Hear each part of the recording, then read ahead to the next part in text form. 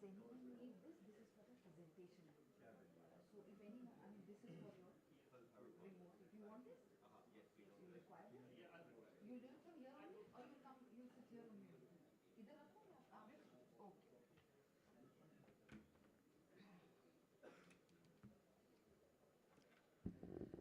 Good morning, ladies and gentlemen. As we start the day, I would request everyone to be seated.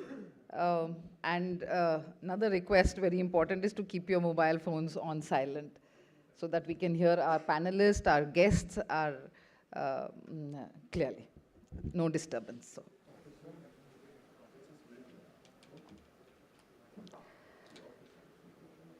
So this is the second day of the Military Heritage Festival.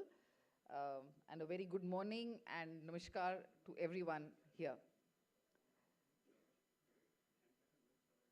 I am Preeti Prakash and the host today again, and it gives me immense pleasure to welcome all of you to this second day of the festival.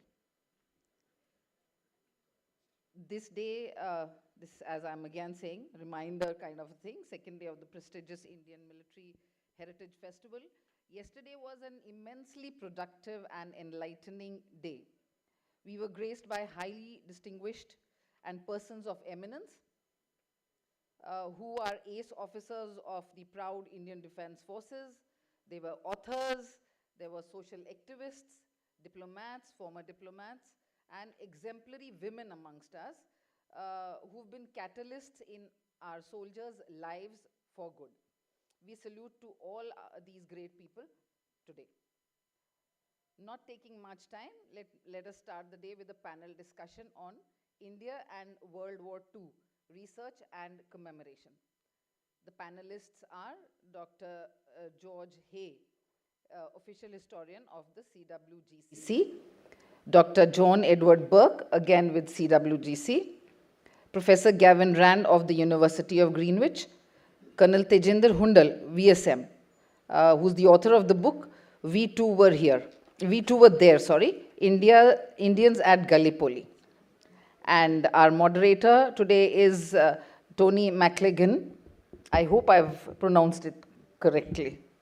So welcome once again to all my esteemed panelists. When we talk about First World War, very often we overlook the contributions of Commonwealth nations, including India, who significantly contributed to the world effort during the Great War. Over 1 million troops of India participated in the conflict across all theaters, which shaped the course of the war and world history. The moderator, a little to tell you about him, Tony McLagan is an independent military historian from UK. This session aims to highlight and commemorate the contributions of Indian troops during the First World War, especially in campaigns such as the Gallipoli, which Colonel Tejinder Hundal VSM elucidates in his book, We Too Were There, Indians at Gallipoli. The panel will talk about the efforts of the CWGC in ensuring that all who fell in the First World War are identified and honored. Over to you, Tony McLagan. Thank you very much indeed. Good morning, ladies and gentlemen, and thank you for being with us this morning. We've got a really interesting panel with some interesting things to say, so I'm not going to waste any time. I'm going to ask Colonel Hundal to start with an account of the book he's written about the Indian contribution to the war in Gallipoli during the First World War.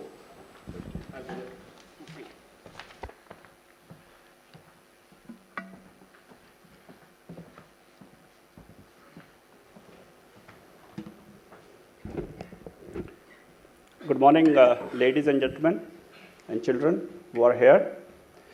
I must thank the organizers, the USI, and the distinguished panel, both on and off the stage, who have given me this opportunity to present my work here at this esteemed gathering. Now, as Tony brought out, and as the MC of the event also told us about it, the theme of the session is research and commemoration. And I think my book perfectly fits the bill here. Some research and some commemoration, which I've tried to do in my work. I'll go through some slides.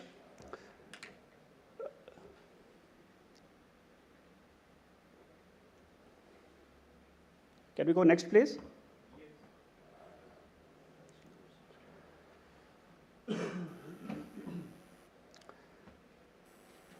At the start of this talk, I'll play an audio clipping. Now, this audio clipping is a bit in English, a bit in Punjabi, and the Punjabi, I think we all will be able to make out. And this is about, this is a story of the Gallipoli landings, which happened on 1st of April.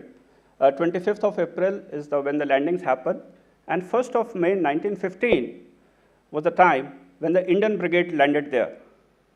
There were 4 battalions there, which I shall discuss when I come on to my talk proper. There were 4 battalions there, the 14 Sikhs, the 69 Punjabis, 89 Punjabis, and 1st 6 Gurkhas. So the audio clipping which you're going to hear is about the story of the landings on that night. That was on 1st and 2nd May 1915, when Sipahi Nanak Singh of 69 Punjabis landed there. Now this audio, the voice is of course not of Sipahi Nanak Singh. The voice is of his son, who discussed this issue with his father when he was alive, and he told him about all these things. So voice what we're going to hear is the son of Sipahi Nanak Singh, and the person who's taking interview of son of Sipahi Nanak Singh is his grandson. So let's hear that before we go on to the presentation proper. Gallipoli ki kita fir? Gallipoli, he fought against the Turkish, and then from there, after the whole expedition was over, he was sent to. ਉਹ ਤਾਂ ਪਤਾ ਹੈ, ਪਰ ਗਲਿਪਲੀ ਚ ਕੀਤਾ ਕੀ ਸੀਗਾ, ਜਿਹਦਾ ਤੁਸੀਂ ਕਹਿੰਦੇ ਲੈਂਡ ਕੀਤਾ ਸੀਗਾ, ਦੱਸ ਦਿਓ ਹੁਣ story. When he was going to land, there were a lot of heavy fighting coming from the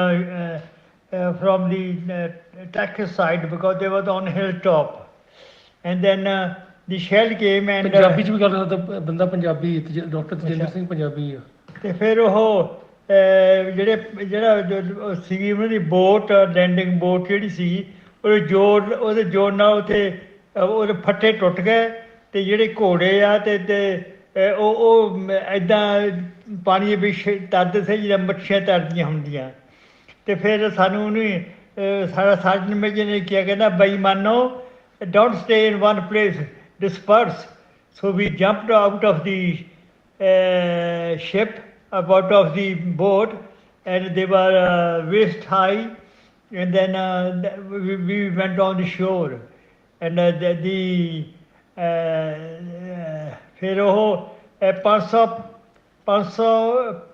Sikh first died the first day, and ਤੇ ਉੱਥੇ ਪੱਗਾਂ ਖਿਲਰੀਆਂ ਸੀ ਸਾਰੇ ਪਾਸੇ, ਤੇ ਸਾਨੂੰ ਉਹਨਾਂ ਸਿੱਖਾਂ ਦੀ ਛਾਤੀ ਦੇ ਬੂਟ ਰੱਖ ਕਰਕੇ ਐਡਵਾਂਸ ਕਰਨਾ ਪਿਆ.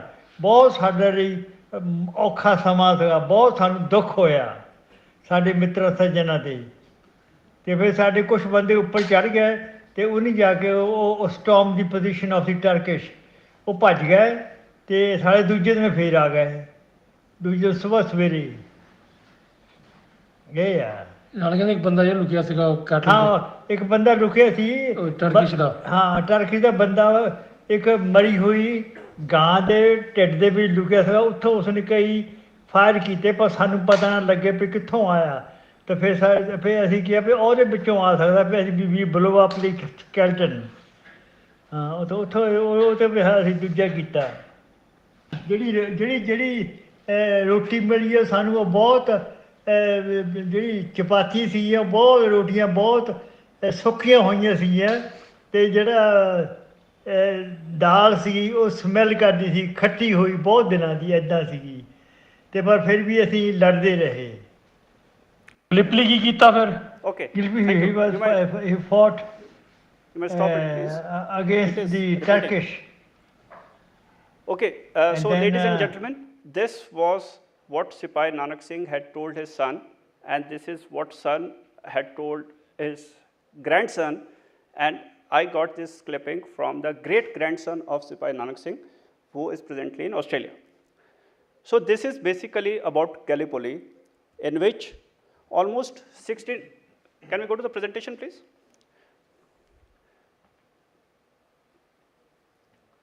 So if you see what has been highlighted here, the number of people who are there, 16,000 plus Indian troops fought during this campaign. 16,000, 4 battalions, 4,989 casualties, including 1,715 dead. 80 major and minor units participated in this campaign. 80. We call it only 4 major units. There was 1 Indian brigade, there were 2 Indian mountain artillery batteries, and there were mule corps. But if you combine them and if you trace their origin, from where did they belong, there were 80 major and minor units which fought on this campaign. 3,000 miles away from home, these 16,000 troops, they fought.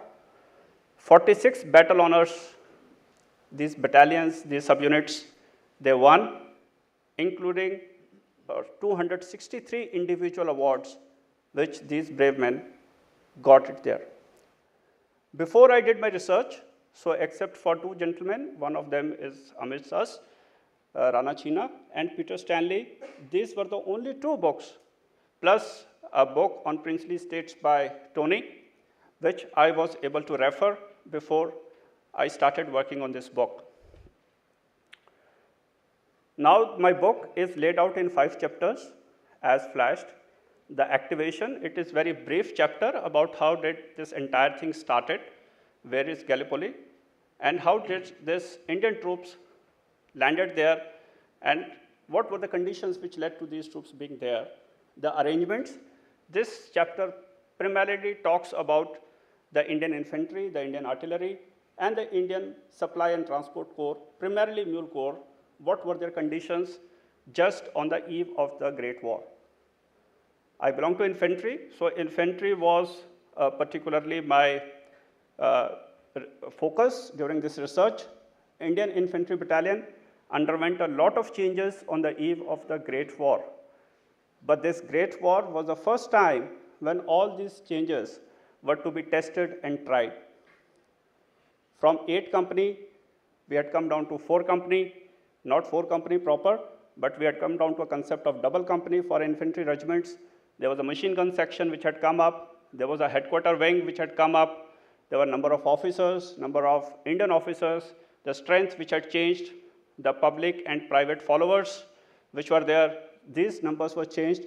So First World War, on the eve of, for that matter, Gallipoli campaign, my focus was the first time when all these changes were going to be tested and tried.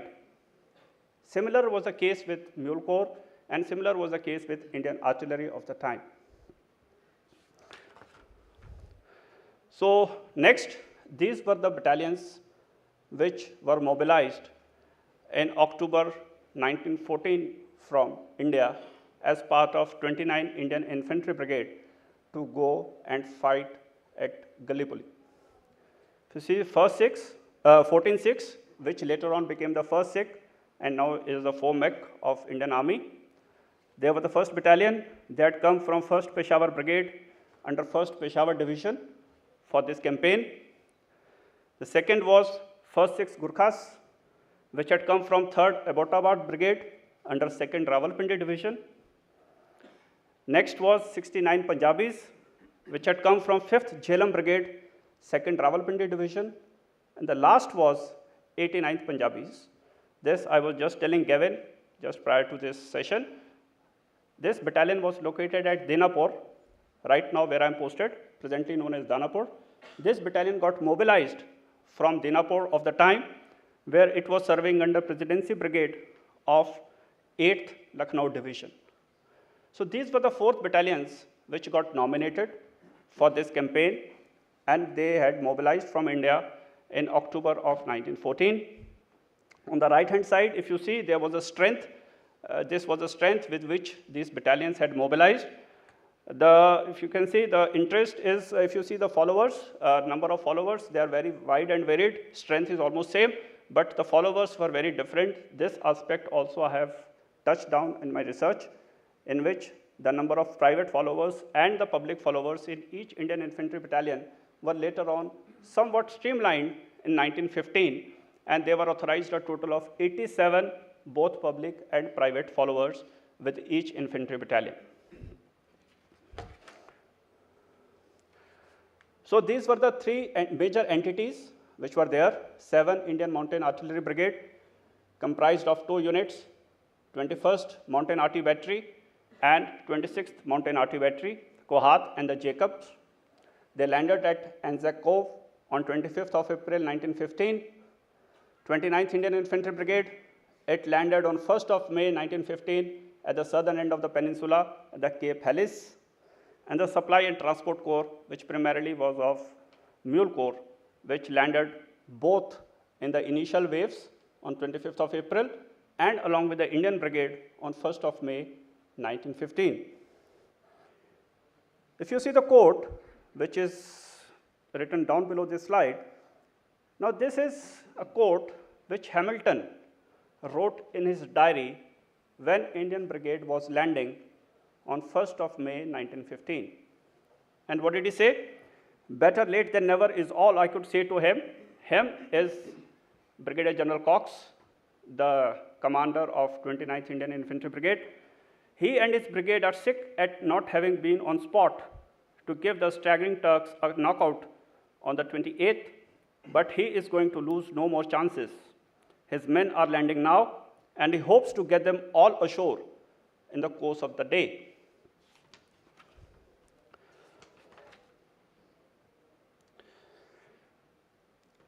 So these were the casualties of Indian Brigade. 4th of June 1915, the third battle of Krithia, is a major milestone in the history of the Indian troops who were there at Gallipoli. Now if you see the casualties, from 4th of June to 5th of June, in one night, this battalion, the 14th had 364 casualties. In one night. Out of these 364, 189 died and the rest were injured. So this was on the night of 4th and 5th June 1915 when these Sikhs, they fought in the third battle of Krithia. The other battalions, Indian battalions who were there, 15 Gurkhas had joined the Indian Brigade by that time. The 69 Punjabis and 89 Punjabis, both having been moved out of the peninsula due to some reasons, which I discussed in my book, on 15th of May. This was the time when some additional battalions had joined the Indian Brigade. Plus, there were 2 British battalions also who were forming part of the Indian Brigade at this point of time. Then there was August Offensive. This was another major battle which the Indian Brigade fought. This was in August 1915, 5th of August, 5th and 6th of August 1915 to be exact, in which the Indian Brigade was designated in the right assaulting column for the capture of Sari Bair, the most dominating height in Gallipoli. Then I also talk about in this book few of the unknown, or we can say unresearched topics or the subjects which were very important for these troops. The Gallipoli landings were the first recorded opposed amphibious landings in the world in 1915. The lessons were too many. So whatever amphibious operations are happening today, these lessons have been drawn from this chapter of Indian troops who fought on Gallipoli. So I've tried to discuss in the 4th chapter of my book these details which are as flashed, the weapons and ammunition of the Indian Army, of these Indian battalions which were there, uniform and clothing. Mind you, all these administrative arrangements were being made 3,000 miles away from home. So when 3,000 miles away from home, these arrangements are being made, and these troops are landing on the shore.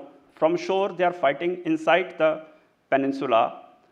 From India to Alexandria, Alexandria to the shore, from shore to the forwardmost fighting trenches, this equipment was reaching. So how it was reaching, how it was being dispatched from India, how it was being received at Alexandria and other supply depots which were established, that's what I talk about in this chapter. Rations and water, Indians had peculiar eating habits of the time.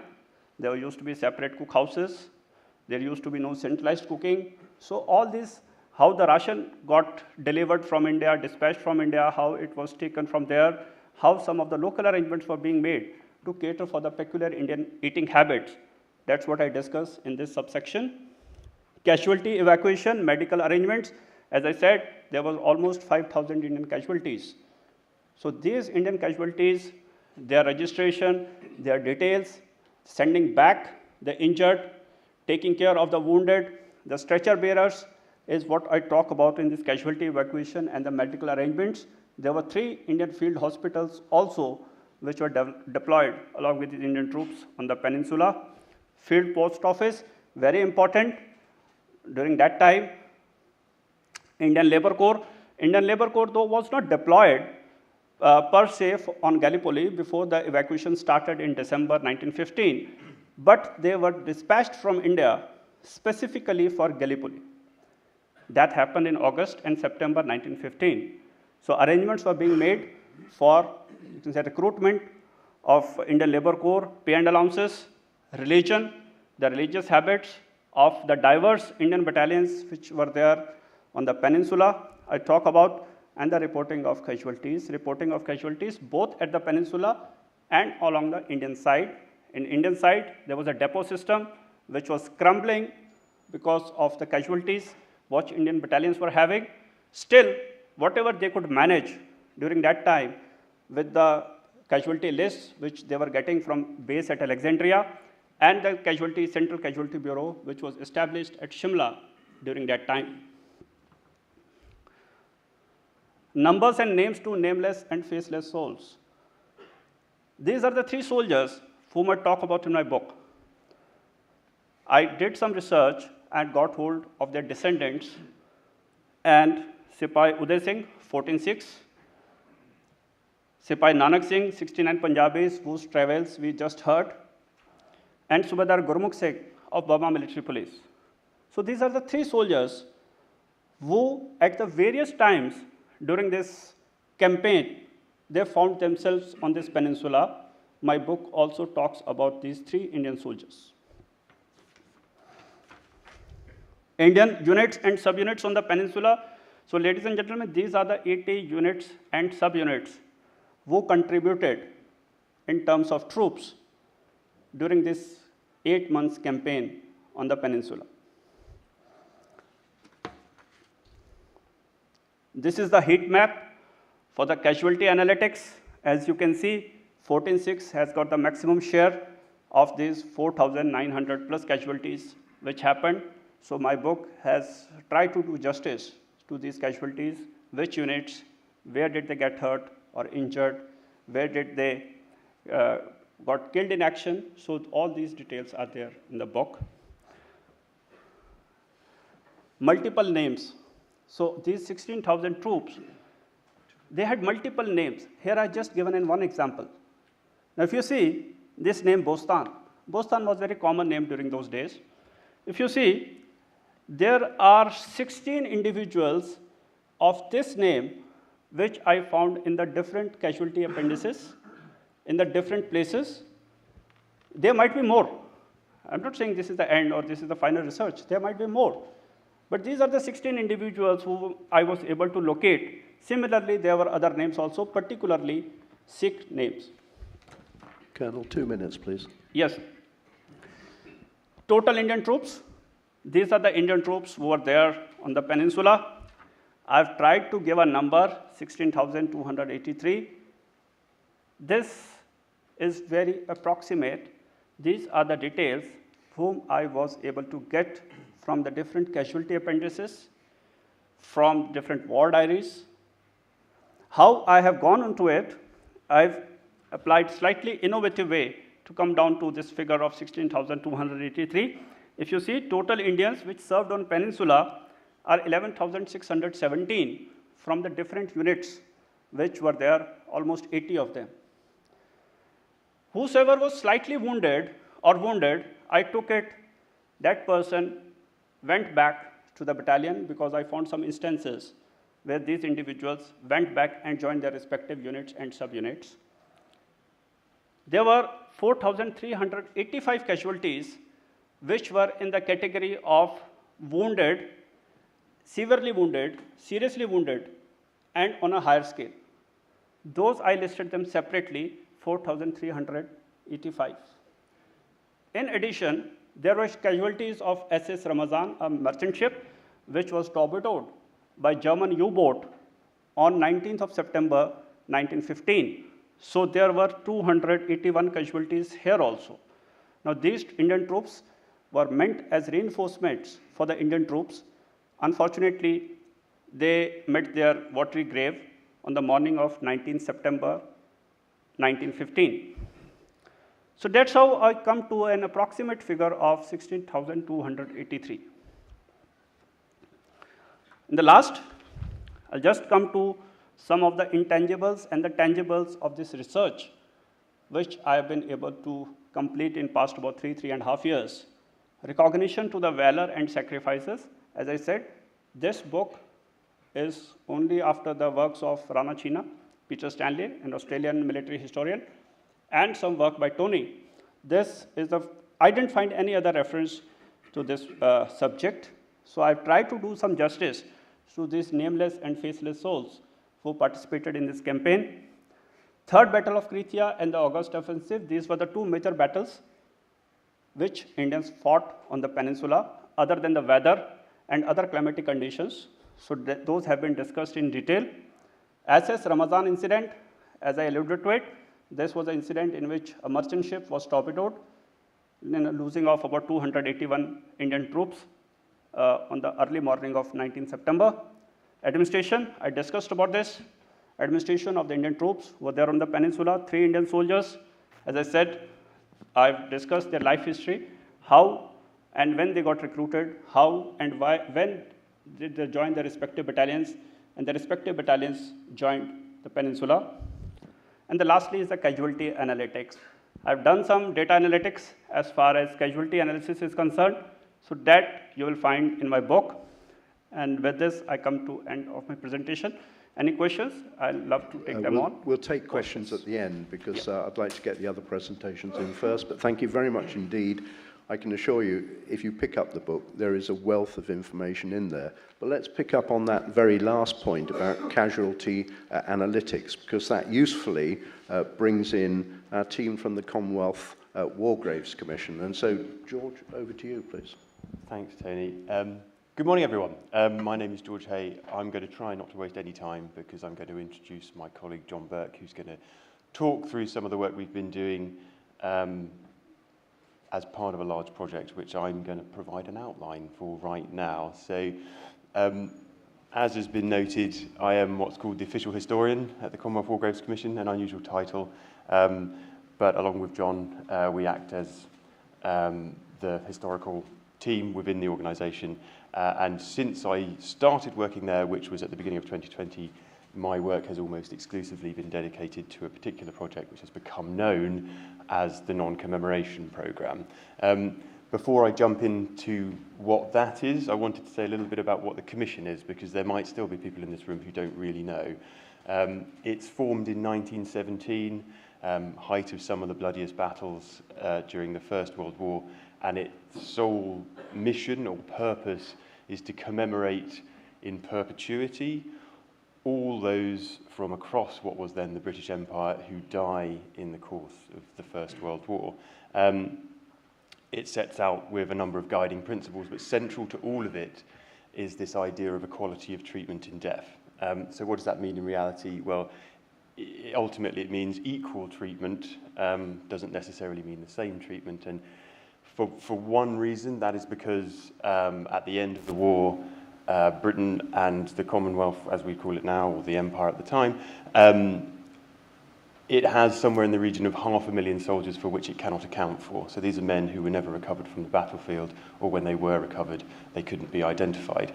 It has to think of novel ways in which it can commemorate those men if, in the appropriate times, it cannot bury them under a marked grave. The other obvious anomaly it's faced with is dealing with Indian casualties, a very large portion of whom would never have been buried anyway. They would have been cremated. And the answer to both of those questions is to build great memorials in the theatres of war in which those men died. This it does across the world, at least in theory, relatively effectively. It's thought out, these very deliberately thought out these particular issues it's going to face. And ever since then, the Commission has been emphasising the significance of that centrality of equality of treatment and the way in which it delivered it following the First World War. However, and it's a big however, emerging evidence prior to the centenary of the First World War brought into question some of the delivery of those principles. And that was focused largely on the theatre of war in East Africa. It's a theatre of war that people tend not to speak about. And at the beginning of 2020, as a result of some of that emerging work, the Commission established a special committee of external experts and community representatives to join me and John Burke to effectively research and look into the early history of the organisation to test some of these issues. And what was uncovered was far more substantial than I think anyone expected. And the findings of that report are quite wide-ranging. It's available online. We can share details of it if people are interested. But I think the important thing to know is that the largest issues were centred on East Africa, on that theatre of war in East Africa, and they affected, for the most part, forces raised within East Africa. And to give you an idea of scale, we think somewhere in excess of 85,000 men who were raised predominantly to do labour duties in East Africa died in the course of that campaign, and we do not know their names and we do not know where they are buried.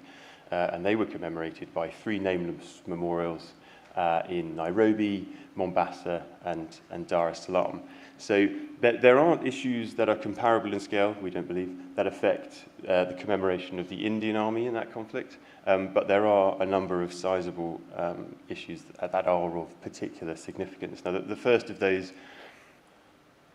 is also, or was also evident in East Africa, also evident across the Middle East. So again, theatres of war that people, at least in the UK and in that context, are less aware of. When memorials to the missing were built in those theatres, the names of Indian soldiers were never put onto the memorials. They were held in memorial registers. They've mostly been corrected now. So quite quietly in the 1990s and the early 2000s, the Commission started putting those names onto those memorials. It didn't make a big scene out of it. It's quite interesting. To the extent that if you institutional memory seems to have been forgotten. It's almost as if they were always there, and they weren't. The massive anomaly in that respect is the 3rd biggest memorial to the missing that the Commission built in the aftermath of the First World War, which is Basra in Iraq, which has tens of thousands of Indian names, which if you were to go on the Commission's website and look, it would seem as though those names are on the memorial, and they're not. So that's an outstanding issue. It's also one that's quite difficult at this time to correct because of the political situation in Iraq. The other one, and the potentially more interesting in the context of and the way in which it joins into the rest of the non-commemoration programme, is what happened to Indian Army soldiers who died outside of operational zones here in India. And we don't really know the scale of that issue, and I won't spoil what John and Gavin are going to go on to say in the coming presentations, but it is thought that in one set of records which we have been able to recover that could amount to around 10,000. So I think without further ado, what I'll do is hand over to John and let him talk about some of the work we've been doing to try to rectify those issues.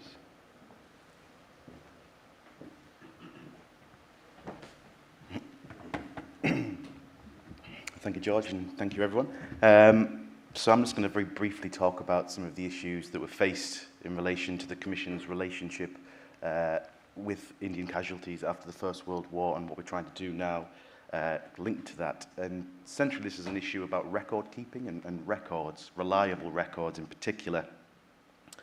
So in the aftermath of the First World War, throughout the 1920s, the then Imperial War Great Commission began requesting information from the British Indian administration for the names of those who died. However, responses were very slow, and a lot of badgering took place on the part of the Commission to try and get this information sent to them because they could not undertake their work without these names.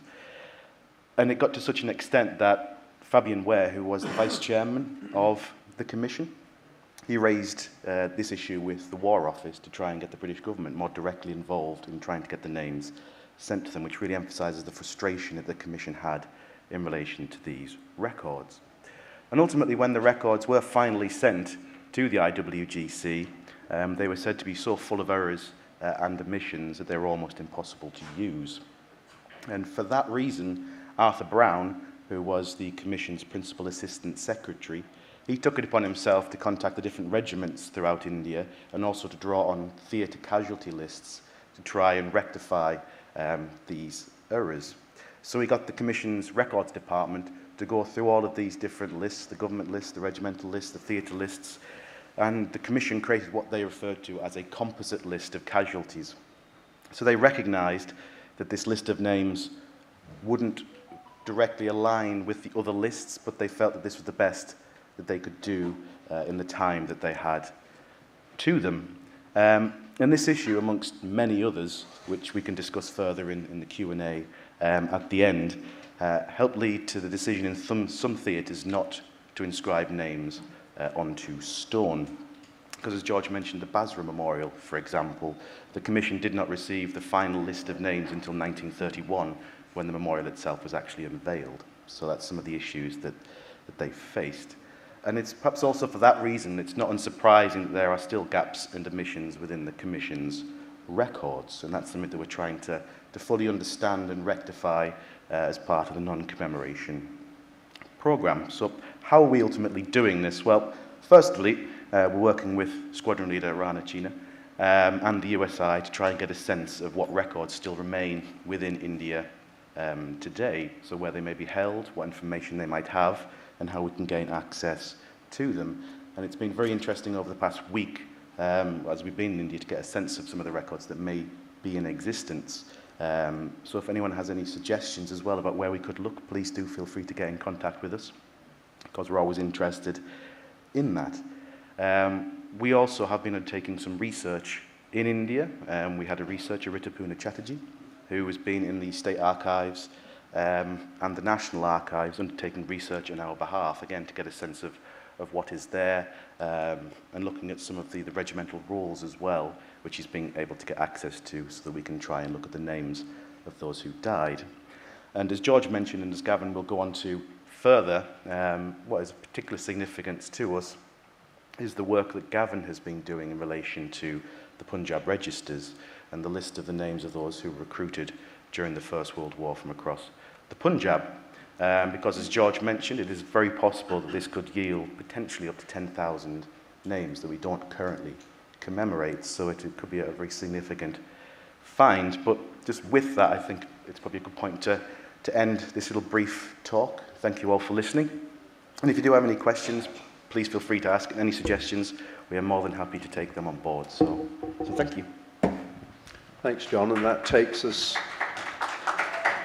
straight into Professor Gavin Strand from the University of Greenwich in London, and he's going to carry on this narrative now with a talk about the Punjab registers.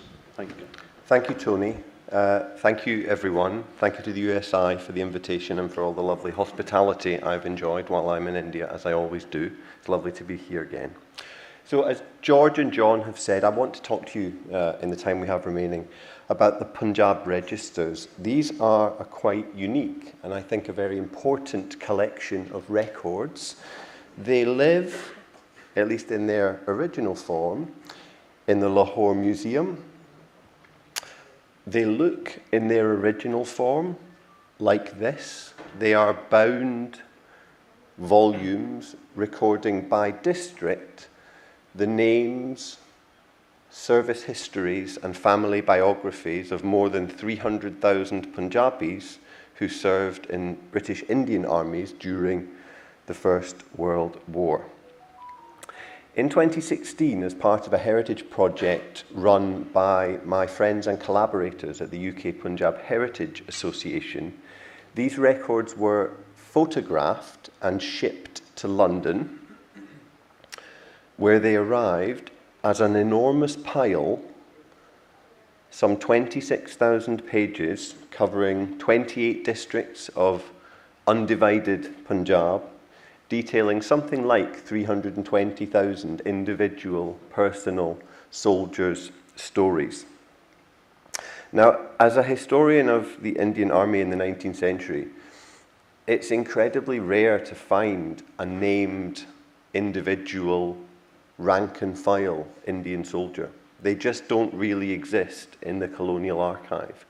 So to find 320,000 names and stories is a really, really unique and important opportunity to better understand the lives, the military histories, the personal histories, the family and community histories of these men and these villages.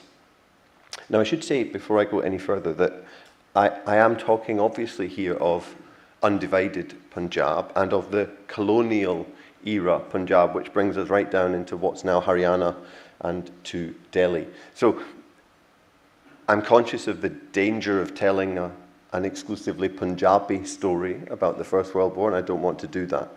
But these records do provide us with a very important and I think a unique opportunity to better understand the contributions of Indian soldiers in the First World War. And I think this is a really important history that needs to be told and better understood, certainly in the UK, but I think perhaps some of you will agree also in South Asia.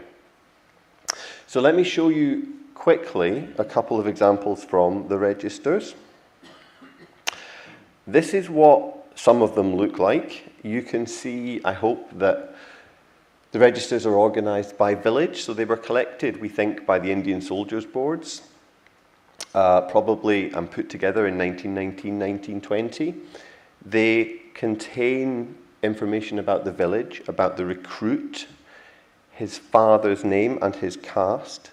Usually, we have pretty good information on the regiments that the soldier served with, and we sometimes have information on distinctions gained, on any wounds sustained, on rewards and pensions awarded.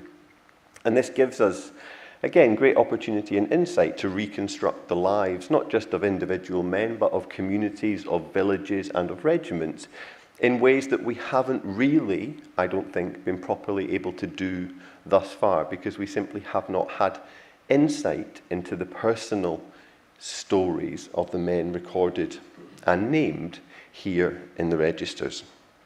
Let me show you another couple of examples.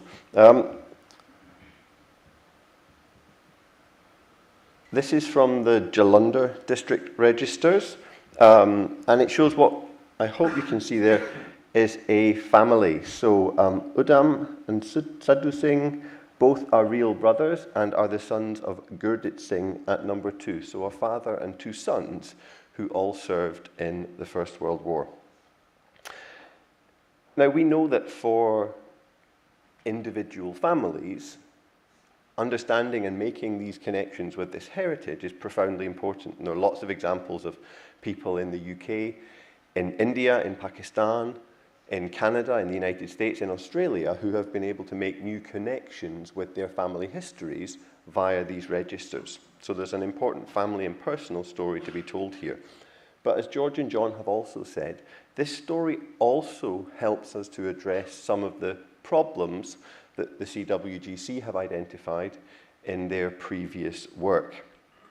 and to support and enable that work. What we've been able to do in the last 3 or 4 years is to have the registers transcribed so that they are now searchable and sortable in new ways.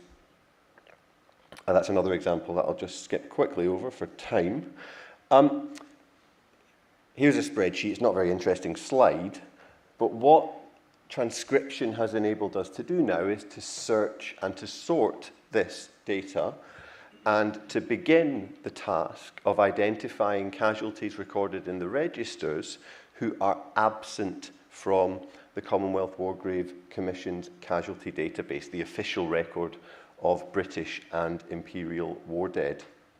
Now, our scoping research suggests that there could be as many as 10,000 uncommemorated casualties amongst the 320,000 service records that we hold in the register's data set. And we have begun the process of working through this data set to identify non-commemorated casualties. I'm delighted that we are working with colleagues both from the CWGC and the National Army Museum, and we have recruited 2 PhD students to fully funded doctoral scholarships, which will enable us to spend the next 3 years doing this and other important work on the registers, we hope, to identify non-commemorated casualties and to better understand the history that these registers illuminate. I have one quick example here to show you, and we have a non-commemorated casualty here, highlighted on the top of the screen. This is somebody who died at Basra. His service information is in the registers, but so far as we can tell, he is completely omitted from the CWGC's casualty database. And identifying individuals like this man, restoring him to his place in the casualty database, telling and understanding his story is an important objective for this project. Very quickly, by way of conclusion, I wanted also to tell you what we've been doing to make these registers available to the public. In 2020, we set about developing, I must say, a very amateur website, which we launched in 2021 to make a sample of the registers available. This is what it looks like at the moment. It's got data from just 3 districts, from Jalandhar, Ludhiana and Sialkot. It's got something like 44,000 records currently available, but what it will enable you to do is to drill down to search the data by village, by the name, if you have the name of a serviceman. You can also browse geographically, so just go on and look at what is there. You drill down, you'll find dots. Each dot represents a recruit or a village, and you can continue drilling down and you will get eventually to individual men.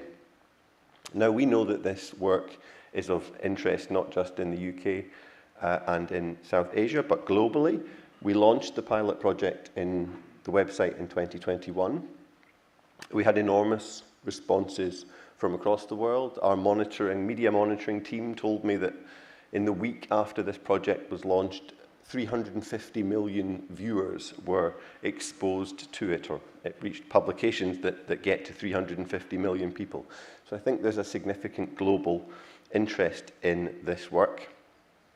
And finally, one of the things that we've been doing this week, traveling with George and John and colleagues from the CWGC, we've been in Punjab trying to connect these registers to the descendants of soldiers. So we visited Memon Singwala, just outside Ludhiana, where we were able to find not just the memorial tablet. I suspect some of you recognize these tablets, which have a very interesting history that we are also working on. We were able not just to find the tablet, but also to find this man, Lakshman Singh. Lakshman's grandfather, Gunda Singh, served in the war. That's his record from the website, and that's Gunda Singh's entry in the register's document in the original photographs that we have from Lahore. Gunda Singh, I think, is the 3rd line on that. Yeah. So this is, I think, meaningful and important work For academics like me, it's, I hope, going to help address some of the challenges that the CWGC have identified. But I think it's also, I hope, it is also important work for people in India, for people in the villages from which these men came, and from people like you who are interested in India's military history and heritage. I look forward to taking any questions you might have.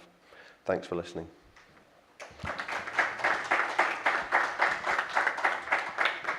Gavin, thank you very much indeed. And I find, as an independent historian, excuse me, the developments that are going on here with the Commonwealth War Graves Commission and with the University of Greenwich and the UK Punjab Heritage Association is really exciting, and there are great opportunities for the future. I'm going to start, we'll open it up to question and discussion. I'm going to start with one comment, and it's to Colonel Hundal, or at least it's based from the book that you wrote, because in advance of writing it, you conducted a survey of, I think, 1,300 people? Yeah, 1,300. 1,300 people as to what they knew about Gallipoli and whether they had any notion of it, and also whether it mattered. And the one statistic that I would pick out from what you came up with was that 23.8 of your respondents had no interest at all, because in their opinion, the soldiers at the time were fighting for a British flag. They weren't fighting for India.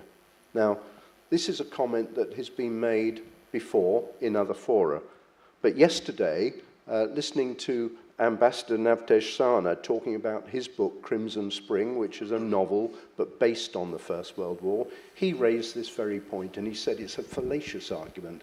The soldiers at the time were fighting for the flag that existed, and they were fighting for the honour of their regiment, for the Izzat, and therefore they do deserve to be commemorated. And when we now look at these figures that are coming out, 320,000 on the Punjab register, maybe 10,000 of whom are as yet unrecorded. And yet, when they died, their blood was spilt in the same way as anyone else, and their families at home would have mourned in the same way as anyone else. So I would hope that you would join us in saying, yes, of course they deserve to be commemorated, and this sort of work needs to go on. So,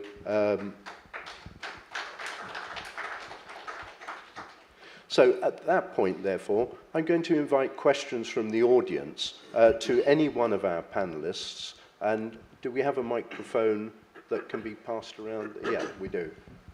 General Cardozo.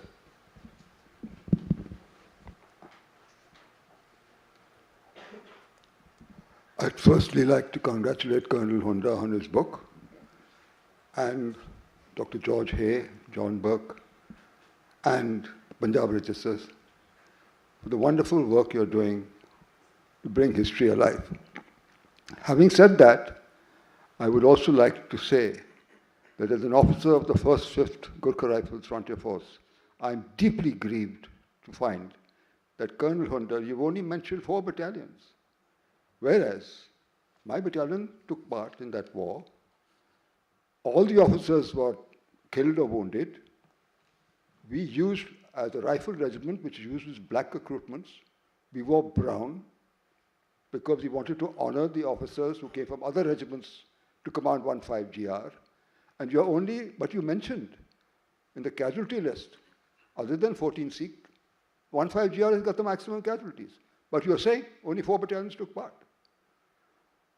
When you rewrite this book, I would like you to please, as an officer from the 5th Gurkhas, to please mention correctly exactly what 15 did in that war.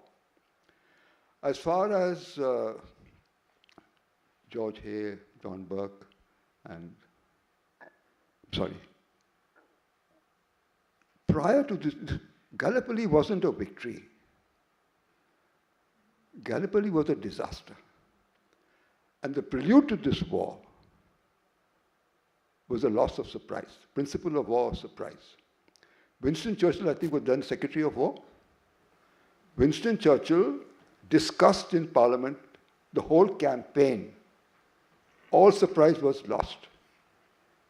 The British Navy suffered a debacle at the Dardanelles. And what happened in Gallipoli was, again, because of loss of surprise. The Turks knew exactly what was going to happen. So, George, you did mention in passing that some things are not talked about. But these things need to be talked about because we must not make the same mistakes again.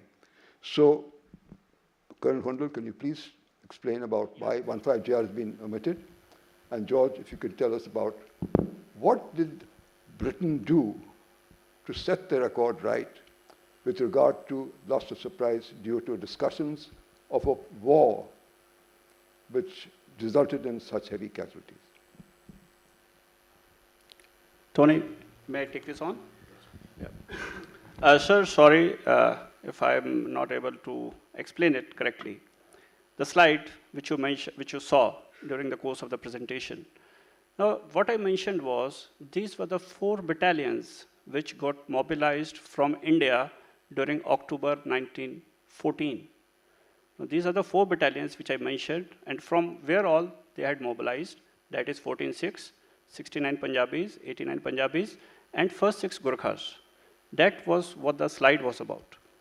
Now, as far as 15 Gurkhas was concerned, there were 2 battalions, that 69 Punjabis and 89 Punjabis, which got de-inducted or withdrawn from Peninsula due to their questions about their composition and all on 15th of May 1915. So post 15th May 1915, there were 3 Gurkha battalions which joined 29th Indian Brigade. So that was first 6 Gurkhas, 210 Gurkhas, and first 4 Gurkhas which joined the brigade at the fag end of the campaign. So 15 Gurkhas, there's adequate mention about this battalion during the August offensive, which they fought very bravely. And if you see the casualty analytics also in my book, 15 Gurkhas has been adequately covered. Yes, I'd emphasize the point that actually the Gurkhas are mentioned in the book. In the presentation it wasn't. But we're out of time, I'm afraid, because we are up to the point where the next presentation is about to start. Thank you very much indeed for, one very quick question then. This is just an observation, sir.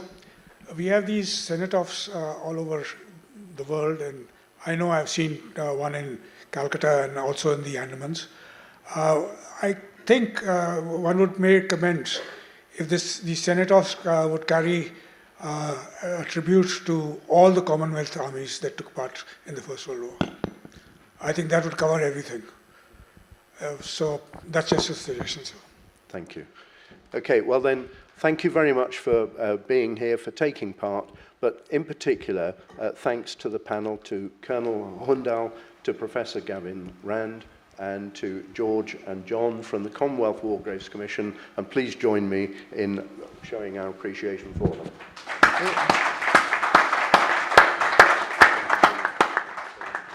Thank you so much to all our esteemed panelists, and I'd just take a little moment to present you all with a token of appreciation.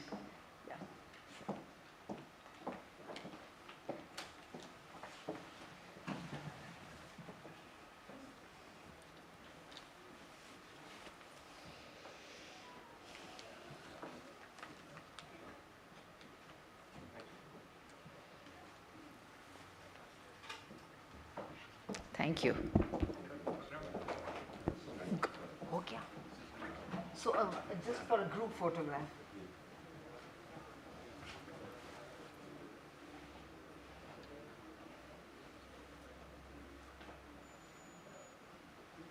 Thank you.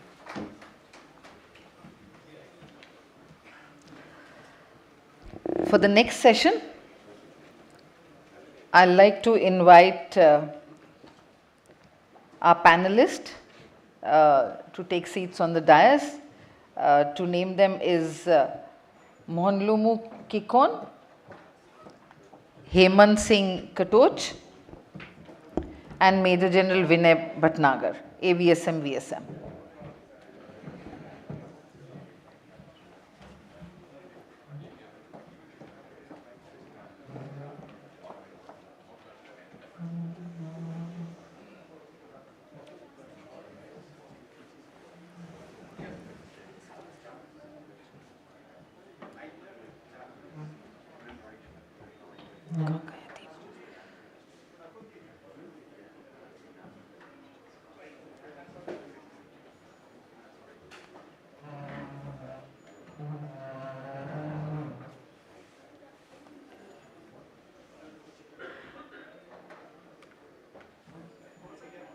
Why don't you? आ जाओ आप तो.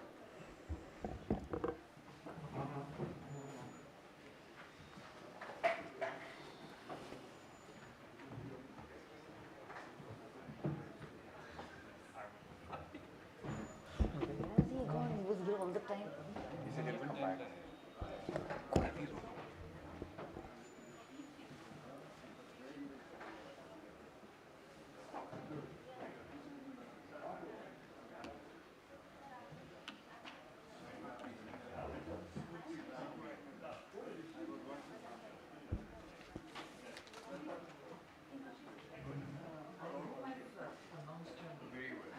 So in case I'm not able to pronounce it correct, then I'll just say Kiko.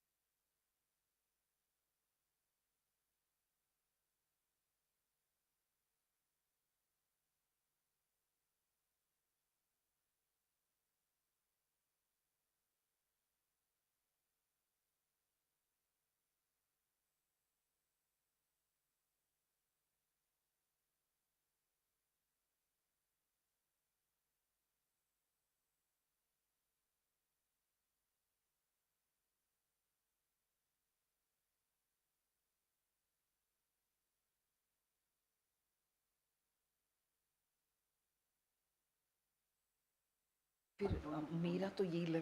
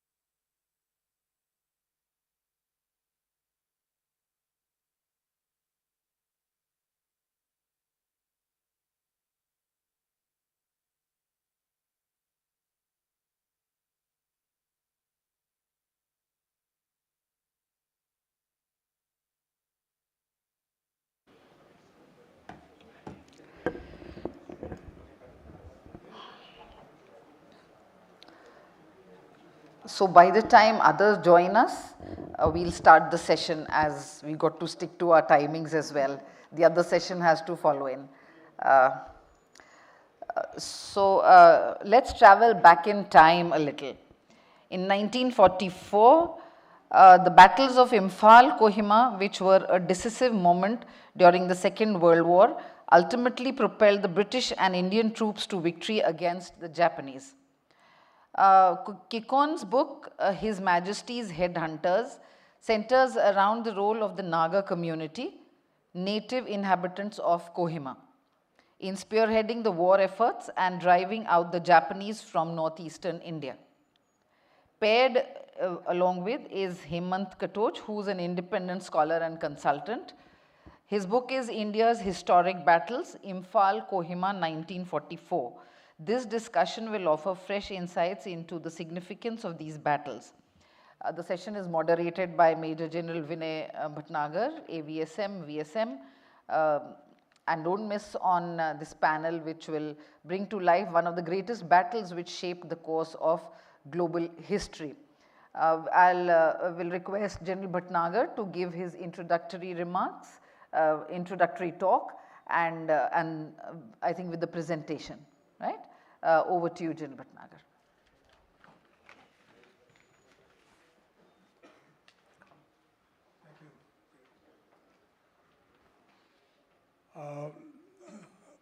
Ladies and gentlemen, General Cardozo sir, General Astana, delegates, very good morning to you. I will just briefly explain the modalities of this panel discussion. I will be giving an introductory talk of 10 minutes in which there is a small presentation on the twin battles of Kohima and Imphal. I have a small presentation of about 7 slides which will bring out some interesting facts about the battle. This will be followed by a 20-minute talk come presentation by Mr. Hemant Katoch, followed by a 20-minute talk by Mr. Kekon, and thereafter we will have a question and answer session. I have 2 questions for both Mr. Kekon, I hope I have, for both Mr. Kekon and Mr. Hemant, and then we will follow it up with any questions from the... I would request the speakers to keep to the timing of 20 minutes each. Hemant Katoch, one of our panelists today, and this is my theme, calls the battles of Kohima and Imphal the twin battles. And I couldn't agree more. Actually, the twin battles of Imphal and Kohima were never counted initially among the great battles of the Second World War. It took a while for historians to gauge for themselves after a period of time and declare that indeed they were among the finest battles fought, and they turned the tide in the Eastern Theatre against the Japanese. During the war itself, the chiefs of staff in London were mystified as to why the fighting in Imphal Kohima theatre was characterized by so many company and platoon actions. What they failed to understand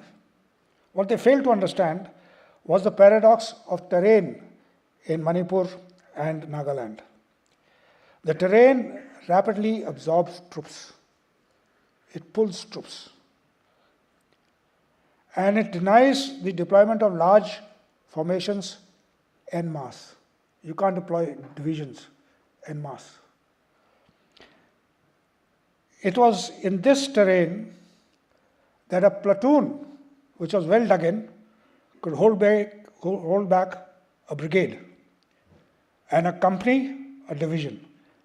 And Hemant Katoche's book, Imphal Kohima 1944, has all the examples that we need. Recently, the relatives of Colonel Brown, CO 1 Assam Regiment, visited and retraced the routes taken by 1 Assam Regiment as they fought off the Japanese offensive from Jasami to Kohima 60 years ago.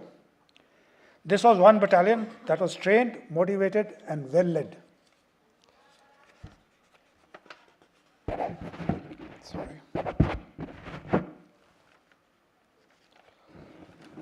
I had a privilege, actually, of having served in the Northeast for about 7 years. And as a company commander in Sangshak in 1988, and later as a battalion commander at Chakabama in 1992, of tracing the Japanese 31st Div offensive from Sangshak down to Finch Corner, through Akrul, through Taloi, through Jasami, via Kharasong, Chakabama, and then onto the battlefield of Kohima. As a matter of fact, ahead of Chakabama, further west of Chakabama, there is a forward landing strip, which is a valley where the Japanese commanders landed to see the battle. It's a small strip, not a big strip, but that is the place where the airstrip was. At Sangshak, I also met a Japanese soldier, 1988, who decided to make this village his home. He came back because he had so many fallen soldiers there. And he came back and he settled there in Sangshak after the war. And incidentally, the artillery forward observation officer of 50 Para Brigade was none other than Lieutenant O.P. Malhotra, later our Chief of the Army Staff. And when the order was given for withdrawing, he withdrew and joined Imphal.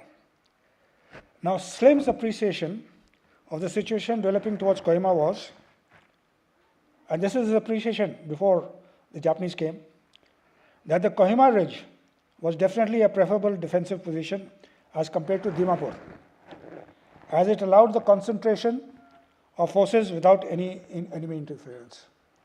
So he could concentrate his troops without any enemy interference. Of course, it's a different thing that Brigade 158, our regiment, did cross over and isolate 161 Brigade and also laid a roadblock, which was cleared later. 5 Brigade, British Brigade, and 2nd Armored Div were expected as reinforcements. In the Imphal theatre, the British withdrew through Burma, salvaging all they could. The primary objective of the 15th Army was the capture of Imphal. The 15th and 33rd Division of 15th Army was made to cut off the was headed towards Manipur, while the 3rd Division, the 31st, was made to cut off the Dimapur, Kohima, Imphal road, which they did by isolating 161 Brigade. The way the whole battle fanned out, it was a larger clash in the Eastern Theatre, a larger clash in the Eastern Theatre between Japanese 15th Division and Slim's 14th Division. But they almost seemed independent because geographically they were isolated. So there were twin battles. There was one commander fighting both the battles on both sides.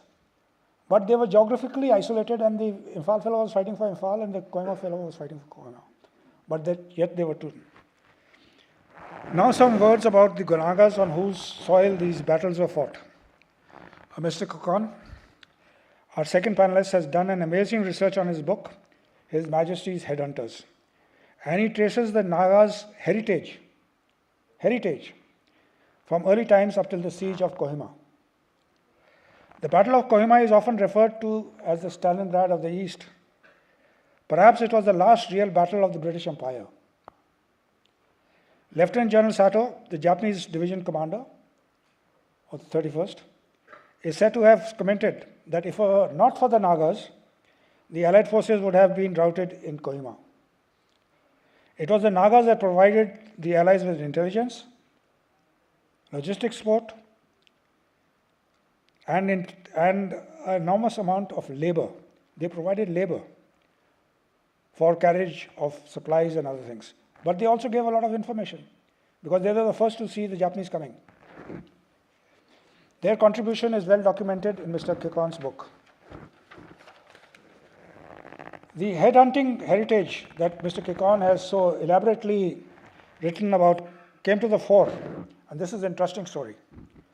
When Yamamo Lotha is a tribe, came into action, he had a da. When he single-handedly struck off the heads of 87 Japanese who on 13th April 44 had assembled to launch an attack on DC bungalow in Kohima. Actually, he went into their assembly area and he found, it was not that he was counting 1, 2, 3, 4 heads, but after the battle they found that there were 87 heads swayed by this person who walked into their assembly area. So on the battlefields of Imphal and Kohima, the people of the land of Somarai met the da-wielding headhunters of Nagaland. I have 10 minutes.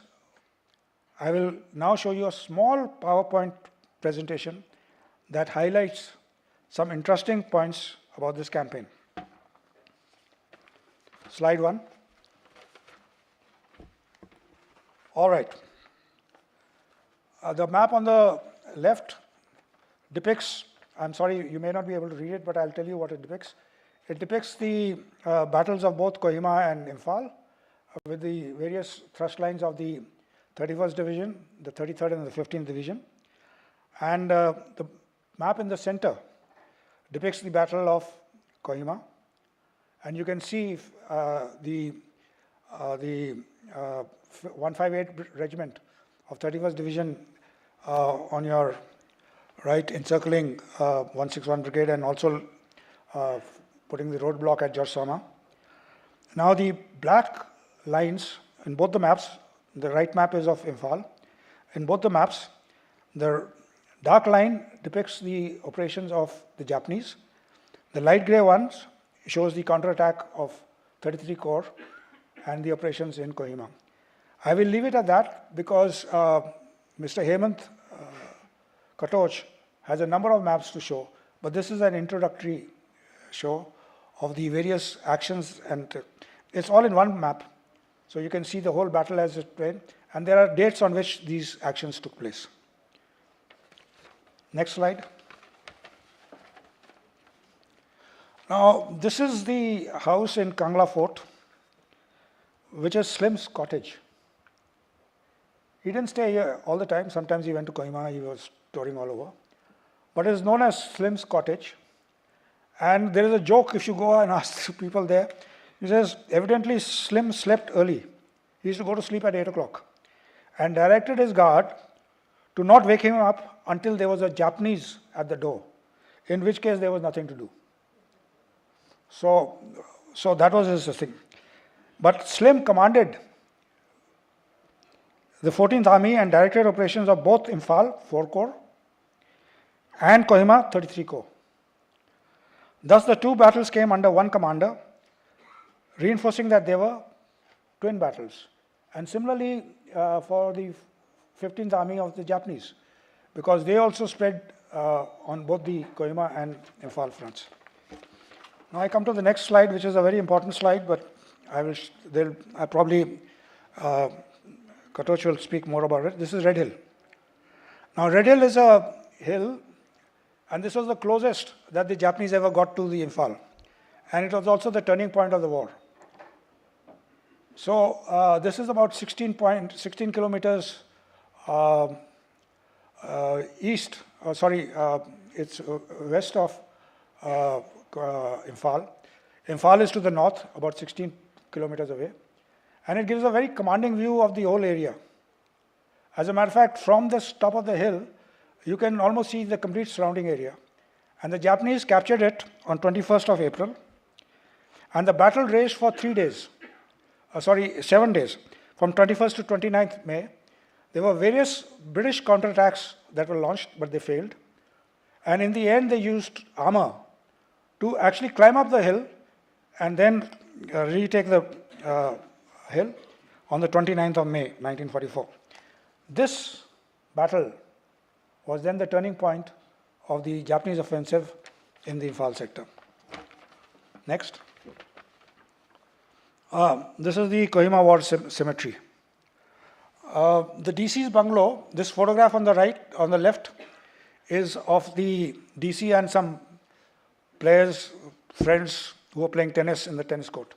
They never knew 6 years later, this was 1939, 5 years later, there would be a war raged around this tennis court. So you see the DC on the side and some players, ladies who are enjoying a game of tennis there. Historic picture. And there's more to it because there's a photograph of this cherry tree. It's a very interesting cherry tree. This cherry tree exists in the cemetery. And this cherry tree, because the Allied forces were on a higher ground and the Japanese were on a lower ground, they couldn't fire at the top where these people could fire down. So the Japanese took snipers on the cherry tree and they would shoot there. But every time a sniper went up, they shot him. But I think the Japanese were much like us Gurkhas. They kept sending them till a lot of them fell. And then, of course, in the war, the cherry tree was written off. And then it was rebuilt once the cemetery came up. And I would like to read what the thing says. It says, this flowering cherry tree is of historical importance. The original tree was used as a sniper post by the Japanese and was destroyed in the fighting, which raged around the tennis court and marked the limit. This marked the limit of the Japanese advance into India. The present tree is the 4th generation. So they keep this tree as a memorial. And now if you go and visit the Kohima War Cemetery next, this is how the Kohima Ridge was. And you see the comparison now. For example, the DC bungalow, which is the cemetery, is now the cemetery. The DC bungalow, the tennis court area. Then the Garrison Hill is the Raj Bhavan. The cookie picket is the water tank. There's a big water tank that supplies water to Kohima city. And the FSD, the supply depot, is a large indoor badminton court. And Jail Hill, of course, is the police headquarters. And my last slide is a great coincidence which perhaps may be knowledge to you. A rare coincidence. The tide of war changed both in Normandy on 6 June against the Germans and in the east against the Japanese on the same day. The 7th June, early morning, in Zakama, where the starting point was, where 2 armored division under General Grover started, was about the evening of the 6th in Normandy. So that is the great coincidence that happened between Normandy and the Japanese. So the link up finally brought the Japanese to the offensive to an end. And of course, the battle, the landings in Normandy ultimately led to the ending of the war in Germany. So that is all that I have to say. We'll have a question answer at the end of the two speakers after they finish the talk. And I thank you for your patient listening. I'll now invite Hemant Katoch to speak for a while. Hemant. Thank you.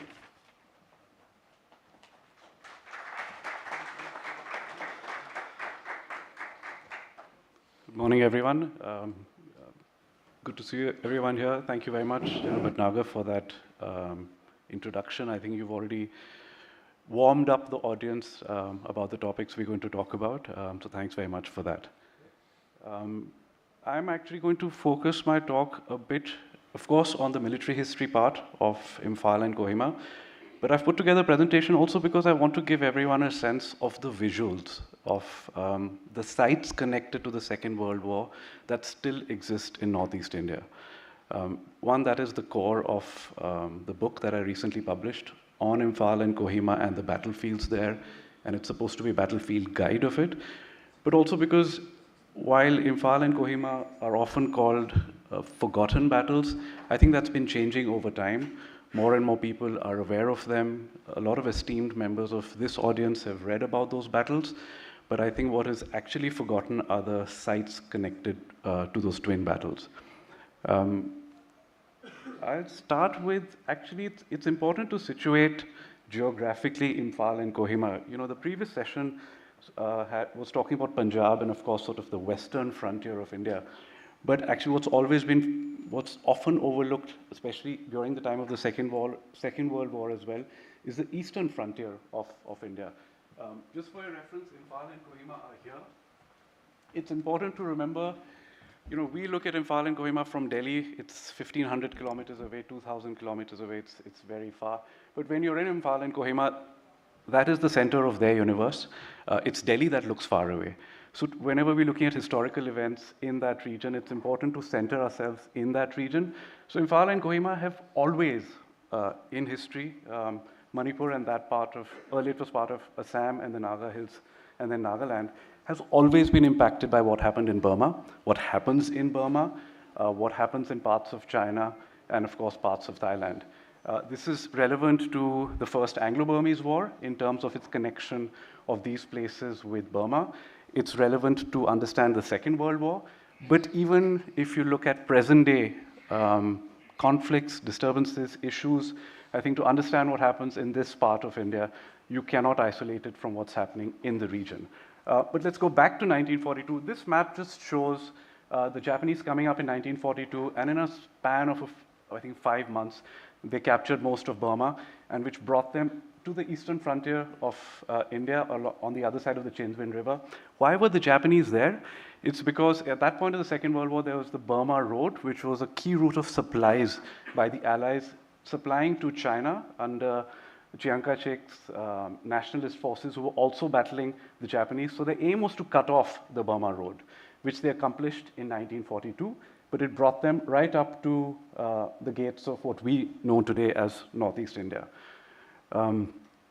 Continuing on, so for the rest of the Second World War until the Japanese offensive, I think this map essentially shows the Japanese in Burma and the Allies in what we know as Northeast India today. The Allies, by the presence of the Japanese, then realized that if an offensive was going to come, it would come from this direction. And they used these interwar years to really focus on developing that area. I want to emphasize it because I think it's the greatest burst of infrastructure creation that this region has probably seen, even until date, is what happened from 1942 to 1944. Airports were built, airfields were built, railways were strengthened, roads were built, and all of that actually is very important to, of course, understand this region even today. So 1942, 43, 44 is when the Allies go about preparing this region for what might come from the direction of Burma. A small point, not always a point, is that the Japanese initially thought that this mountainous region, this hilly region, and heavily forested region would not be conducive to an offensive in the direction of India. But in 1943, there was something called the First Chindit Offensive. 3,000 men sent from Imphal went into Burma, harassed the Japanese lines of communication, and it actually woke up the Japanese to the fact that actually large forces of men could go and cross this border. It set the stage for what was to come in 1944. Alongside the Japanese, there was also the INA. This was by when Netaji Subhash Chandra Bose had taken the helm of the INA. He was also pushing of course, to fulfill the objectives of the INA, which was to approach India and fight the British. So these two plans started to come together in 1943. Just a quick map to show, as what General Bhatnagar has already covered. You've got Kohima on top, Imphal there, and the Japanese forces coming towards them. I'll just quickly move on. Why Imphal? And I think whether you look today as to why the Asian Highway or the Trans-Asian Railway is being planned via Manipur and via Imphal, it's the same logic for why Imphal Valley, the valley in which Imphal sits, or the Manipur Valley, was important then and it's important now. Because if you look at, and this Google map illustrates it very well, if you look at the entire India-Burma border, it's essentially hills, mountains, and forests, but one significant bit of flat land here is the Imphal Valley. It's what made it attractive then in 1944, because if an offensive would go into Burma, it would come in from Imphal, and if an offensive would go into India, it would most likely target Imphal. That is what happened in 1944. The main target of the Japanese was Imphal. They also sent a division, as General Bhatnagar mentioned, to Kohima, because that's where the main road from Imphal, the Imphal Valley to the Brahmaputra Valley, which is Dimapur and beyond, it crosses the mountain range at Kohima, which is why these two locations became the site of this great battle. A colorful map which I designed in 2012 when I was in Imphal, just for you to grasp Imphal. Now, actually, it's not a battle of Imphal, it's a battle for Imphal. Because what happened for about 4 or 5 months is the Japanese approached Imphal from different directions, that's the pink shaded areas, trying to capture Imphal, but they could not. So in fact, Field Marshal Slim has a good analogy. He calls it a hub and spoke a battle, which is Imphal as the hub of a wheel and the different routes leading to Imphal as the different spokes of the wheel. So the best way to understand the Battle of Imphal is the Japanese coming down these different spokes leading to Imphal, but in the end, never actually capturing Imphal. They miscalculated. They thought 3 weeks of supplies would be enough. They remembered the British army that they had defeated in 1942. In the earlier map I showed, which was a fast withdrawal from Burma, they had underestimated that the army had transformed by 1944, that they were not going to be retreating, that they had the Air Force to supply them. So a series of miscalculations, some luck involved as well, led to the Japanese, instead of taking 3 weeks, but actually taking 4 months, strung across long tenure supply lines across some of the most inhospitable border areas and the terrain, compounded with the monsoon season, which eventually spelled a disaster for them. I mentioned this is the last map I'm going to show you, but just to show the first map had showed all those black arrows coming up to Imphal and Kohima. This is what Imphal Kohima led to. The victory of the British Indian Army at Imphal and Kohima led to the springboard for the counter-offensive of the Allied forces, and within a year, Rangoon was taken. This is why Imphal and Kohima is considered one of the great turning point battles of the Second World War. It's where, in this theater of war, the war turned. Before I go to the next slide, also for you to reflect on, at an international level, it's considered one of the greatest turning points. You can see why. It's considered one of the largest defeats for the Japanese in land. The figures are staggering. They say estimates about 30,000 dead, 23,000 injured. So that's at the international level. At the national level, it's where we really, as a country, felt the full brunt of the Second World War, are these battles at Imphal and Kohima. It's also where Indians were on both sides, at the INA and in the British Indian Army. So you had that happening in India. And last but not the least, this map shows points, Imphal, Kohima, these names, but the thing is, these are not just names of places on a map. These are actually the homes of the people and the communities of these very places.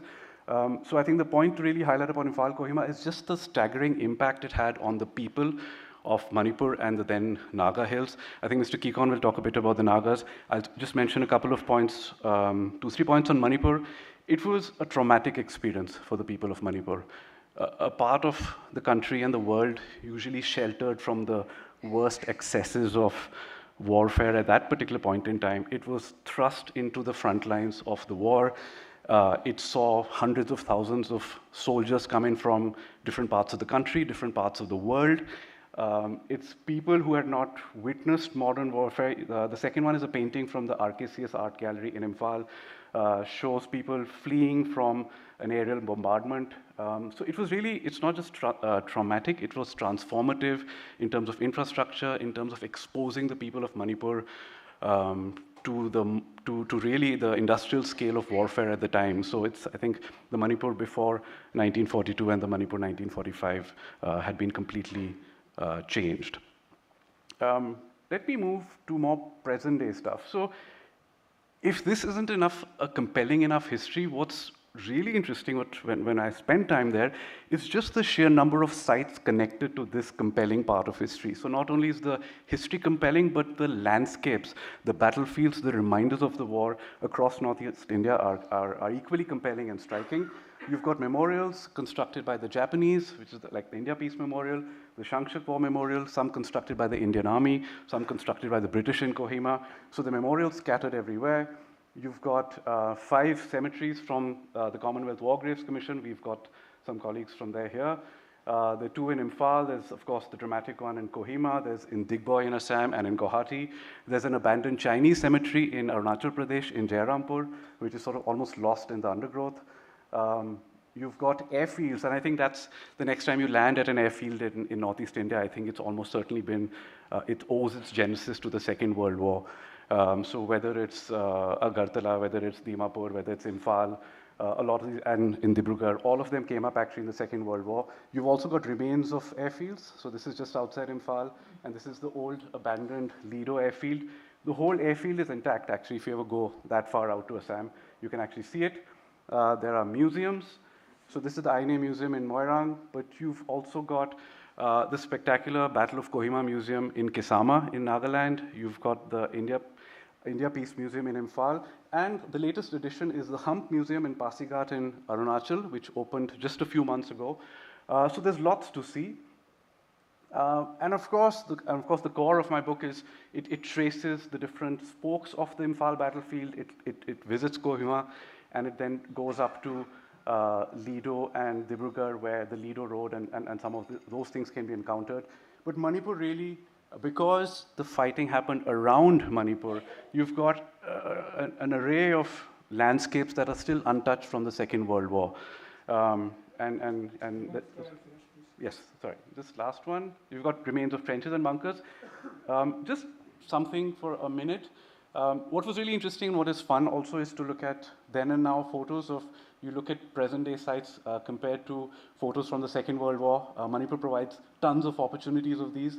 It really makes the history come to life.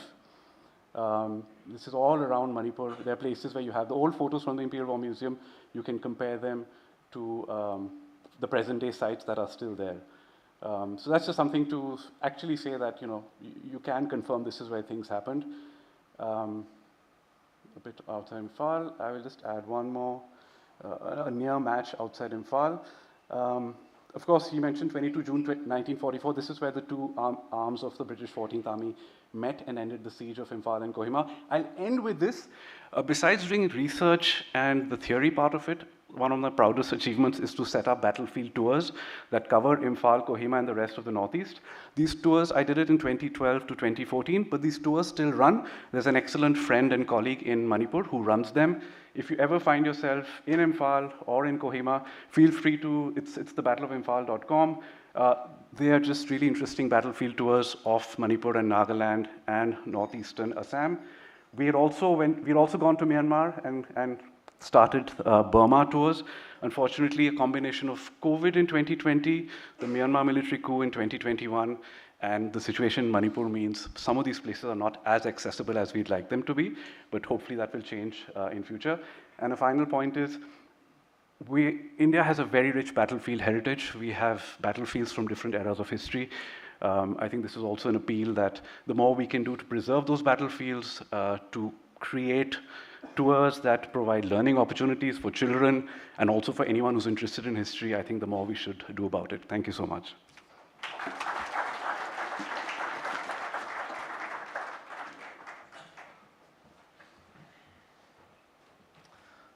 Good morning, everyone. I'll just rush through my presentation because of,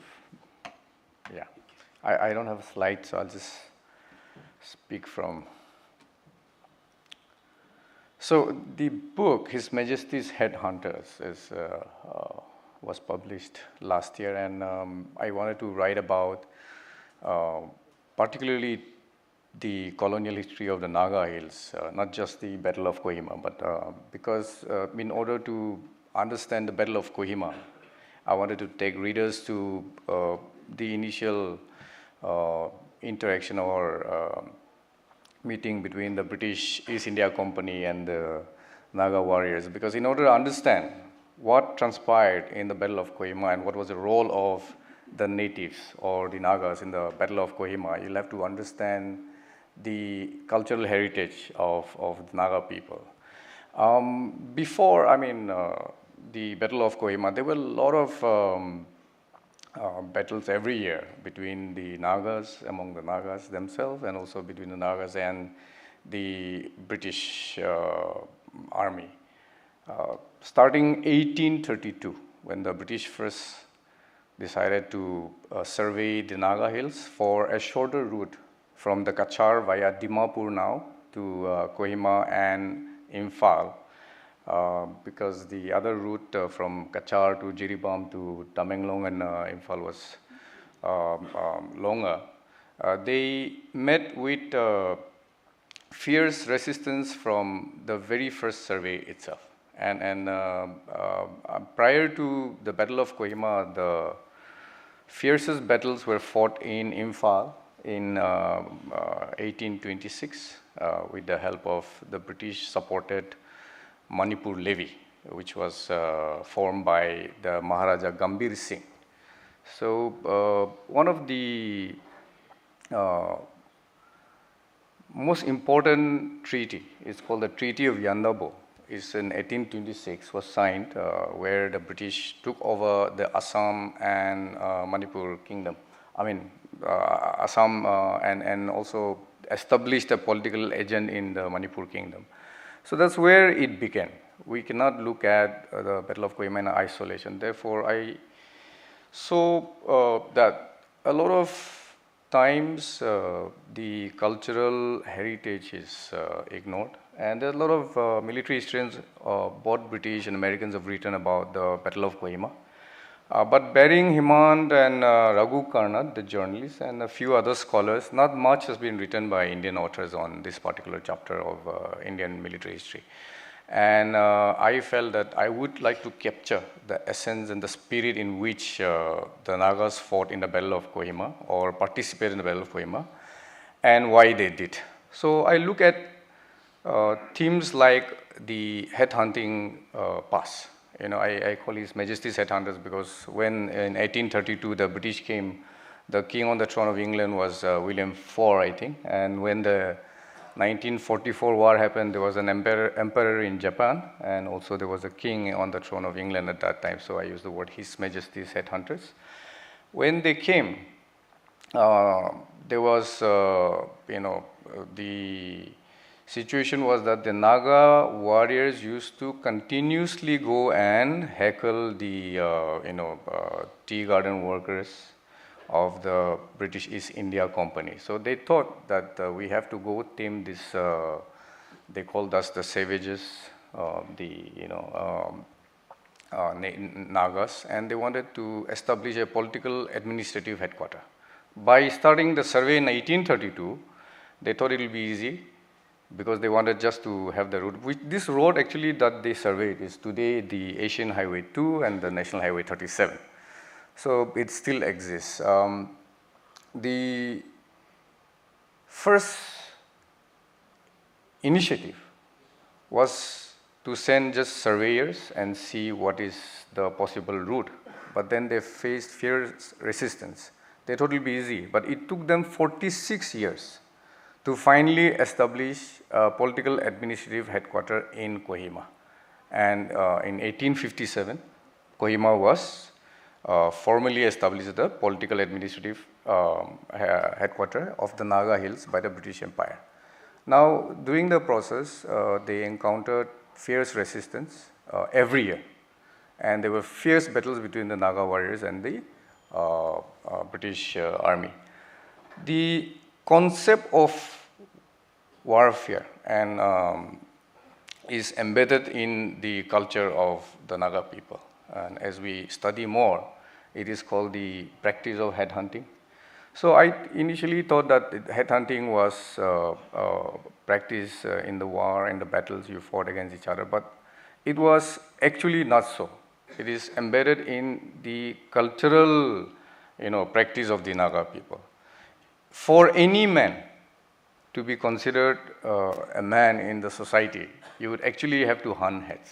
If you don't have a head in your name, you would not be considered a respectable member of the community. So again, the Nagas believe that the spirit of or the soul of a man actually resides in the head. So a decisive victory over an enemy would be not just to kill him, but to cut the head.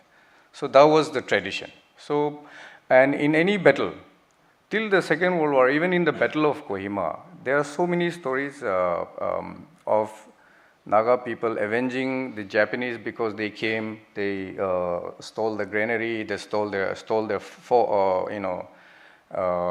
livestock. And especially for a Naga, it is criminal when you go and kill their pigs. So it was responded to by various attacks, and there's many stories of how the Nagas actually went and took the Japanese head. So I recount all that, but primarily the essence of our cultural tradition is that in a war you have to take heads.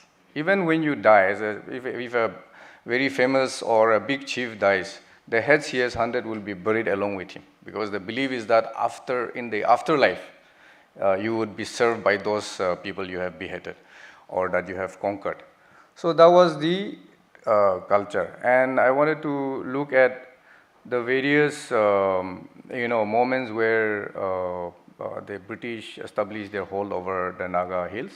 There is also 3 chapters on how the Manipur levy had an impact on the way Nagas fought wars. Because Nagas fought wars with dows and spears those days. And the British, actually before George Pooch coined the phrase weapon of mass destruction, the British, one British army officer actually termed the dow and the spear of the Nagas as the weapon of mass destruction, as recorded in some of the anthropological writings. And I recount all those incidences in the book. But coming back to the Battle of Kohima, not much is written about the assistance provided by the Nagas. In 1942, when the Japanese bombed Burma and took over Burma, so there were a lot of refugees which came back to India, Indians who came back to India because they had to flee Burma. And during that time, they climbed and walked the treacherous mountains and terrains and reached Kohima. So there was the Naga hospital in Kohima where the then Deputy Commissioner Charles Poussey was at the helm of affairs. So he was assisted by the Nagas in actually tending to the tired or wounded refugees who walked so many days and months to reach Kohima in the Naga hospital Kohima, which exists till today. And that experience led to him actually training the Nagas to be part of the what is called as the V force, the volunteer force.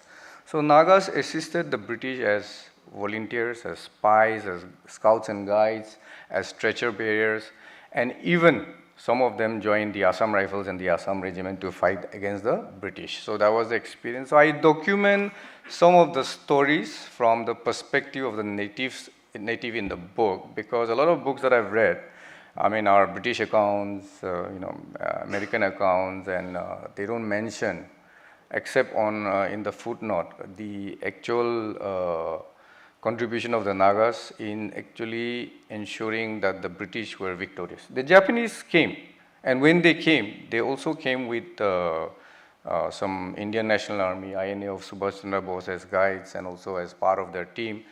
And they also had a deal in Rangoon with the Naga nationalist leader, A.Z. Piso. So, contrary to what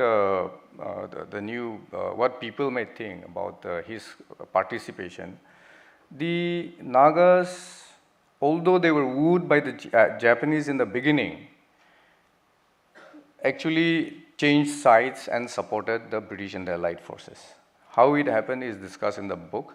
Because of the paucity of time, I won't recount all that. But my book is about two sections of colonial history in the Naga Hills. One is to document and to actually look at the British interaction from 1832 till 1857.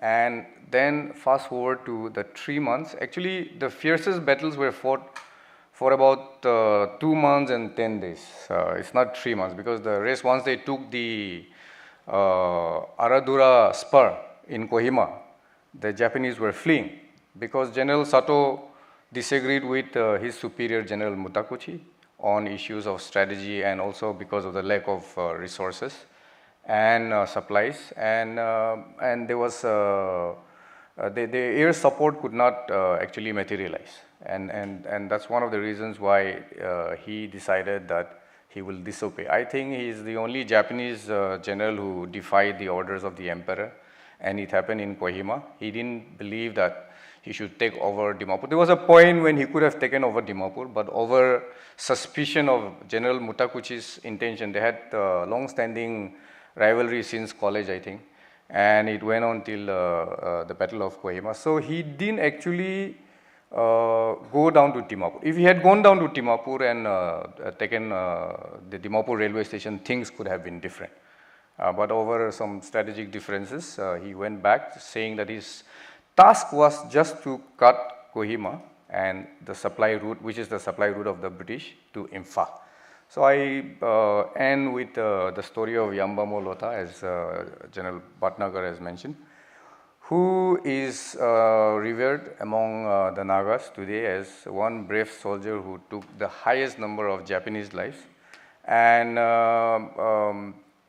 although the British didn't honor him according to his exploits, today we also are reviewing, what's the reward of the Nagas participating in the Battle of Kohima in favor of the British and the Allied forces. So some of this discussion will go on. We also talk about Subhash Chandra Bose and his INA, because they came up till Kohima and they camped with General Sato and moved around with the Japanese soldiers. Of course, I don't think they were in the battles in the Kohima, the main battles in the Kohima battlefield. But Nagas have not seen the magnitude of the Battle of Kohima ever in their lives, with such modern weaponry, and when the first aeroplane came to supply the British army, the Nagas thought that it is a big bird and it was a bad omen, so the next day they didn't go to the field. So I recount some of those stories in my book, and I'll be interested in taking questions, if any. Thank you.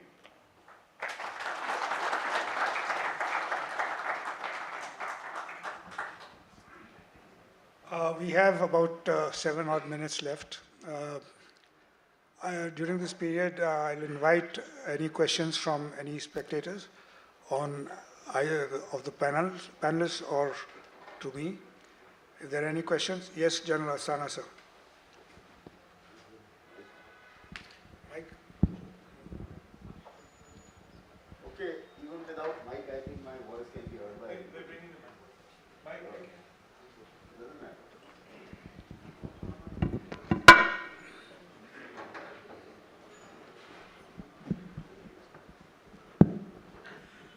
Firstly, I am from Assam regiment, and whatever has been talked, I think has been docketed. Every name which was called for is a battle honor of Assam regiment.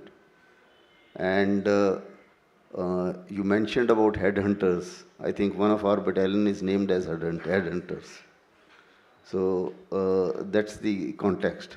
The Field Marshal Slim, some of the photographs which you showed, today the Commandant Assam Regimental Center's house was also the house of Field Marshal Slim.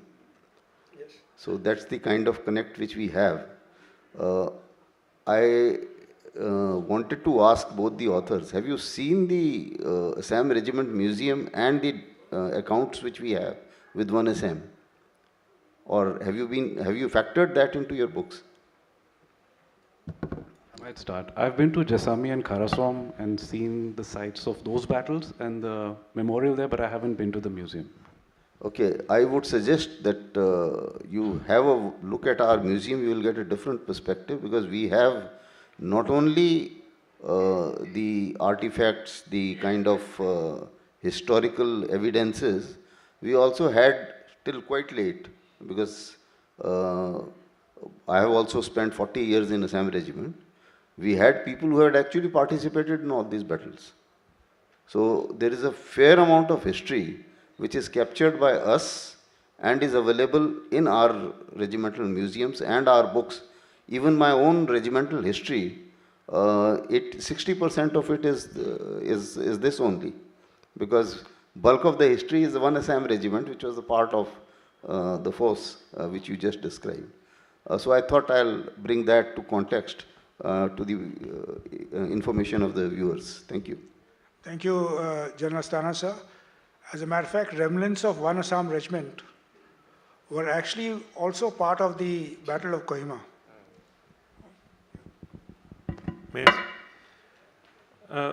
Thank you very much for your presentations, gentlemen. Very, very interesting.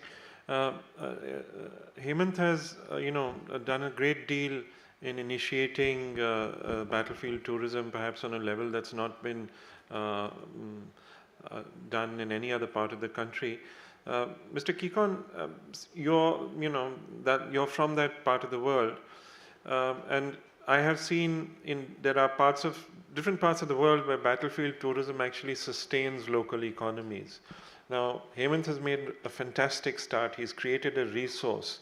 To what extent, and this is a question addressed to both of you, perhaps first, Hemant, to what, when you started off maybe about 10 odd years ago till now, has there been infrastructure development which helps in creating that ecosystem which would further generate or develop this concept of battlefield tourism?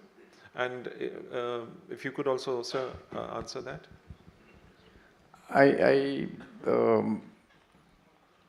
See, Hemant has a organization which actually conducts this tour. From my perspective, the experience I've had, the British have the World War II, memorial cemetery, and there are a lot of people who comes from, that region to look at the World War II cemetery. But in terms of tours and walks towards these battlefields, I think Hemant's team has done excellent, and they're doing excellent job.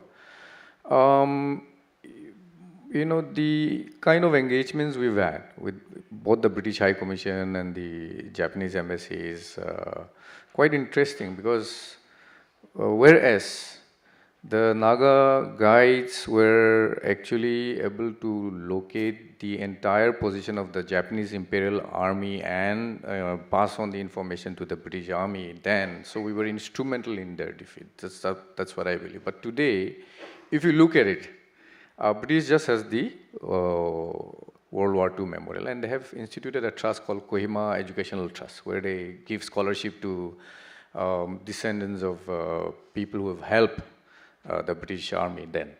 But besides that, the Japanese have been very active. So if you come to Kohima, you will see, I've been on a chopper and looked over Kohima. The two most significant landmarks, besides the good environment and also the cool place are the Kohima War Cemetery and the Catholic Cathedral. So the cathedral was built by the Japanese. Actually they don't believe in having war cemeteries because they lost the war. So they have recently, the Japanese ambassador came and inaugurated, just a memorial of peace.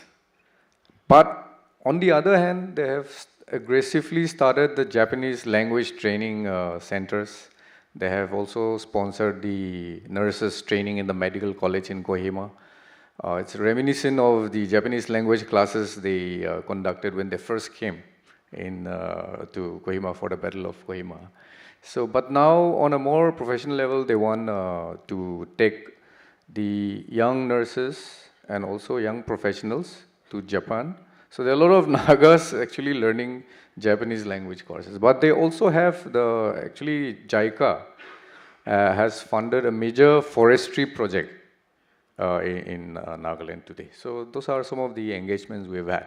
With the British government, we have those veterans and their pensioners who are writing various memorandums to the British High Commission that their pensions have not been dispersed. And even as we speak, there is another commemoration happening on the 9th, that is tomorrow, in Kohima, where the British High Commissioner is presently there. To have that kind of engagement exists, but on the whole, the Japanese government has come in with investments which, they also come in not just because the government of Nagaland is helping them trace the graveyards or the remains of their dead soldiers. So many people died, 14,000 in Kohima alone. So they believe that they have to bury trace back the bones and bury their dead for the soul to have peace.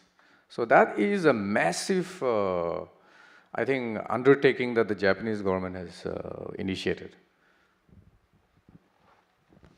Just to add to it briefly, to answer your question, I think both state governments definitely recognize, compared to even 10 years ago, the potential of recognizing the significance of what happened there, using it to further relations with Japan and the British, but also, the fact that there are now museums better maintained, the fact that, and some of it is the support infrastructure. There are more hotels, permits are easier for foreigners, so you can actually come and have a look at these sites. All of them help. But I think maybe one area where there could be a greater push is schools and educational tours that start off looking at these battlefields. And I think the important point there is it shouldn't just be the British and the Japanese historical point of view. It can be at 3 levels. It's the international sort of British-Japanese, the Indians overall sort of INA versus the Indians.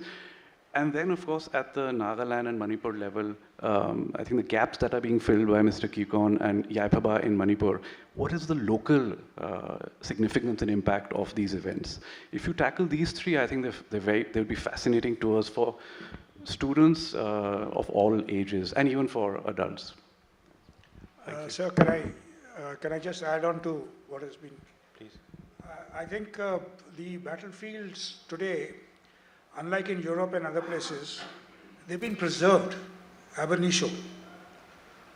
Like I mentioned, if you go to Kohima, the battlefield is not a battlefield anymore, infrastructure has come up about. So unless we try and preserve the original battlefields, somehow reclaim them, and then you give us sense of actuality to the battlefield. The other thing is changing our mindset about historic battles. I think the main thing is educating our people of the importance of battlefield tourism. I think that goes a long way, and this should start from the school onwards. Whether it's a Battle of Panipat or whether it's Haldi Ghati or even where Tipu Sultan was there. So the originality of the place must be preserved and brought back to its natural things so that the battlefield can be explained much better. Just a point, sir. Thank you. Thank you, sir. Thank you for a very, very interesting talk on the battles of Kohima and Imphal. I just had two interconnected questions. One is that both of you emphasized the possibility that the British could have been beaten at Kohima Imphal, but I remember reading Japanese accounts of the of their planning for the battle, and people like Lieutenant General Sato were saying that this is an unwinnable battle. We can't realistically cross 1,000 kilometers starving and then beat an army that is considerably larger, better equipped, and better prepared than we are. So, so do you realistically think that there was a possibility that they might have won? And if the Japanese had been able to win, what would have the knock-on effects been at a national level? Would it have started rebellion in India, for instance? Or what do you think the national and international consequences of a Japanese victory at Kohima Imphal might have entailed? No, it's a very good question. It's one of those what-ifs of history. I think it's a matter of timing. I think in the initial weeks of the battle, Imphal, northern parts of Imphal, parts of Kohima were not very well defended. I mean, they knew the Japanese were coming, but they were expected to come from the south. They never expected an entire division to go towards Kohima and at Imphal from the north. If in those initial few weeks, and as Mr. Kikon, I think General Bhatnagar mentioned, if someone had gone for Dimapur, for example, bypassed Kohima and gone to Dimapur, that would have been a prized asset. Maybe that could have changed things. And if the northern bits of Imphal were taken by the Japanese in those initial few weeks, maybe things could have been different. It's just there were delays by first Assam at Jasami, by the defense of Shangshak, and by the fact that reinforcements were flown in so fast from the Arakan and other places that that window was of opportunity for the Japanese was lost. What could have happened? So the fact that, at least from my understanding, the fact that it was only about 7,000 men from the INA who were able to come along with about 70 or 80,000 Japanese meant this whole thing of whether the INA breaks through the gates of India, enters sort of the Brahmaputra Valley and beyond, and how that might have galvanized people, perhaps with the Netaji at its helm, none of this was ever tested. Right? It's 7,000 men who were rushed, dependent on the Japanese. It never came to that. The what if is, if they had come in, who knows? Maybe it could have set different things in motion, but honestly, that's in the realm of speculation. Can I just answer this? Yeah. Okay, the residual capacity of the Japanese was not beyond what was done. After that, at best, they would have taken Dimapur. Thereafter, they didn't have the residual capacity. I mean, they would have reached their culmination point. Okay. Just another point. You're looking at Kohima and Imphal in isolation. There was the great battle in Pacific, which was island hopping. And you know what happened in August of the next year. So, they had stretched their line of communication so far. Philippines was being overtaken. The island hopping operations were on in Pacific. And therefore, to hold, even if they had reached Dimapur, Tokyo would have collapsed. So that is thank you.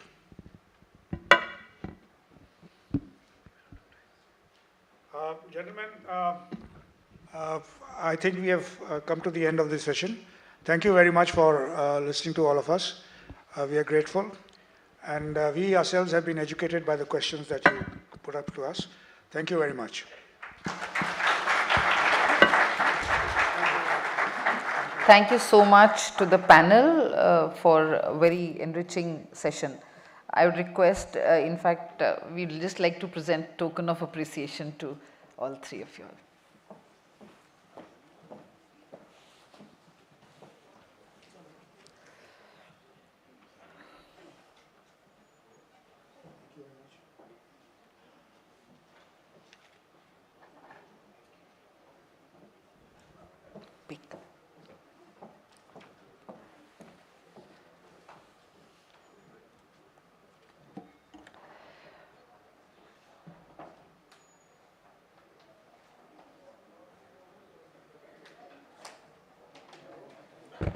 Just leave it that way.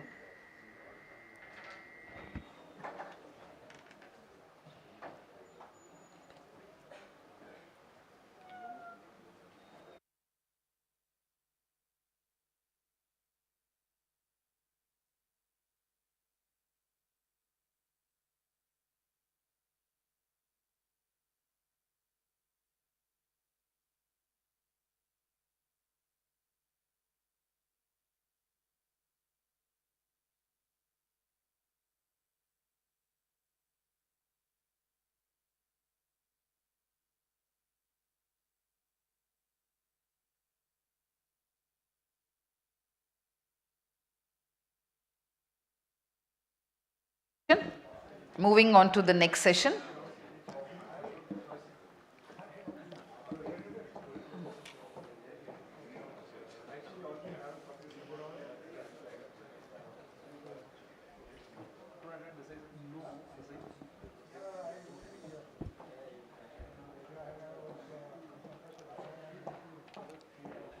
I'll request everyone to be seated and keep your mobile phones silent.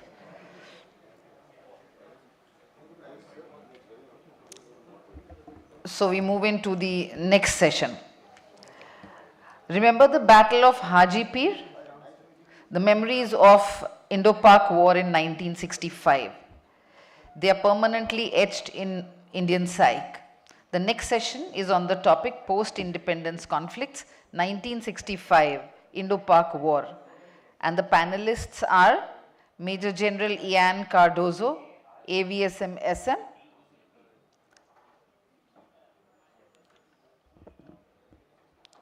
Kulpreet Yadav, who is the former Coast Guard Commandant, and we have Ambassador Ashok Mukherjee, who will be moderating.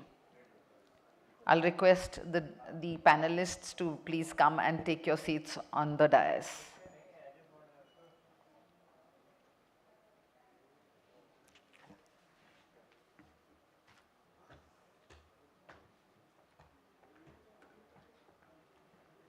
I think Mr. Just coming from a video interview. Oh, so I need to remind him?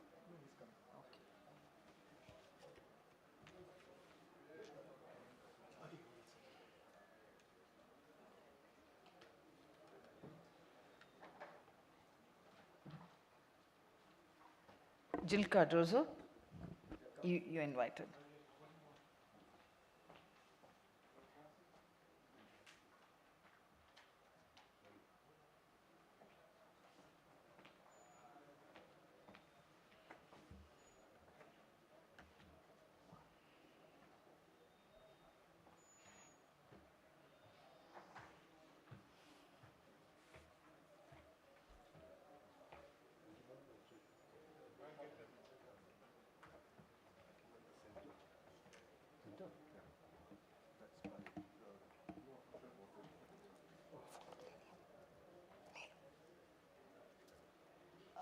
Gentlemen, if you could please pause so that he takes a click of yours before the session.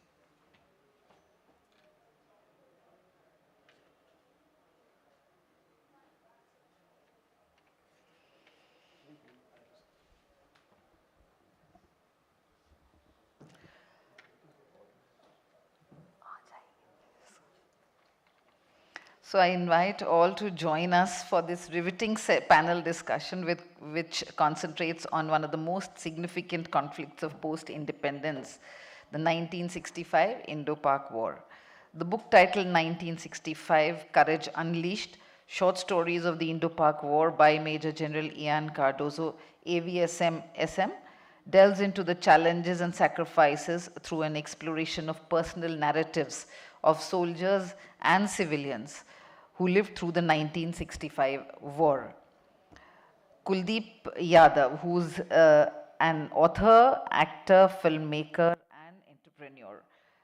His book, The Battle of Hajipir, the Indian Army's cross-border surgical strike, focuses on the resolve and resilience of our troops involved in the Battle of Hajipir, a pivotal operation during the conflict.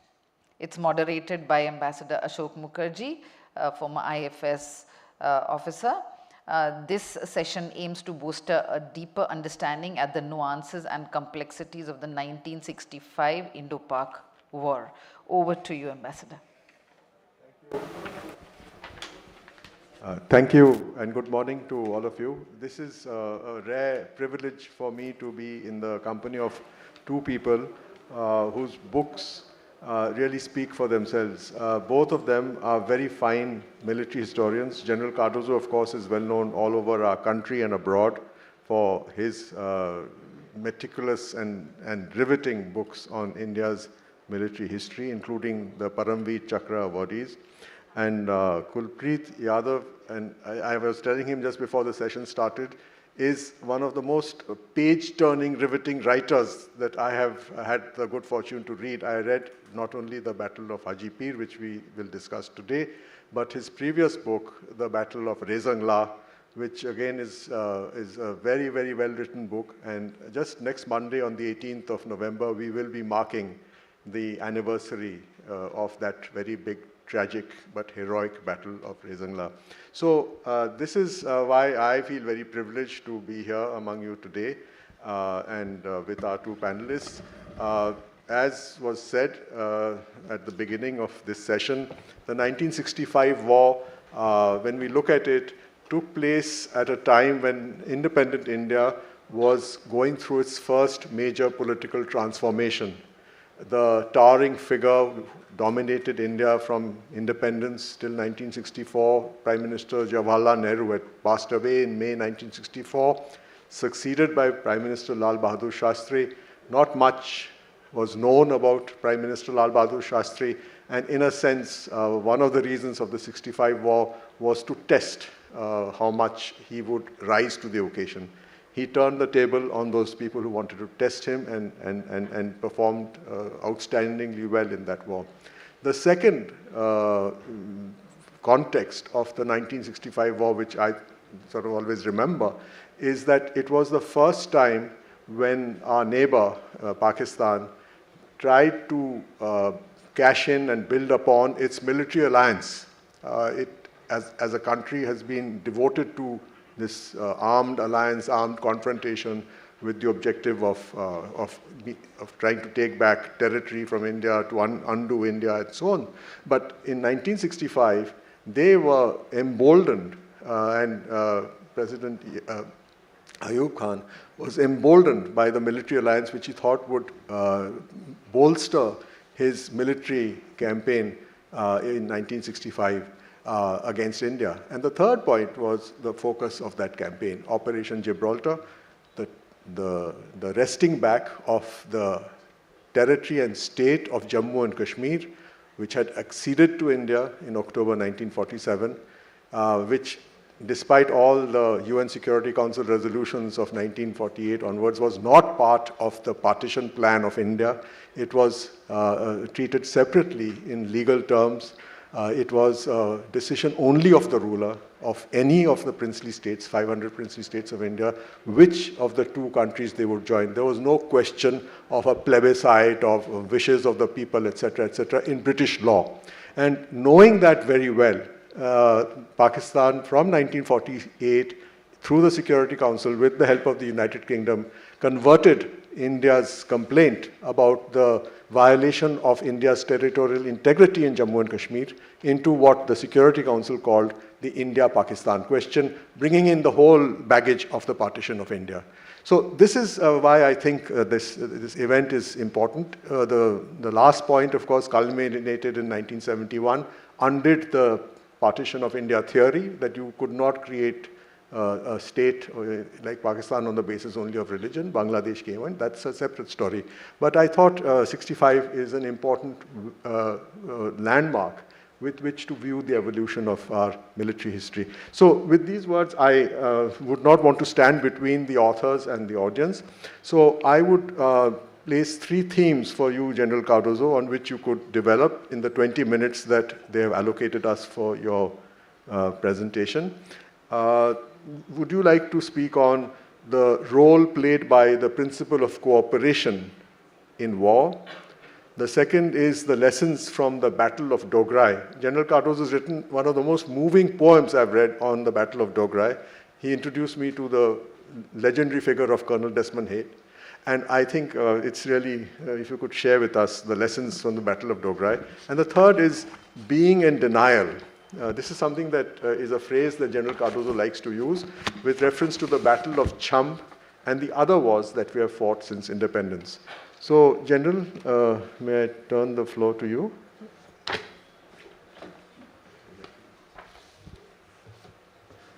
Thank you, Kulpreet. Thank you, ladies and gentlemen, for being here today to talk about the 1965 war. As Ambassador Mukherjee has said, I just have 20 minutes to cover this whole war, and I will do my best to focus on important realities which we need to look at, because we are in the habit of talking only about glorifying great things that we did and then brushing under the carpet things which did not go too well. We need to talk about that also, because we don't have to repeat the same mistakes again. I'm very happy to see schoolboys and schoolgirls and NCC cadets here, because you are the future of India. The future of India rests upon you. Without trying to exaggerate, one of you from across the length and breadth of India is going to be the Prime Minister one day, going to be ministers, going to be army chiefs, naval chiefs. So, I'm so happy that you are here today. So listen carefully to what we are saying, and I hope that when the Q&A time, that I will have questions from you, schoolboys, schoolgirls, NCC cadets. India has fought 5 wars since independence, and each war has its own signature, its own causes, its own conduct, and its own lessons learned. But today we are going to talk about only the 1965 war. Of course, there will be some context between what happened earlier.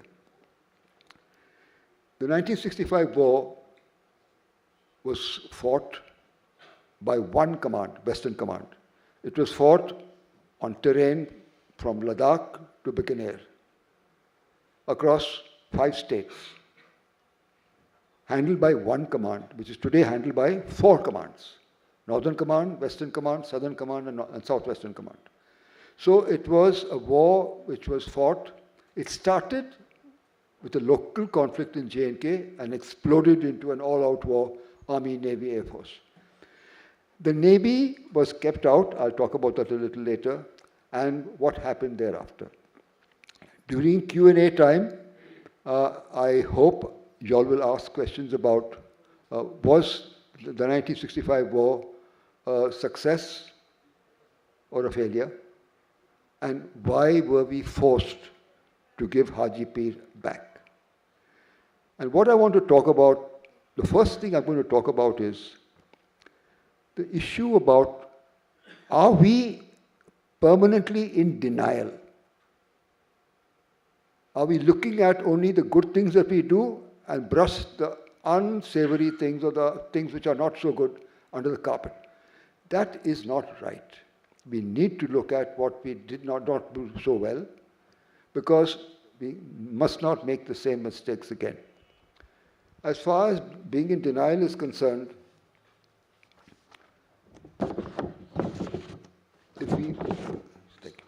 if we focus basically upon the 1965 war, Western Command had carried out 2 war games in 1956 and 1958, and it evolved. They were able to imagine exactly how Pakistan would attack us in the next war.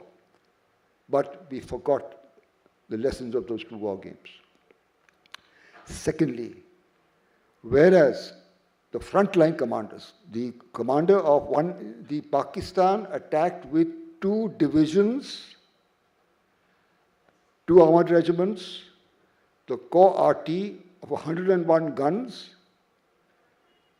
and we had only 191 Infantry Brigade with 3 battalions and a squadron of light armor in the Cham Plains. Notwithstanding this, the new commander who came, Brigadier Pritam Singh, he did a great job by recapturing 10 posts which were lost. And he kept telling 15 Corps, for God's sake, please understand, there's a huge collection of armor and infantry facing us. They said, no, you're talking rubbish. Cham is not under threat. They refused not only to understand that this is what is going to happen, but they also took away the anti-tank mines. So, whereas General Akhtar Hussain Malik, who was the GOC of 12 Pakistani Infantry Division, he had planned to reach Aknur by 12 o'clock on D-Day, that is the day that they attacked. But thanks to the courage and the bravery of our infantry battalions, They managed to keep them there across the Munawar Tawi right up to 2 o'clock in the afternoon. But by evening, the Pakistani divisions managed to reach within 12 miles of Aknur.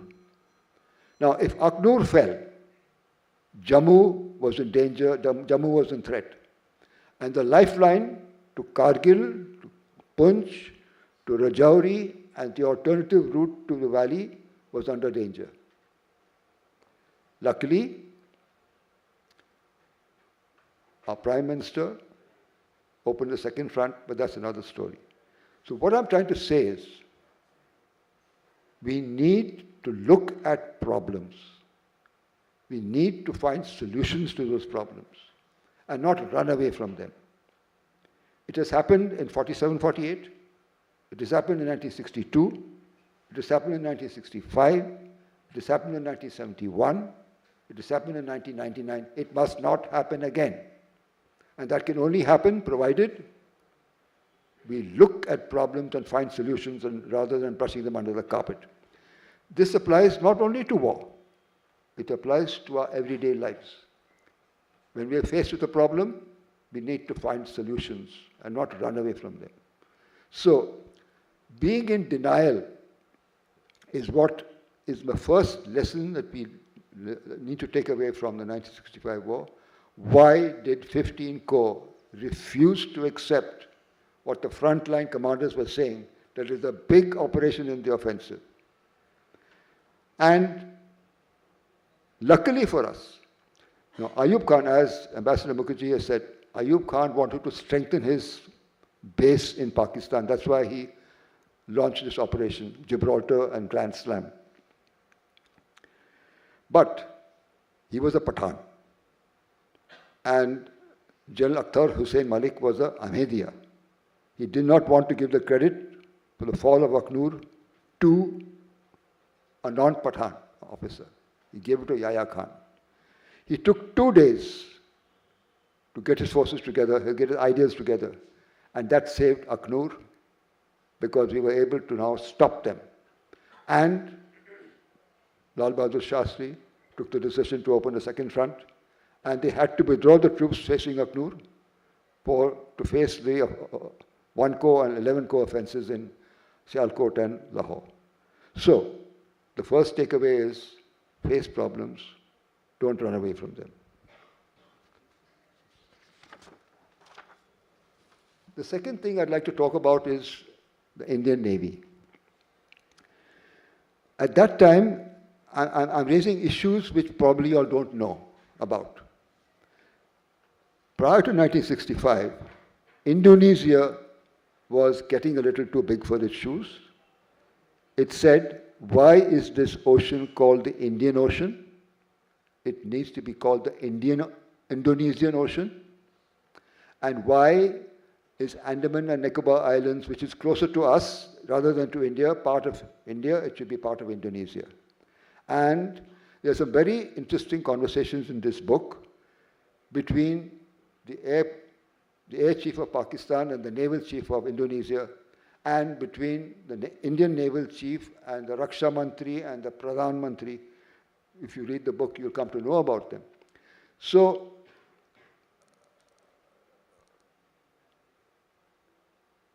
the Indian Navy was told to stay, because what happened was, since Indonesia had planned to capture some of the Nicobar Islands, the Indian Navy was sent to the Bay of Bengal. And they had very little of the fleet left on the western seaboard. But the Indian Naval Chief was wanting to launch an offensive. So the Raksha Mantri said, no, we have enough on our hands. So as a consequence, Pakistan was able to bombard Dwarka, did no damage, made stupid claims, but the Indian Navy was denied from launching counter-offensives on the western coast, in the Arabian Sea. This resulted in Admiral Nanda saying, he took it as an insult. He said, this is not right. I will remedy this insult by setting Karachi on fire. And he did that in 1971. We sank a Pakistani destroyer, we sank a Pakistani minesweeper, we sank 2 ammunition carriers, we damaged an oil tanker, and we set the Kiamari oil fields, which burnt for 7 days and 7 nights. So, this is how the Indian Navy did a great job, both on the western seaboard and the eastern seaboard, and not enough credit has been given to the Indian Navy because, like in the West, it's a silent service.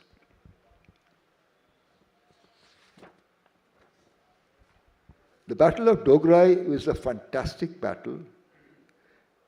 It is unimaginable. As I mentioned to you,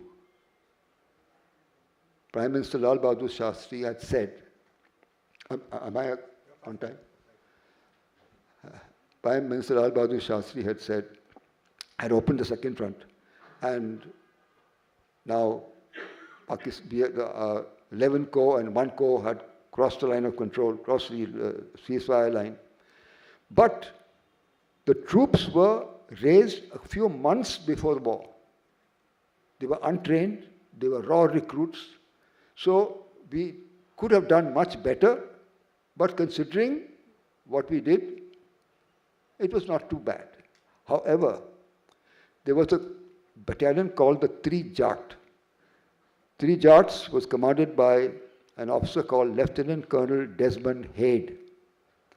And Lieutenant Colonel Desmond Haid looked at the situation and said, okay, we will remedy the situation. Why? Because 11 Corps was given the task of threatening Lahore. And he said, I will do it with my battalion. They said, how can you do it with 1 battalion? Because Dogra is held by 3 Baluch. He said, not to worry, give me the job, I will do it. What he did, he used the principle of war of surprise. He turned the defenses of 3 Baluch. He attacked them from the rear and decimated them. Not only that, he then went on to do a task he was not given, that is to threaten Lahore. He captured Batapur, which was just 12 miles from Lahore. But they were without armor, they were without artillery fire. How could they survive? Because Pakistan had 2 divisions, 10 and 11, to destroy them. So they were called back. The Jats took it as an insult. They said, this is an insult to our honor. So many of us have died. Some of them have killed and wounded. Why have you called us back? Give us another chance to capture Dogra. But Dogra now was held by a Pakistani brigade, an army, armored regiment, and a whole lot of troops. Brigade plus. Desmond Haid said, the capture of Dogra is in the destiny of my battalion. And he called his troops together and he said, where will we be tomorrow morning? Even if I die, I want to be there with you in Dogra. Carry my body there. And then he asked them, where will we be tomorrow morning? And the whole battalion roared, in Dogra. And the Jats and the Pakistanis were wondering, what is all this about? What's going to happen tomorrow? And 3 Jat, now, again, in a ratio of 1:3, captured Dogra for the second time. 900 Pakistanis were killed, body count of 900, not counting those who had slid into the Ichogal Canal. A fantastic operation. Read about it in the book. I've just given you the outline of it. I have written a small account of it, and I've written a poem about it. I had brought 10 copies, only 4 are left now. Those of you who want it are welcome to take it. But that is the Battle of Dogra. It is an inspiring battle which must not be forgotten.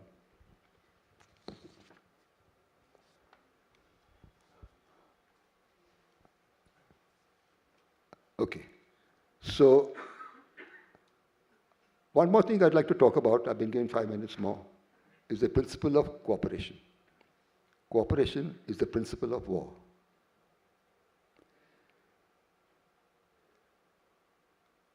We need to understand that the government of India, the politician, the bureaucrat, and the armed forces need to be on the same page.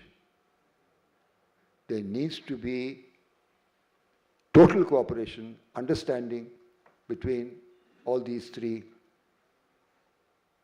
organizations. It also applies to your daily lives. You need to cooperate with others rather than get into conflict.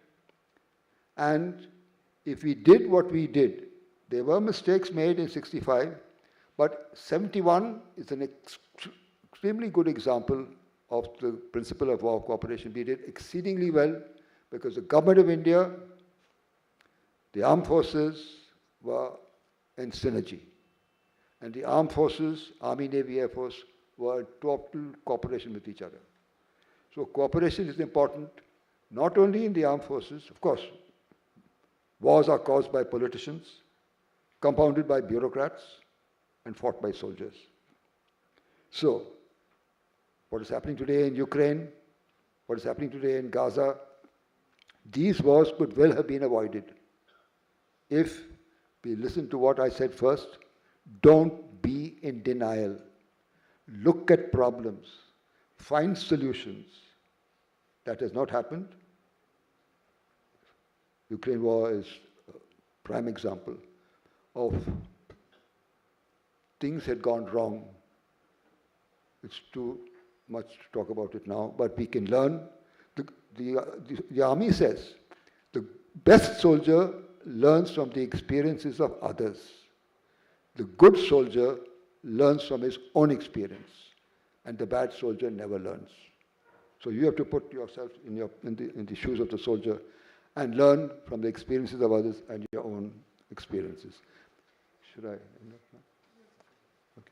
So we can talk about why Haji Pir was given back and success or failure in the question and answer time. Thank you. Thank you, Bas. Thank you, General. I appreciate the point where you left off, because I think Kulpreet Yadav is the person who has written this whole book on the Battle of Haji Pir. I would request Kulpreet to focus on three broad themes: the significance of the Haji Pir battle, why it deserves to be remembered, an overview of the battle on the ground, including the operations of the 1 para, 3 Sikh, 2 Sikh and 3 Dogra units, and a very curious force which operated during that battle called the Meghdoot force. When I read about it in your book, I found it very, very fascinating. So, Kulpreet, you have. Thank you very much, sir. So, good afternoon, ladies and gentlemen. It's a very quiet, nice room. Thank you for your patience and seriousness to attend today's session.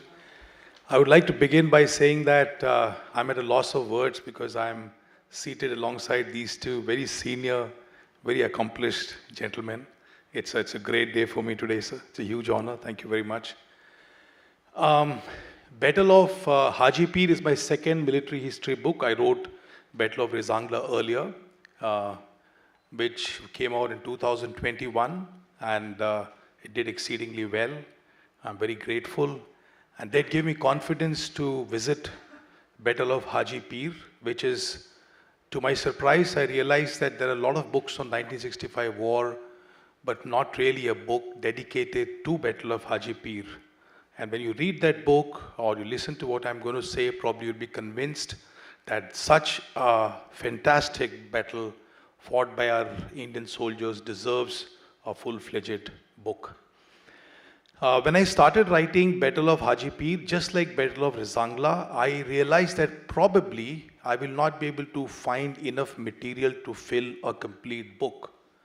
I was attempting to writing a non-fiction book, and I was aware that it has to be full of facts and it has to be of book length. So the first thing that I did was to visit 1 para headquarters, because Haji Pir was captured by 1 para battalion.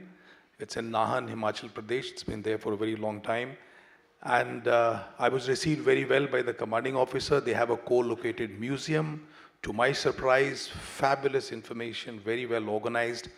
They had made a film dedicated to Battle of Hajipir after considerable research internally, maybe a decade earlier. I had a great opportunity to watch that.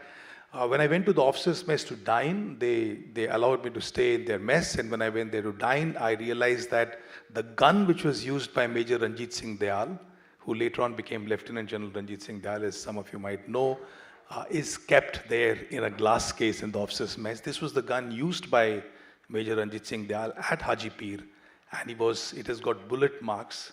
He was lucky to have survived because when he was fighting and leading his men from the front, the bullets actually hit in one particular instance on the gun, and that gun is still kept there. Long story short, it took about a year and a half for me to research, to meet survivors. Several battalions actually participated in the Battle of Hajipir. It was not one para alone, because this was, my book does not talk about only the Hajipir capture. It also talks about the Hajipir Bulge capture, which is approximately an area of about 500 square kilometers. So I reached a point where I realized that 15 battalions fought this battle over a period of 28 days. And I have to write a book, so definitely I've got a lot of material. Now I had to choose what to do. So 60% of this book is actually dedicated on one para's capture of Battle of Hajipir, in Battle of Hajipir. I chose some other battalions also in this book. Significant of them is 2 Sikh, which captured Raja feature when the attack was done from the south side, that is from the Poonch side. Also 3 Dogra, which captured, curiously enough, called Rani feature. 6 Dogra, which captured a feature known as, I'm just not able to recollect the name, it's a very unusual name, and 19 Punjab, which captured Bedori. The significance of, having set this context, let me come to the basic areas as identified by Ambassador. The significance of this battle is the fact that after India became independent and after that 47-48, the initial skirmishes, this is the first time that Indian Army crossed the border into Pakistan, 8 kilometers deep, captured Hajipir Pass. Not only Hajipir Pass, as I said, 15 battalions over 28 days went to different areas in the whole bulge and captured the entire bulge. In a way, if you look at the map carefully, on the north side is Uri, on the south side is Poonch, and the bulge, the border is like this. There's a bulge. So we were able to connect Uri with Poonch. So the entire landmass of about 500 square kilometer came under Indian control. This happened largely in August, but some operations were going on in September as well. And long story short, finally, as earlier described by the Prime Minister of India, a decision was taken at Tashkent to return the Hajipir Pass and in fact the entire bulge back to Pakistan. Now the question is, strategically it looks like a blunder now, but why was this decision taken? And according to my understanding, the decision was taken because 1965 India and 2024 India are very dissimilar. India and Pakistan were both new nations. India wanted to play a global role. And just to give you an example how close we were, the name was mentioned of President of Pakistan, Muhammad Ayub Khan, Field Marshal. He was the course mate of the Chief of Army Staff at that time, General Chaudhry. Both were from IMHF Dehradun and both had later gone to Sandhurst, UK also to do the training together. So India had not technically fought a full-fledged war with Pakistan until that point. So when President of Pakistan reached out to India saying that this was a mistake by us, Operation Gibraltar, sending infiltrators and mujahideen into Kashmir to destabilize, we are never going to do it again. Please return our pass and please return our land. In Tashkent, where the peace was brokered, Prime Minister decided to play a big brother role. कि ठीक है, एक बार गलती हो गई, बोल रहे हैं, माफी मांग रहे हैं, तो शायद नहीं करेंगे. But he said, okay, write it down and give. So in the agreement, it is clearly mentioned And Pakistan wrote down and gave it to us that they will never use Hajipir Pass for sending infiltrators. But unfortunately, till today, that is one of the preferred routes of sending infiltrators. I've just given some context and given part one reply. What is the second one, sir?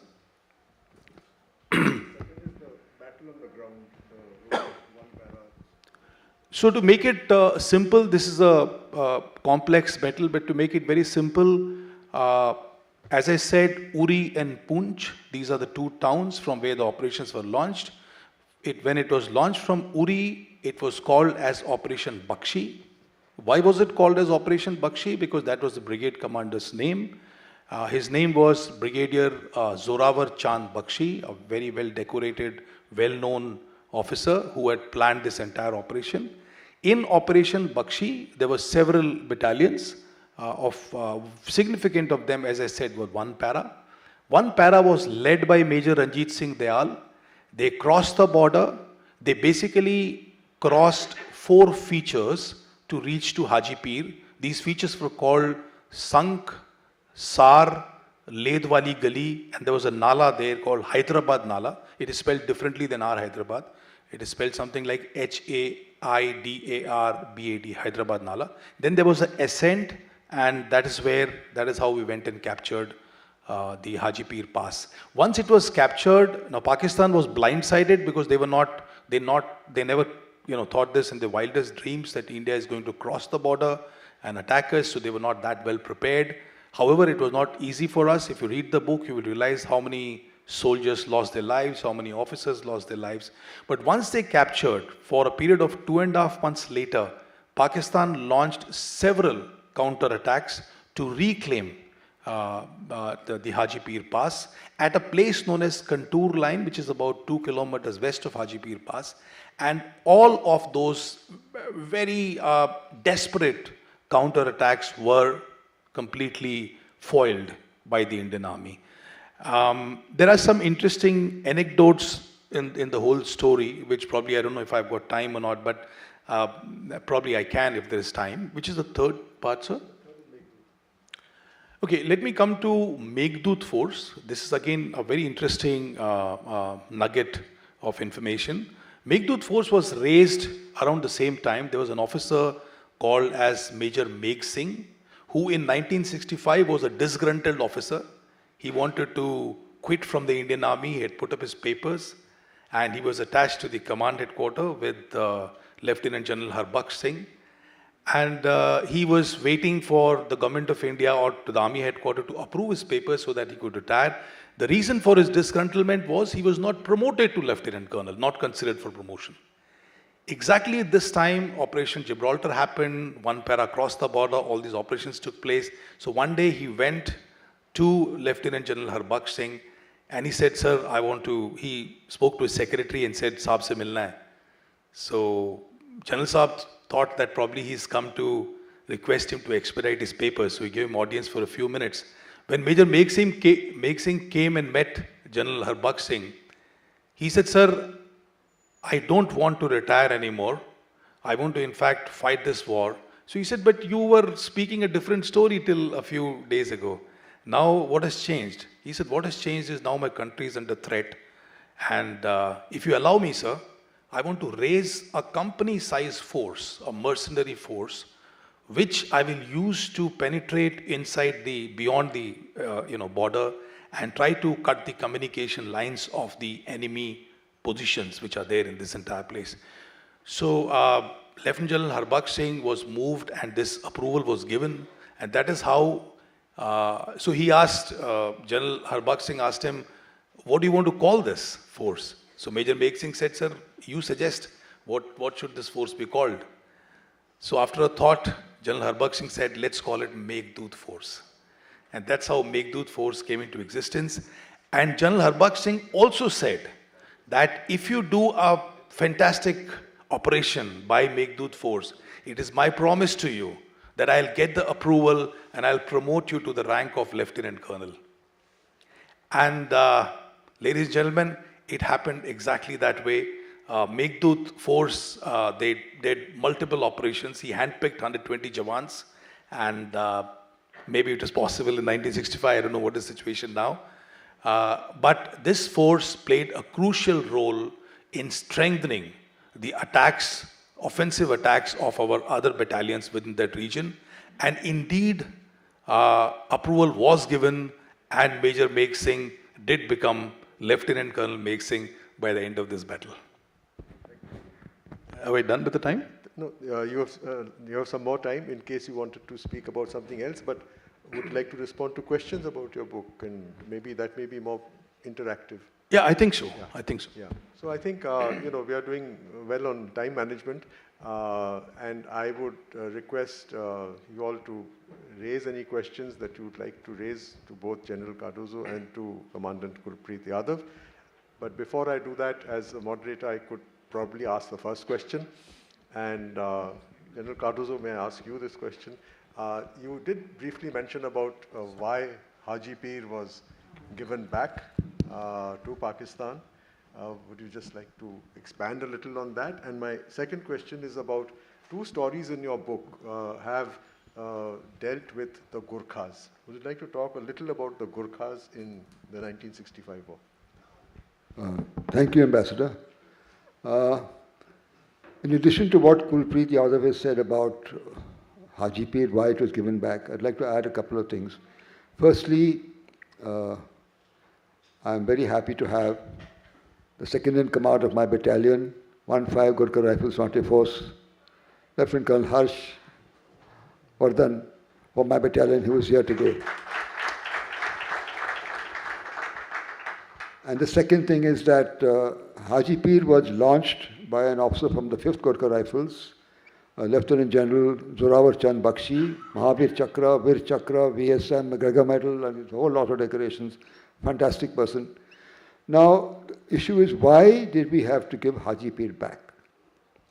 The reason I have answered in a few words earlier, that Pakistan was sitting at Joria, which was 12 miles from Akhnur. We could not have Pakistan sitting there because Jammu would be under threat. The line of communication to Rajouri, Poonch, Kargil, and the alternative route to the valley would be under threat.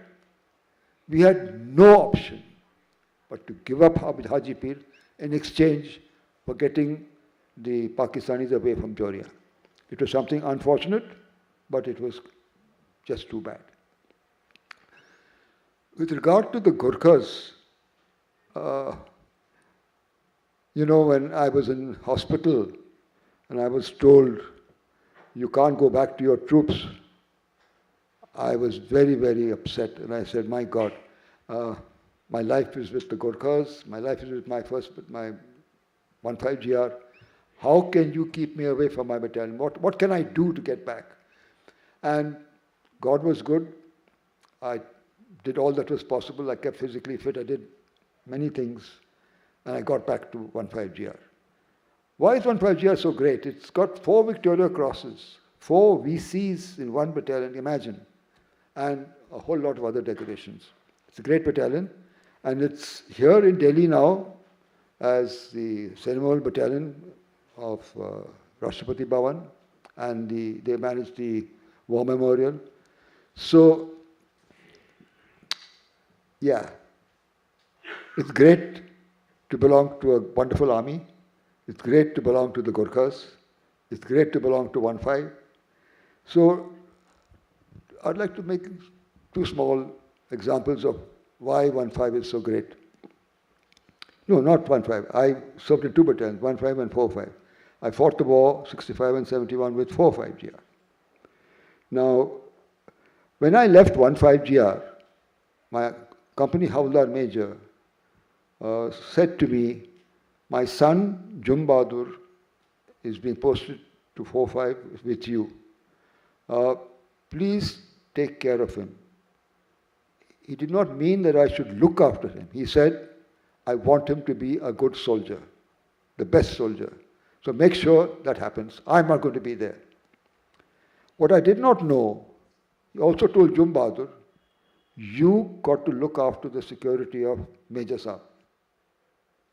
nothing should happen to him. You're responsible. So in the 65 war, Jum Bahadur was badly wounded. He was in hospital. When he heard that I had got involved in a huge ambush, and he became very concerned. And he said, my father has told me that I have to look after Saab, and Saab got wounded. So I've got to go back. So he asked the hospital authorities to let him come away. They said, no, you can't go. The wounds are not yet healed. Now he was in a dilemma. To obey his father, who was also in his mind a military authority, or the military hospital. He decided to obey his father. He ran away from hospital. And I was just about going to launch an attack on a place called Gajna. And the Havdar Major said, Jum Bahadur has come back. So I said, is he all right? He said, sir, he wouldn't be here. So Jum Bahadur came along with me to attack this Gajna feature, and he was killed by my side. I was in a dilemma. Should I look after him, or should I was a company commander. I could not look after one man at the expense of all the rest. So I had to leave him there. When I came back, I found he was dead. He was holding my map case. My binoculars covered with his blood. The sad part is that his father, who was an army JCO, become a JCO by then, did not get the pension of his dead son. A whole lot of correspondence between my battalion, the brigade, and the division, and the corps, and the command, and army headquarters, and the regimental center took place for a long time. By the time they agreed that a serving soldier can get two pensions, his own pension and that of his dead son, it was too late, because he also had passed away.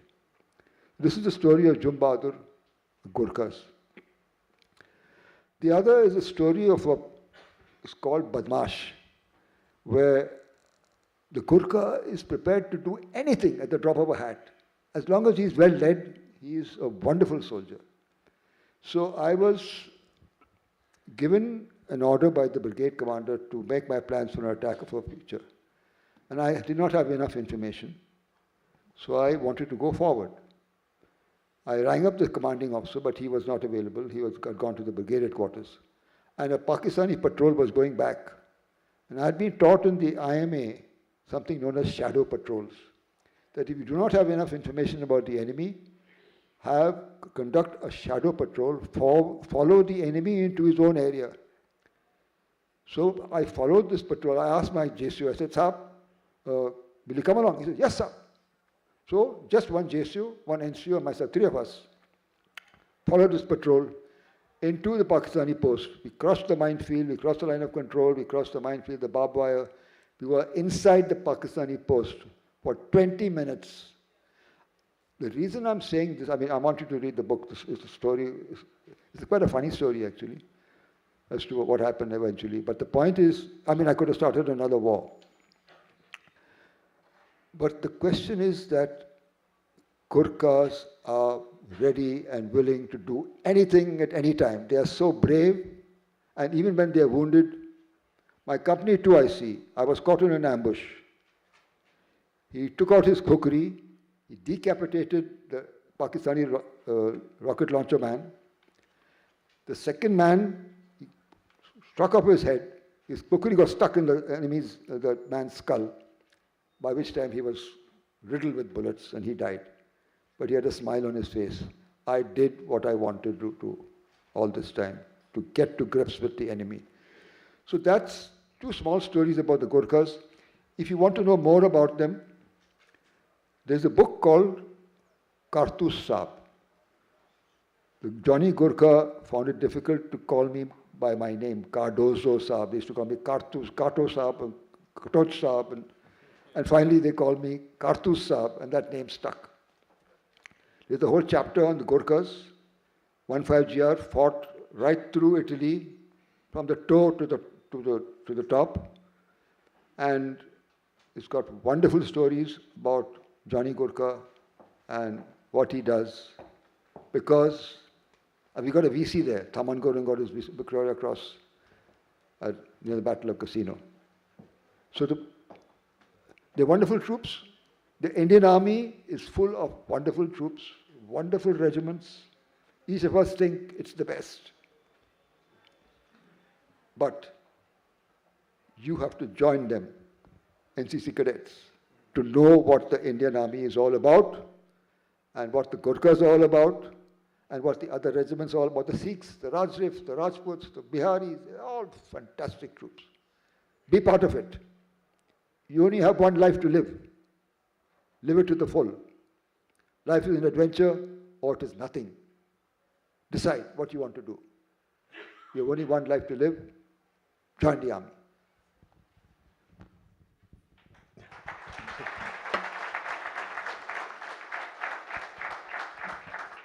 Thank you, General.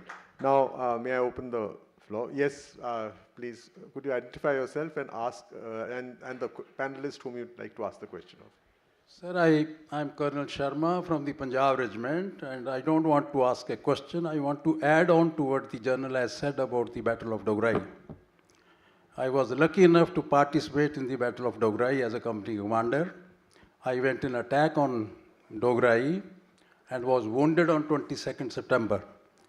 Now, to say that the 3 Jat went and captured DograI may not be very right. There were 3 battalions, 15 Dogra, 13 Punjab, and 3 Jats, and 14 horse, that the armored regiment.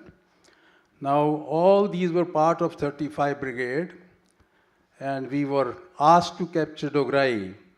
The 2 companies of 13 Punjab were launched in a frontal attack on DograI, one of the company I was commanding, and I lost 1 officer and 28 other ranks in that battle. The Jats were asked to do a flanking maneuver and to go and reach the Ichogil Canal. The defenses of the DograI were based on pillboxes across the Ichogil Canal, and we faced huge lot of fire from the heavy machine gun from the Pakistanis, and I lost 32 people, total 32 people, including 1 officer. I was wounded on 22nd September, and I could not enjoy the victory of DograI because thereafter I was in hospital for about 6 months. Now, when we were fighting the pillboxes, when I crossed the start line, and what I had learnt in infantry school Mau from the FUP and SL, there was a huge fire coming from the pillboxes, heavy machine guns, which we could not neutralize. None of the artillery guns, mortars could neutralize them. We asked for the armored squadron to come and shoot them. They said that they had no night firing capabilities at that time. And they said, we can only come in the morning. And they came at 5 o'clock, they silenced the pillboxes, and that is how we captured DograI. So this is what I wanted to add on, sir. Thank you so much. Thank you. Thank you, Colonel. Thank you for your comments. I am aware of the other battalions of 35 Brigade, 15 Dogra. Less said about it, the better. But did you capture DograI?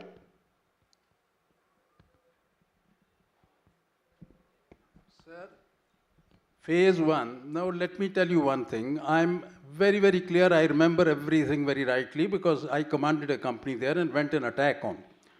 The 13 Punjab in phase 1 was to go and launch a frontal attack on DograI. Phase 2 was 3 Jats to go from the right flank and capture there were 2 battalions of Pakistanis, 3 Baluch and 16 Punjab. 2 battalions which were guarding this DograI. And 3 Jats were to go and contact 3 Baluch on the right side while 13 Punjab was attacking frontally. This is what is the history, sir. This is correct. Absolutely correct. The 2 companies, Delta Company and Charlie Company of 13 Punjab, we lost huge casualties in that battle, and 3 officers were actually killed, frankly speaking. I will not talk about 15 Dogra. Let's not talk about 15 Dogra and 13 Punjab, what they did in phase 1. But we were asked to go for a frontal attack, which is in the war diary of 11 Corps. The frontal attack launched on the defenses of the Pakistanis, which were defended by pillboxes. So this is what is the truth, sir. Thank you. Thank you.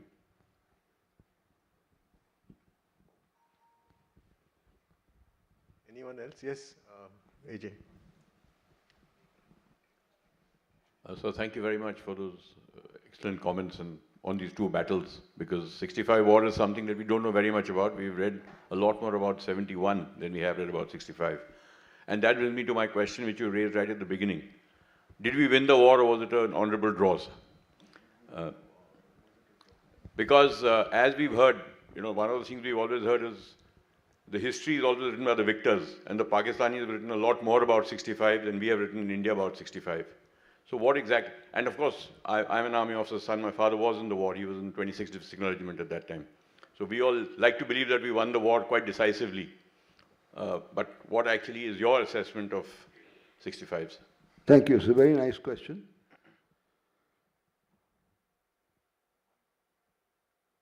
There is no such thing as a draw.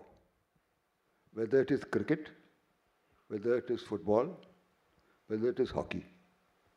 There's penalty shootouts, there's penalty, there's better run average.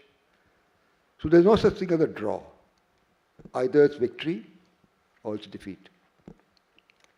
Pakistan has made a claim, they called 65 war as a victory day, which is less said the better.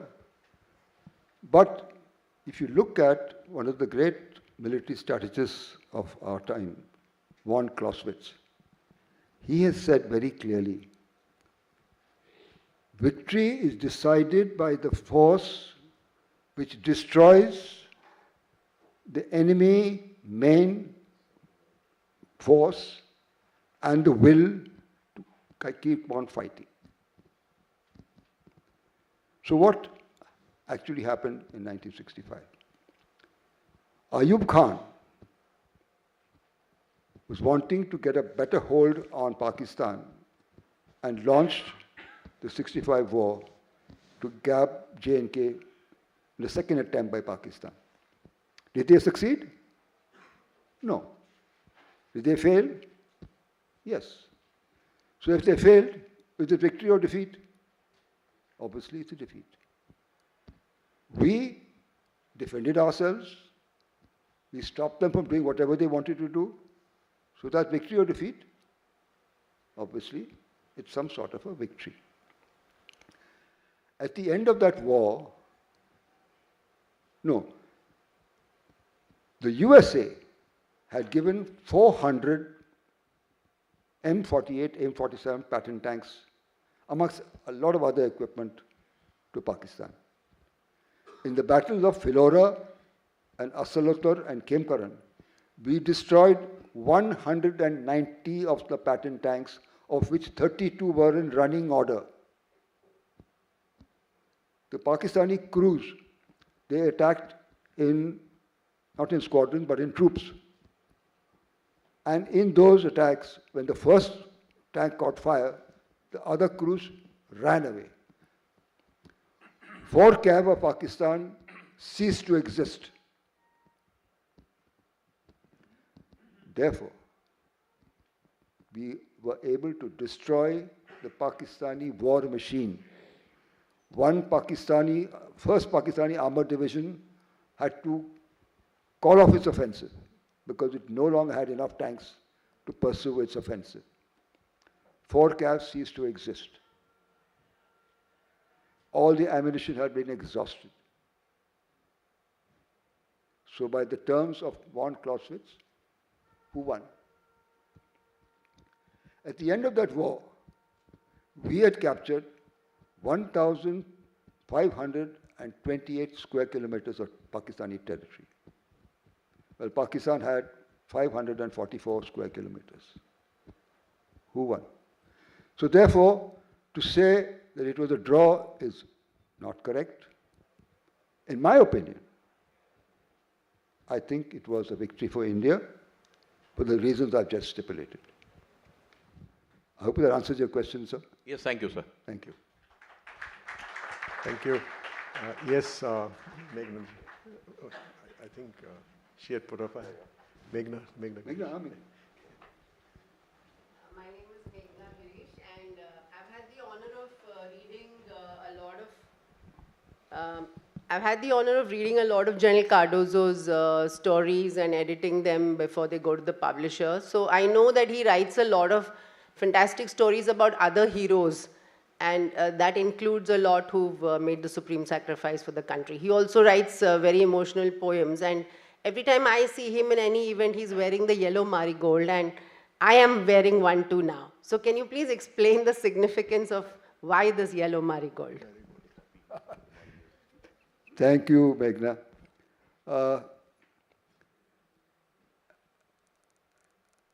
The marigold or the poppy is in remembrance of the war dead. The poppy is the flower of remembrance for the dead of the Commonwealth countries, which is fine. But we have fought, India has fought 5 wars since independence. And I think it has been my focus, my obsession, to say that the marigold is a flower which is used by all of us from birth to death, from womb to tomb. So therefore, should we not have the marigold as the flower of remembrance for Indian war dead? That is my aim and the outcome I want, that the marigold should be the flower of remembrance for India's war dead. And I don't know whether it will happen. I hope it will. Let's see.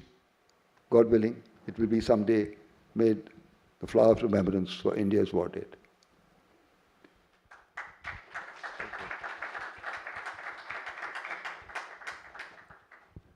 Yes, Subrata.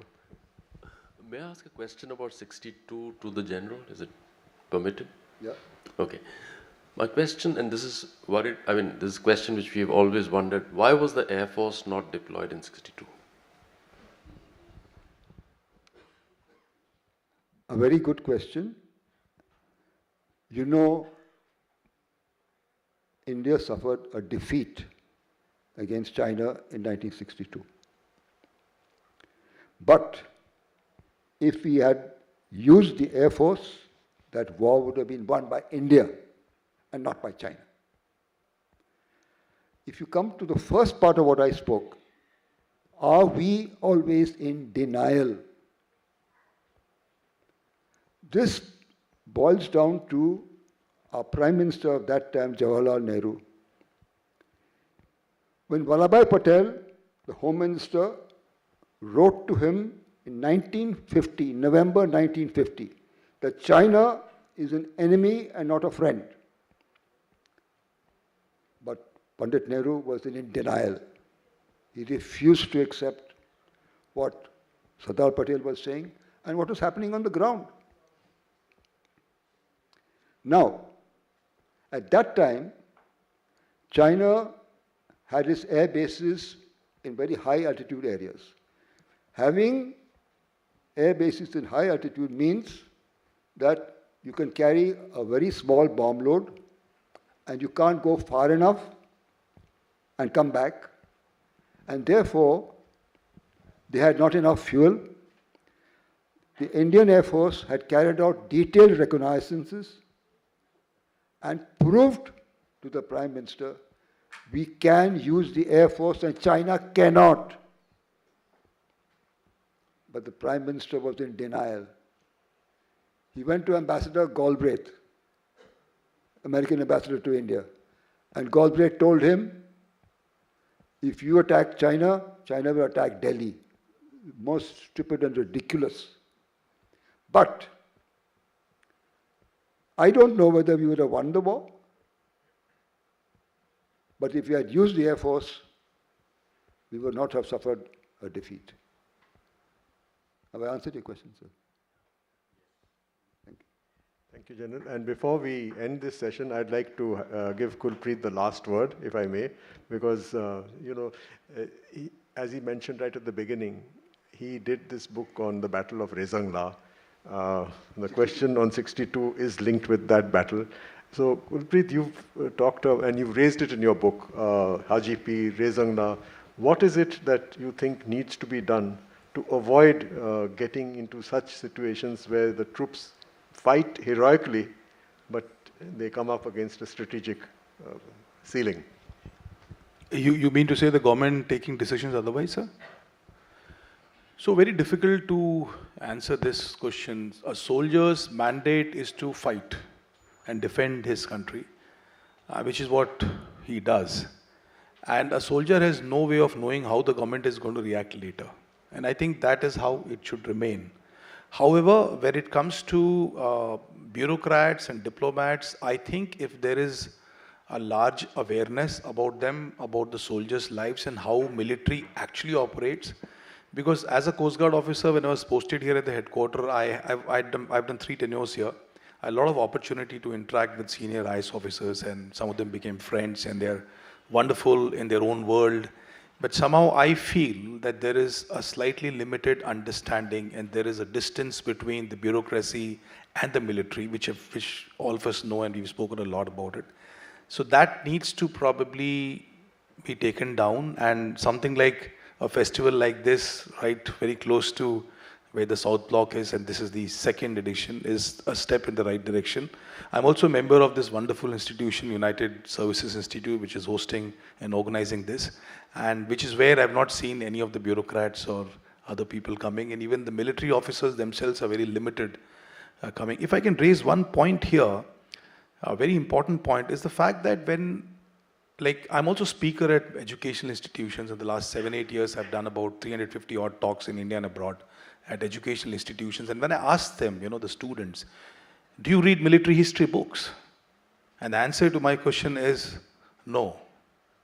And what is the reason for that? Does anyone know what is the reason for that? The reason for that is they're so academic in nature that it is, even if someone does pick it up, it is the kind of information given for a person who doesn't want to join military, but just wants to get an overview, will completely be baffled by the information given. Which is what I've tried to address in my books, Battle of Haji Pir and Rizangla, simplifying it and writing it in a manner that it is palatable, not just for the students, but also the bureaucracy and everyone else. So I think as far as think tanks are right, and think tanks have to do, and academic books for military historians have to be there. But there has to be a, if I may use the word, mass market kind of military history, written in a way, not factually incorrect, but more palatable and interesting, which will make a difference. Thank you, Gulpreet. I think both your books, which I've read, fit into that category, and I really appreciate what you've done with both your... Thank you, sir. Thank you very much.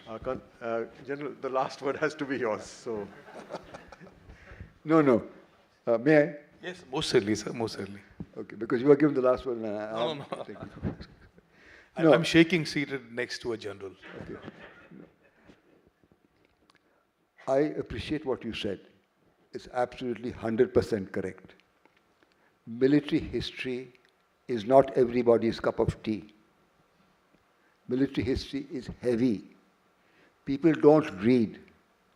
And therefore, both Gulpreet and I have decided to take history to the people of India in the form of stories. Everybody loves a story. And my short stories of 71, 65, Beyond Fear, and Gulpreet's, both his books, are short stories which bring home to the reader what war is all about.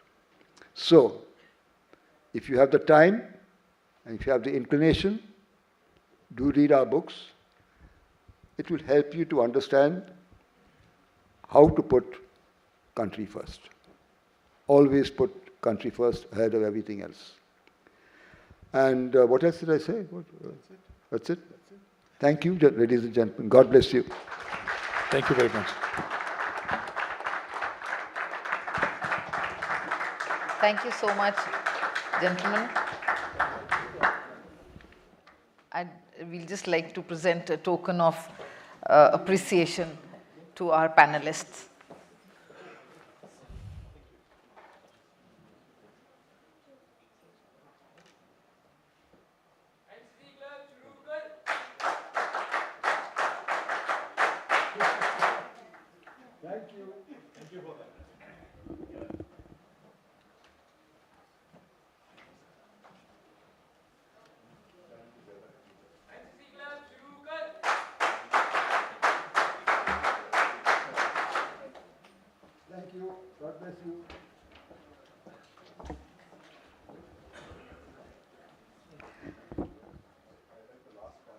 Thank you so much.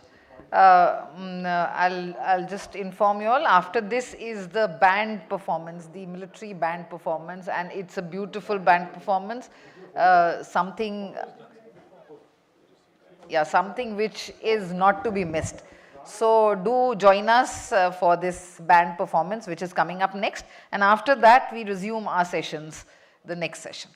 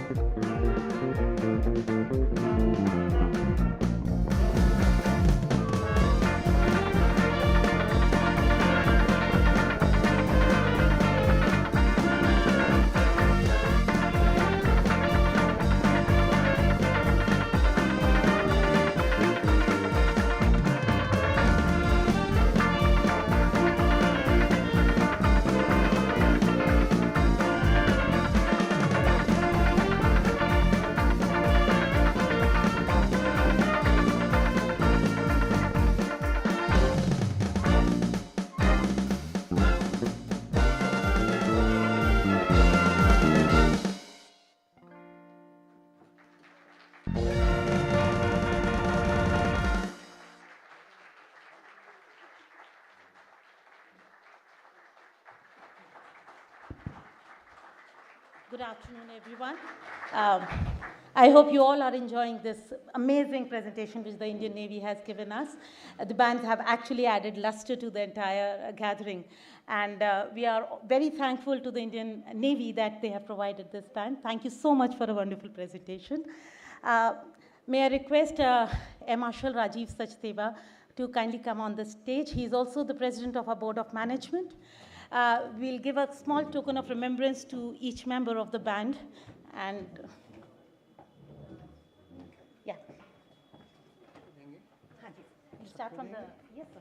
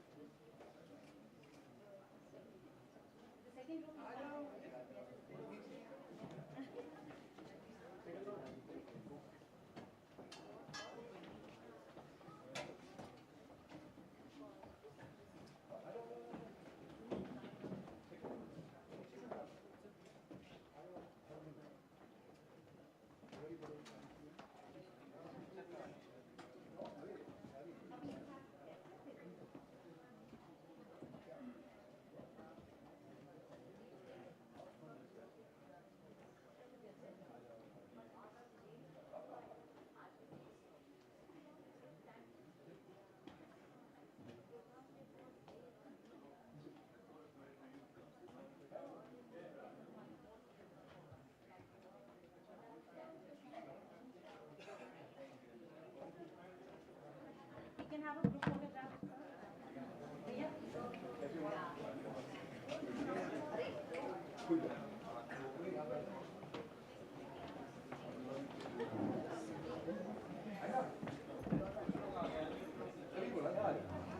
भैया आगे आ जाओ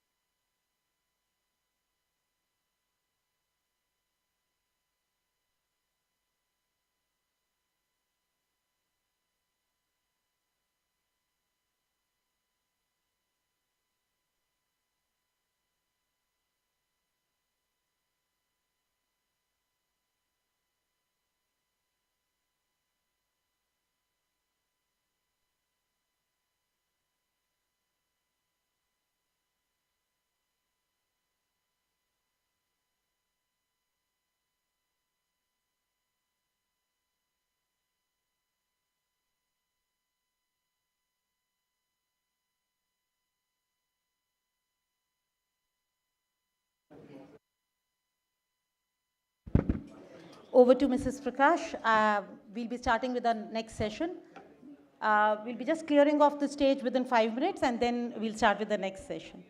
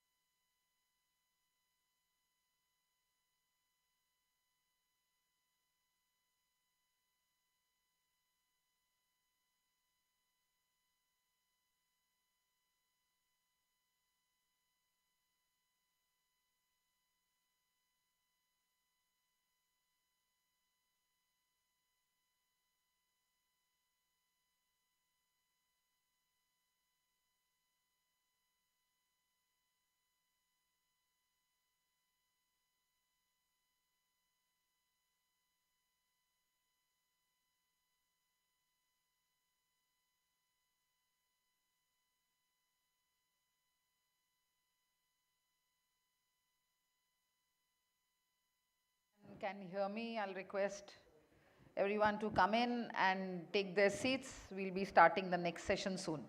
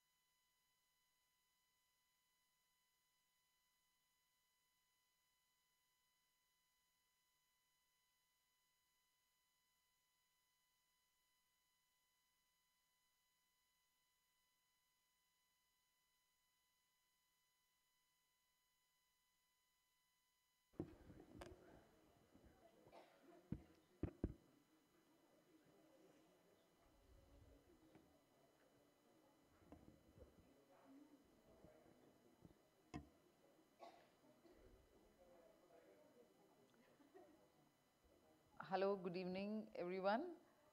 Are we all set in for the next session? I think.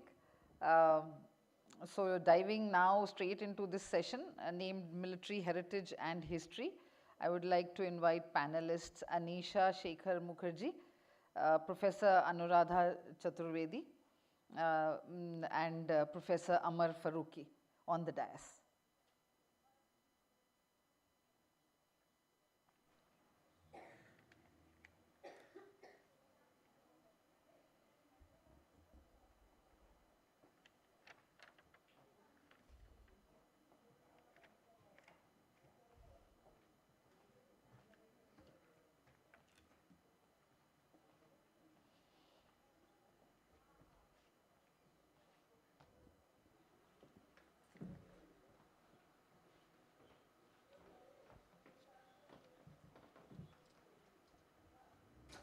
So as I just mentioned, the topic of this session is military heritage and history. So this panel delves into the fascinating architectural and cultural legacy of one of India's iconic monuments, centered around Anisha Shekhar Mukherjee's acclaimed book, The Red Fort of Shahjahanabad, An Architectural History.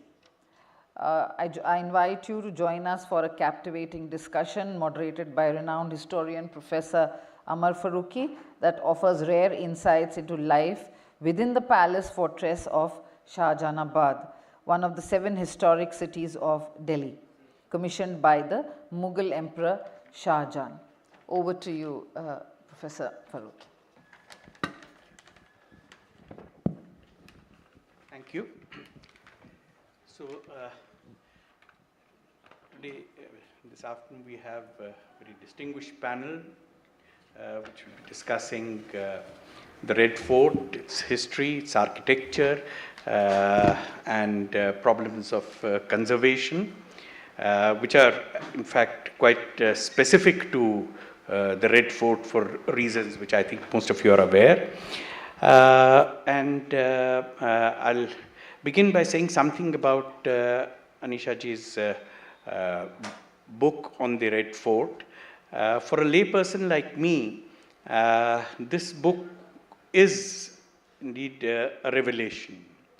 And it's a revelation because we think we know a lot about the Red Fort, but without an understanding of its layout, its design, architecture, the usage of various parts of the fort, it's very difficult really to make sense of a lot of the history of that fort. It's a long history. It still continues. It's a live fort, and so it remains, and it remains very important to the symbol of the independent Indian nation. Anisha ji's book is remarkable for the way in which she has made use of a wide range of archival material, maps, archaeological survey diagrams, records, to piece together a very lucid and coherent account of a monument which has actually a very difficult history, and I'll just say a few things about, raise 1 or 2 issues about that history to place the discussion in context. So we know that one point which I think is important, particularly since this is a military heritage festival, we need to underline that the main function of a fort is a military function. And this is an important consideration in the design of the fort. The finer points of the architecture will, of course, Anisha ji I will request her to say something about that. But I think, one of the aspects which comes out very, very clearly in the book is the way, the actual location of what she calls the private and public imperial domain, which is placed at a part of the fort which is almost inaccessible. So it would have, of course, the defensive functions, but at the same time, it also increased, in a way, the mystique of the emperor, who is not so easily visible. Of course, there's the Jaroka from which the emperor is supposed to be visible, but then there is also the mystique of the emperor, which is emphasized by that distance. We need to also keep in mind that the changes in the fort, Shah Jahan was occupied the fort for just about 10 years after it had been built, and towards the end of his reign, and the changes in the fort, which went on for a long period of time, commenced with the accession of Aurangzeb while Shah Jahan was still alive. So one of the first things that he does is, while Shah Jahan is still alive, is the construction of the curtain or the Barbican in front of two of its gates, which apparently Shah Jahan was very critical of. But, and then of course, Aurangzeb himself is here for some time, for a couple of years, but then for the last 30 years of his reign, he is absent from Delhi, so it's unoccupied. Another 15 or 20 years, when the upheavals of the post-Aurangzeb period occur, again the fort is more or less unoccupied. So for its first 50 years of its reign, except for the first few years, first decade or 15 years, it's occupied, and then for almost half a century, the emperor is not there. And then 1739 is a big catastrophe with the coming of Nadir Shah. That's one sort of major blow to the fort. But I won't sort of trace the longer history, but come straight to the latter half of the 18th century to, I think, make a point which is made by Anisha ji, but I think which needs to be emphasized, which is that unlike the image that we have of an effete Mughal monarchy, towards the end of the century, languishing in prison, in their sort of fort prison, in fact, they took a great deal of interest in ensuring that a semblance of order was restored to the fort almost after a gap of nearly 70 to 80 years. Shah Alam himself, despite that, the blinding of Shah Alam, that's the sort of really traumatic event, 1788, when he is blinded, and but after that, the next 70 years till the revolt are a period when Shah Alam, in the remaining years of his life, his successor Akbar Shah, and then Bahadur Shah, they take a great deal of interest in ensuring that whatever limited resources they have, they are able to restore some of the glory of the fort. Of course, the old Shah Jahan fort is no longer possible.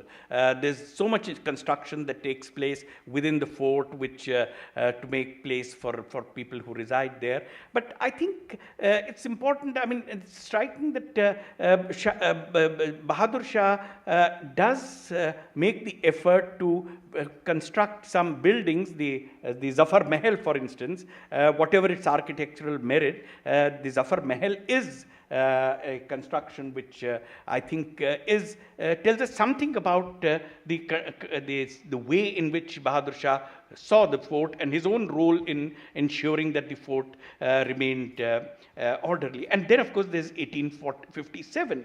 The 2 points quickly which I'd like to make about 1857.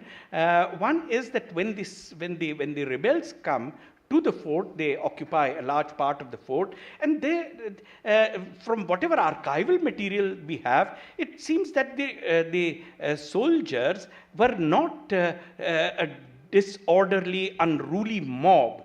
They were very careful about the areas which they could intrude into and areas from which they had to keep away. So the archival record would suggest they never ventured into the most private areas of the imperial zone, which meant the areas of the interior of the palace where the women resided. Those were areas which they never really sort of intruded into. And I was so, I mean, this was confirmed by a map, a drawing that is there in the book on page 267 of the areas in which the soldiers intrude, the Indian Sipahis, the rebel Sipahis, and that is the area which she leaves unshaded, which tells us a lot about, which confirms this impression that we have. And then, of course, there's the large-scale destruction of the fort in the post-1857 period by the British. A very large part of the fort is demolished. It can never be recovered again.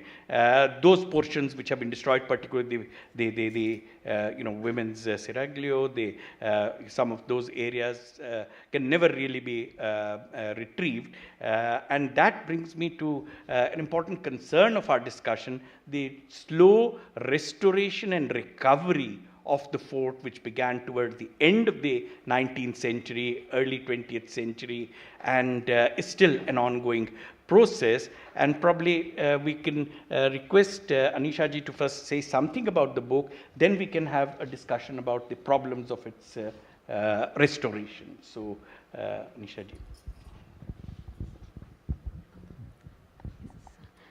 Thank you so much. Thank you so much, Professor Farooqi, for your kind words, and to the USI for organizing this, and to Professor Anuradha Chaturvedi for coming here. Professor Farooqi has touched upon a lot of concerns that are there in the book. What I'd like to do today is speak about certain aspects in the book, and I've got some images to make it, a little more to visualize what is happening. So if, with your permission, I'll first just go through that, and which perhaps will touch upon what I think are the most important aspects of the fort that we should be also considering. Yes. Okay, so, okay, I can move it with this? How do I? No, they are moving. You can tell them to next slide. There's a slide on the podium. Oh. The slides are that side, but you will see them over there. Right. So you just have to keep telling the next slide. So, so this is, so let me just, oh. Right. Is that okay? So I'll take about 10 odd minutes to just run through what I think is important. And as we all know, as Professor Farooqi has also just kind of encapsulated for us, the Red Fort has had a very long and checkered history through the almost 400 years of its existence.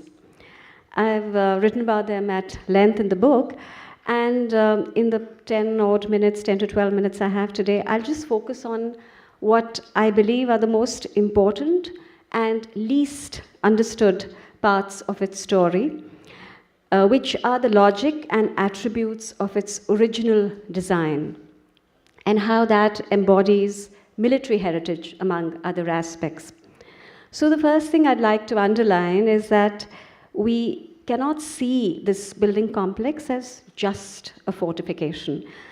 It is quite unlike garrison or frontier forts, or even the popular image of dramatic forts atop craggy peaks.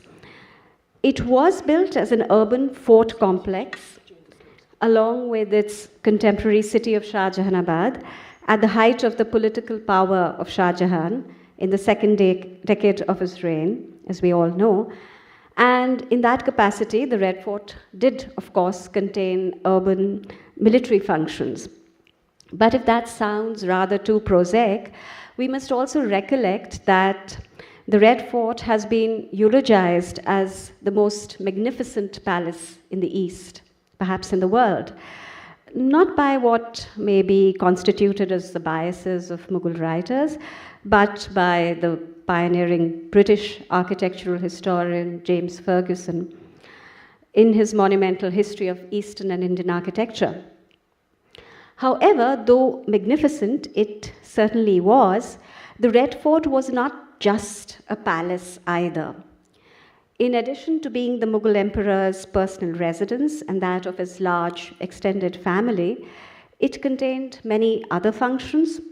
It was the cultural and urban focus of the city, a center of patronage of the highest arts and music, as well as an important factor in the economy of the entire empire.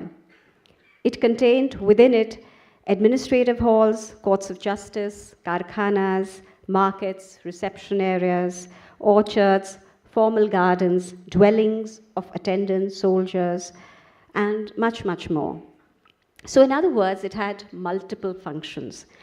And it worked as a miniature city within a city, in the tradition of other large urban forts of this time, such as Agra and Lahore. However, unlike these other urban forts, instead of being commissioned piecemeal by different rulers, the Red Fort was unique in that it was conceived as a composite whole along with its supporting city.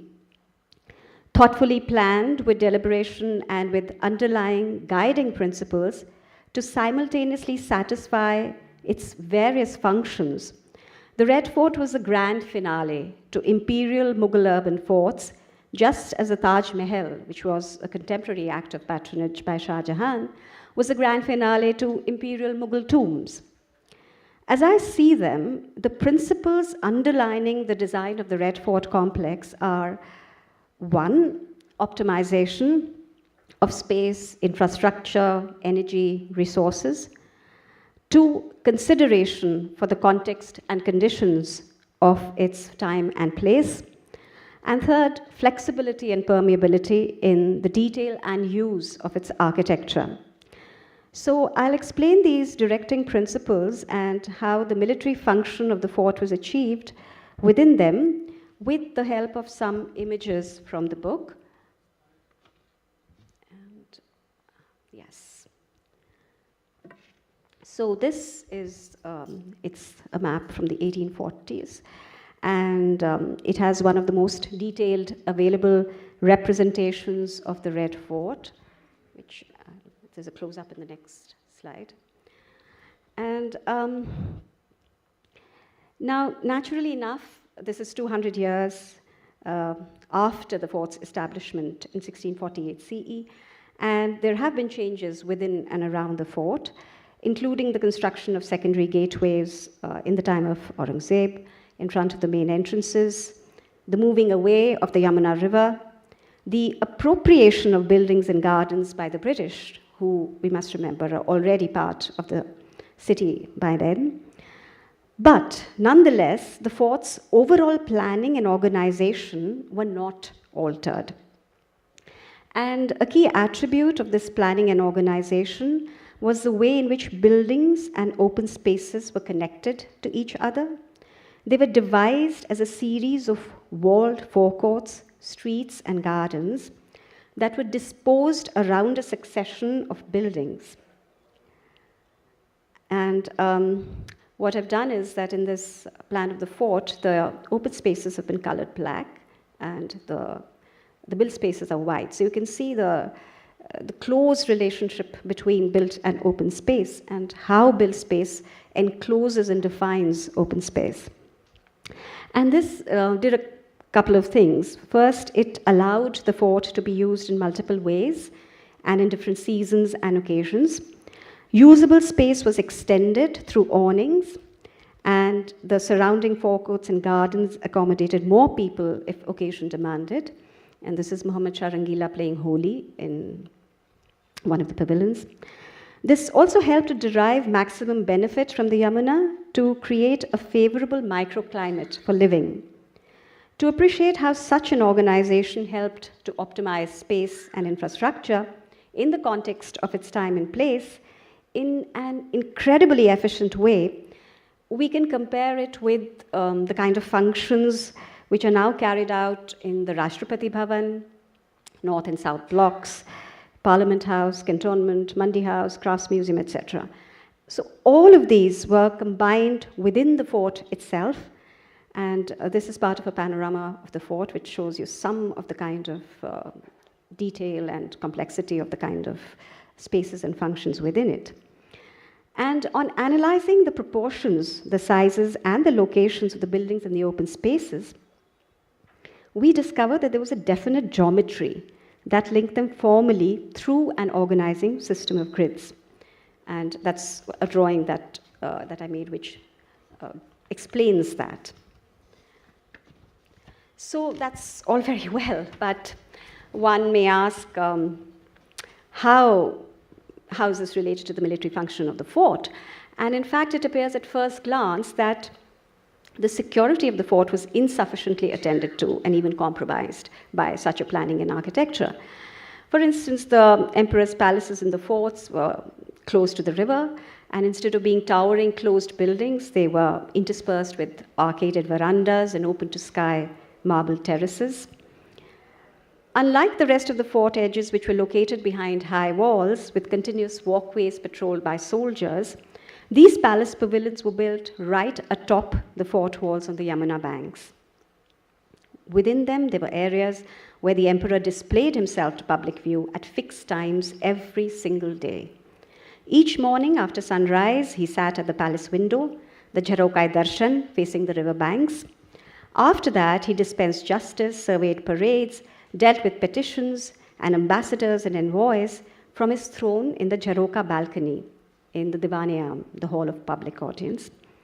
And this balcony was in direct access with the main ceremonial entrance street to the fort and its Lahori gate. And further on to a great chalk just outside the fort walls and the main urban street of Shah Jahanabad. So the Red Fort was spatially, culturally, and socially integrated with its city and surroundings. But contrary to conventional perception, all this actually worked well in providing security. So the fort's complex sequence of pavilions set within a series of walled forecourts and gardens were not merely intended to generate an awe-inspiring aesthetic experience or just create a comfortable living experience. They additionally constituted multiple rings of secure enclosures around the emperor. His private imperial domain within the fort, where he and his family stayed, was normally disallowed to other occupants. It had its own walled forecourts and arcades, as we can see in this drawing, and these separated the emperor's movement routes from those of other occupants. It was extremely difficult to enter the imperial quarters without permission. Within the rest of the fort, too, areas of different occupants were separated into different domains, where everyone moved through specific passages in a sequence of walled forecourts, after passing through carefully positioned and guarded drawbridges and towering gates set in the high western and southern walls. And you can see them in this picture. So protected by moats, these boundaries were towards the northwest. They had additional security. And here we had the older 16th century strategic island fort of Salimgarh, established by Salim Shah Suri. The soldiers stationed in the Red Fort had their living quarters adjacent to Salimgarh, which was used as a stronghold and a prison connected by a solitary bridge to the Red Fort. There were stables and patrolling walls which ran continuously along the boundary. And this ring of high boundary walls and sequences of forecourts had strict regulations about who could enter and how these were to be entered, whether on horseback or on foot, with or without swords or entourages, even blindfolded. The French traveler and physician François Bernier relates a story when he was summoned to examine a patient in the emperor's family, and he was led blindfolded through the fort. Now, the number and complexity of these forecourts kept increasing as one moved in closer to where the emperor stayed. And they formed a labyrinth almost, which completely disoriented new visitors and was very difficult to penetrate even for habitual users. If by chance or connivance anyone did get in, to leave without being discovered was almost impossible, as happened reportedly to a young man during the reign of Aurangzeb. And when the emperor made his public appearances, he did so only within designated areas in screened chambers at higher levels, separated from those around by railings and pillars, which allowed him to be viewed but not physically approached. Now, this miniature painting is, of course, from the Agra fort, but you get a sense of how the emperor is visible and, but yet separate from those around him. The eastern side of the fort, without a moat, had, it was safeguarded in similar ways. It didn't have external walls, it didn't have forecourts, but the palace pavilions here were on much higher ground from the riverbank, and their few windows were filled in with intricate jalis. The verandas and arcades were away from the river face. And there is a picture of that, but I think that's a little further away. So when we come to that, I'll draw attention to it. And the emperor had his own gateway for his private entry and exit from the banks, but this also did not lead directly to any of the pavilions, but instead to a series of narrow internal forecourts negotiated under strict surveillance. So there were these architectural devices of allowing visual connection, but limiting physical access through different layers, heights, and levels. And this, in a sense, is a continuation of the principle of controlled access achieved at a site level through the multiple forecourts within forecourts. So this is also one of the reasons that textual and visual descriptions of the fort are contradictory or incomplete. And yes, this is an image of the river face of the fort, where you can see that it's sitting directly on the river banks, but high above them. And these are two maps which show you the Nakkar Khana forecourt, which is one of the main orienting points in the fort, and you see that they've been presented with different proportions. This is a map from the India Office Library where the entire fort is shown as an empty space. Just its outer boundaries are indicated with some buildings. And this is a map by Ensign Peter Lorty, which only shows the areas that he moved through. And because of the walled forecourts, the rest of the fort was invisible to him, and so he just shows it as a blank. Now, so what happens, therefore, is that the designed form of the fort, it works well, as I've explained, to satisfy multiple functions, including that of security and defense, and till there's political and military power to back it. But for instance, in the mid-17th century, we have Taverner speaking about the fact that till the emperor arose from his throne in the Divaniyam, nobody was allowed to leave. And Mughal chronicles relate how the ex-king of Kashgar, when he visited the fort in 1688 CE, he was allowed to enter on horseback only till the doors of the forecourt to the Divaniyam. Then he had to get down, board a palki, and then proceed on foot till the hall, and then there were multiple silver and golden railings, and finally he's allowed only to come up to the foot of the throne balcony. But even after 1803, when the British took over administrative and fiscal control, and later even moved in their commandant of guard above the Lahori gate, the rules controlling the use of the fort and its forecourts continued, and they offered a measure of security and privacy to the emperor. So, for instance, even the chief representative of the British in Delhi, the resident, he was not allowed to ride into the forecourts. And on one instance, when this happens, when Francis Hawkins, one of the British residents, has the temerity to do so, the palace affairs are removed from under his jurisdiction. So they're taken very seriously, even at that time. So all these things, the siting of the fort, the allocation of the functions within it, its buildings and forecourts, the rules governing its use, they're all vital components of its tangible and intangible military heritage. But all this transformed radically after 1857. And here we have the river face of the fort. And more than 85% of the original design of the fort was looted, demolished, and destroyed as a planned reprisal by the British in and after 1857. And I've spoken about this at length in the book. But also what happens is that the expulsion and the execution and exile of the Mughal rulers and almost the entire original population of the Red Fort and its subsequent occupation by the British military reduces the fort to virtually a shell and erases its multiple functions as well as its connected forecourts and buildings. And this is a drawing of the fort where, if you remember the first drawing that I showed you, where the buildings, a similar exercise was done to the original design of the fort, and you can see how the buildings now are marooned in a kind of sea of open space. So all this was destroyed, and then the eventual restoration was initiated about half a century after its destruction. This was primarily catalyzed by the need to use the fort for state functions, for British imperial state functions, such as King George V's visit when he comes into the fort and presents himself to the people from the emperor's balcony.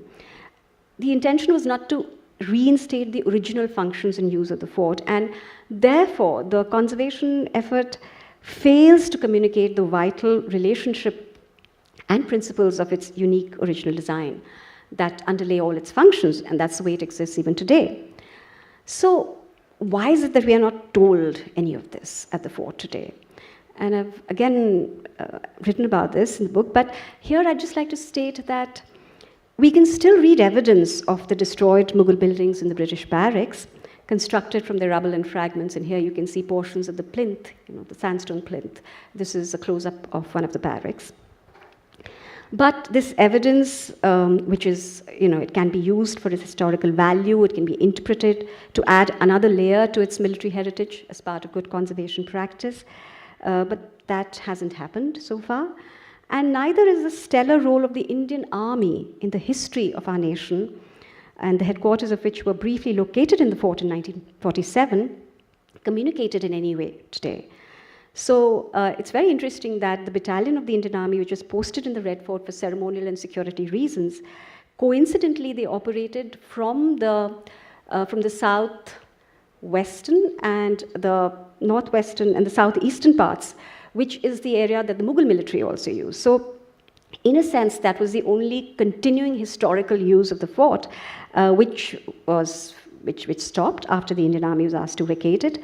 And that's unfortunately also been accompanied by great degradation of the overall appearance and upkeep of the fort. This is the emperor's private entrance, what used to be his private entrance, where he entered the fort when it was inaugurated, and it's in a very bad state. And this is part of the Delhi Gate, and this is part of the Chatta Chowk gateway as well. So the condition of the Mughal buildings has also worsened, and they are the sole surviving examples of its unique design, we have to remember. So to end, I'd just like to reiterate that the iconic value of the Red Fort in shaping the very identity of the entire subcontinent stems from the fact of its establishment as an urban fort complex during Shah Jahan's time. Its relationship with the Mughal rulers after that, with the War of 1857, its subsequent occupation by the British military, its association with the Indian Army, with Netaji Subhash Chandra Bose's rousing slogan to the Indian National Army, with the INA trials, which invested with multiple aspects of military heritage, are all an outcome of that fact. And there's thus a great deal to be done if the value of the fort as a cultural icon, as well as its symbolic and actual military associations, are not to be jeopardized. For this, first, it's absolutely essential to communicate the logic and principles of its original design and expand our understanding of what constitutes military heritage.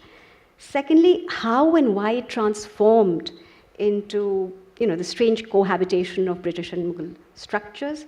And thirdly, what does the fort mean for the heritage of independent India, and indeed for the entire world, because it has outstanding universal values. So I mean, again, this is explained at length in the book, but I look forward to discussing some of this in the discussion that follows with the rest of the panelists. Thank you. I'm sorry if I've taken up more time than I should have.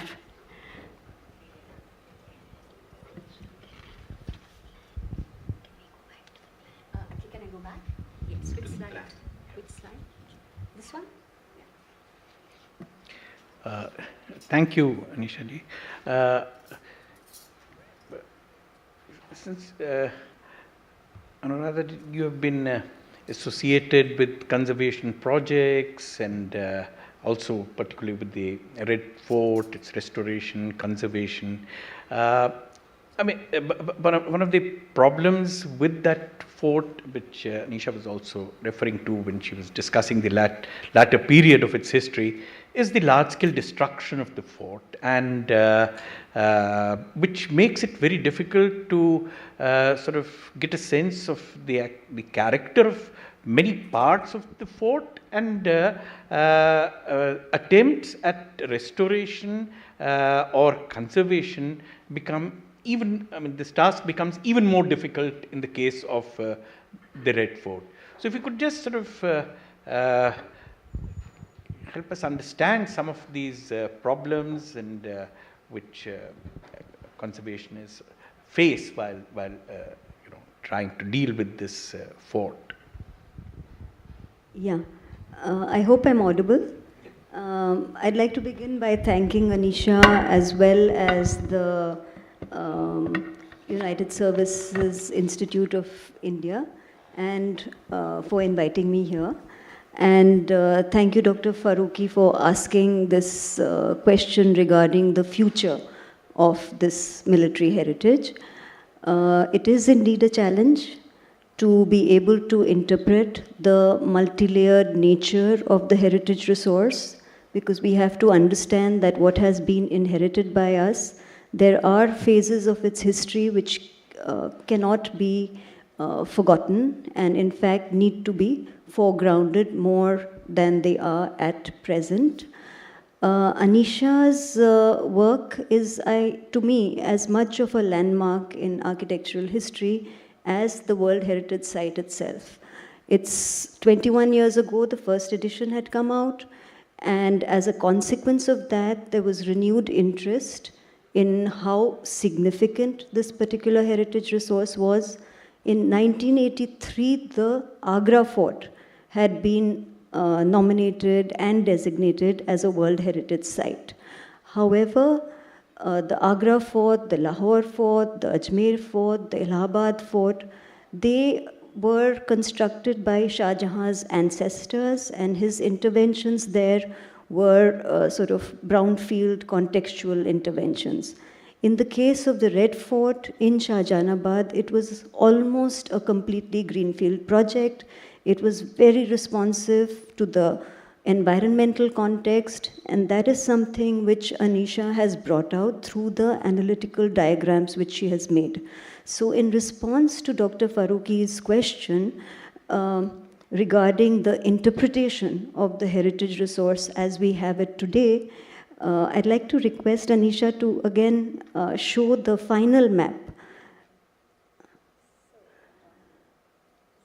Can we go back to the second last slide of Anisha's presentation? So while that's coming on, perhaps you recollect the two layers which she has shown of the barracks superimposed, the barracks and the British military interventions superimposed on the Mughal fort. So over the 21 years since the book came out, in 2007, there was the preparation of a comprehensive conservation management plan known as the CCMP. This was the outcome of a collaborative initiative between civil society. I can see some of the members like Smita Makhija and Shama Chinoy sitting in the audience today, who were involved in the civil society intervention, which related to the necessity for preparing a holistic conservation plan which took into account the various layers of the heritage site. This is something, it was quite a landmark initiative. It was undertaken under a Supreme Court appointed committee. It resulted in the nomination and designation of the fort in 2007. Subsequent to that, there have been innumerable challenges which have confronted the ASI, and one of the ways forward, which would be very beneficial if this earlier initiative, which was a kind of public-private partnership and with the involvement of civil society, that is taken forward. So, as we all know, last year, the Department of Culture ensured that the barracks are used for public purposes, that the community, the larger community, the citizens of Delhi are able to access different parts of the World Heritage Site, use it for cultural purposes. A skill development center has been set up, which would be beneficial for the restoration of different types of heritage resources which are there in the Red Fort, as well as will help to engage the residents of Shahjahanabad with conservation initiatives regarding the World Heritage Site. These are all ideas which had emerged at the time the CCMP was being prepared, but it does take a period of time for it to be accepted and taken forward. So over the last 17 years or more, there have been steps taken which will help in the long-term sustainable conservation of the World Heritage Site. Anisha, very interestingly and almost sort of presciently, in 2003 mentioned 3 main issues regarding the conservation scenario.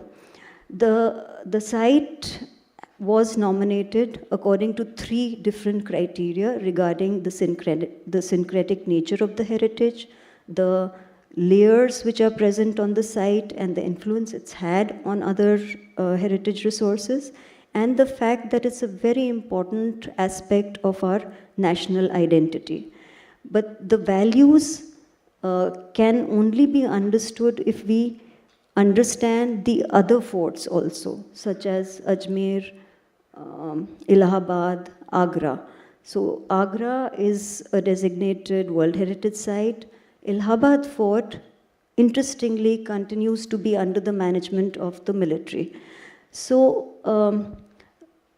I think Anisha's suggestions are in relation to understanding the context and reintegrating the fort, making the fort relevant in the lives of the people of Shahjahanabad, ensuring that the principles of sustainability, which are discernible in the planning, which she has shown through her really remarkable analytical diagrams, those are taken into account. I think all of us are aware of what happens during the monsoon, when the river sort of reasserts its course. It goes back to its original course. It takes over Bela Road and Ring Road, and this is a consequence of the disruption of the hydrological system. Anisha has actually documented how the original system was a collaboration between, say, IIT, which is looking into the hydrological and sort of flooding issues in Delhi, taking cognizance of the kind of research Anisha has done, the work which other people who are sitting in the audience have done. That is something which will ensure a more sustainable conservation and management trajectory for the heritage resources of the Red Fort.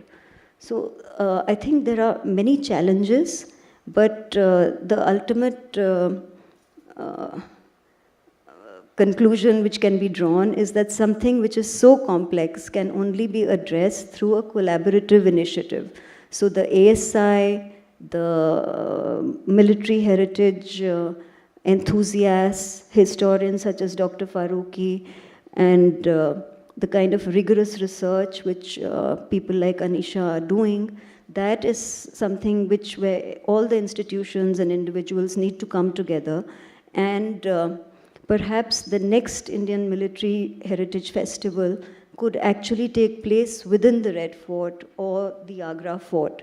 So that I was very happy actually to see so many young people in the audience earlier. Unfortunately, they're not there right now.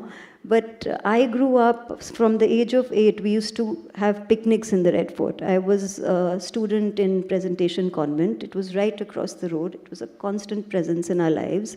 And it's something which is very important to, I think, every citizen of India, because it's associated with independence. It's an iconic World Heritage Site, but it needs to be seen together with the network of other forts, because all of them have immense value, and seen together a sort of thematic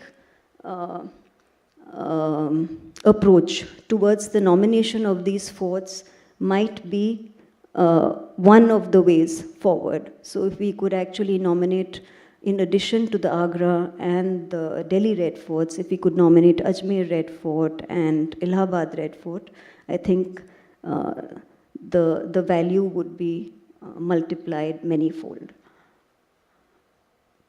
We are actually, the next speaker was supposed to be a representative of the ASI, because unfortunately he may be a little late. So I don't. Yeah, so maybe we can there are issues which we can talk about till Dr. Singh arrives. So there was something you wanted to respond to. Sorry, yes, related. Thank you, Anuradha, for for all that you've said. But there's one thing that I particularly wanted to speak about, and related to collaboration.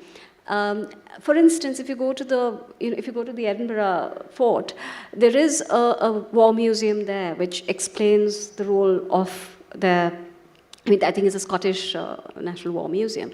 And there's an opportunity in the fort because you have these multiple layers.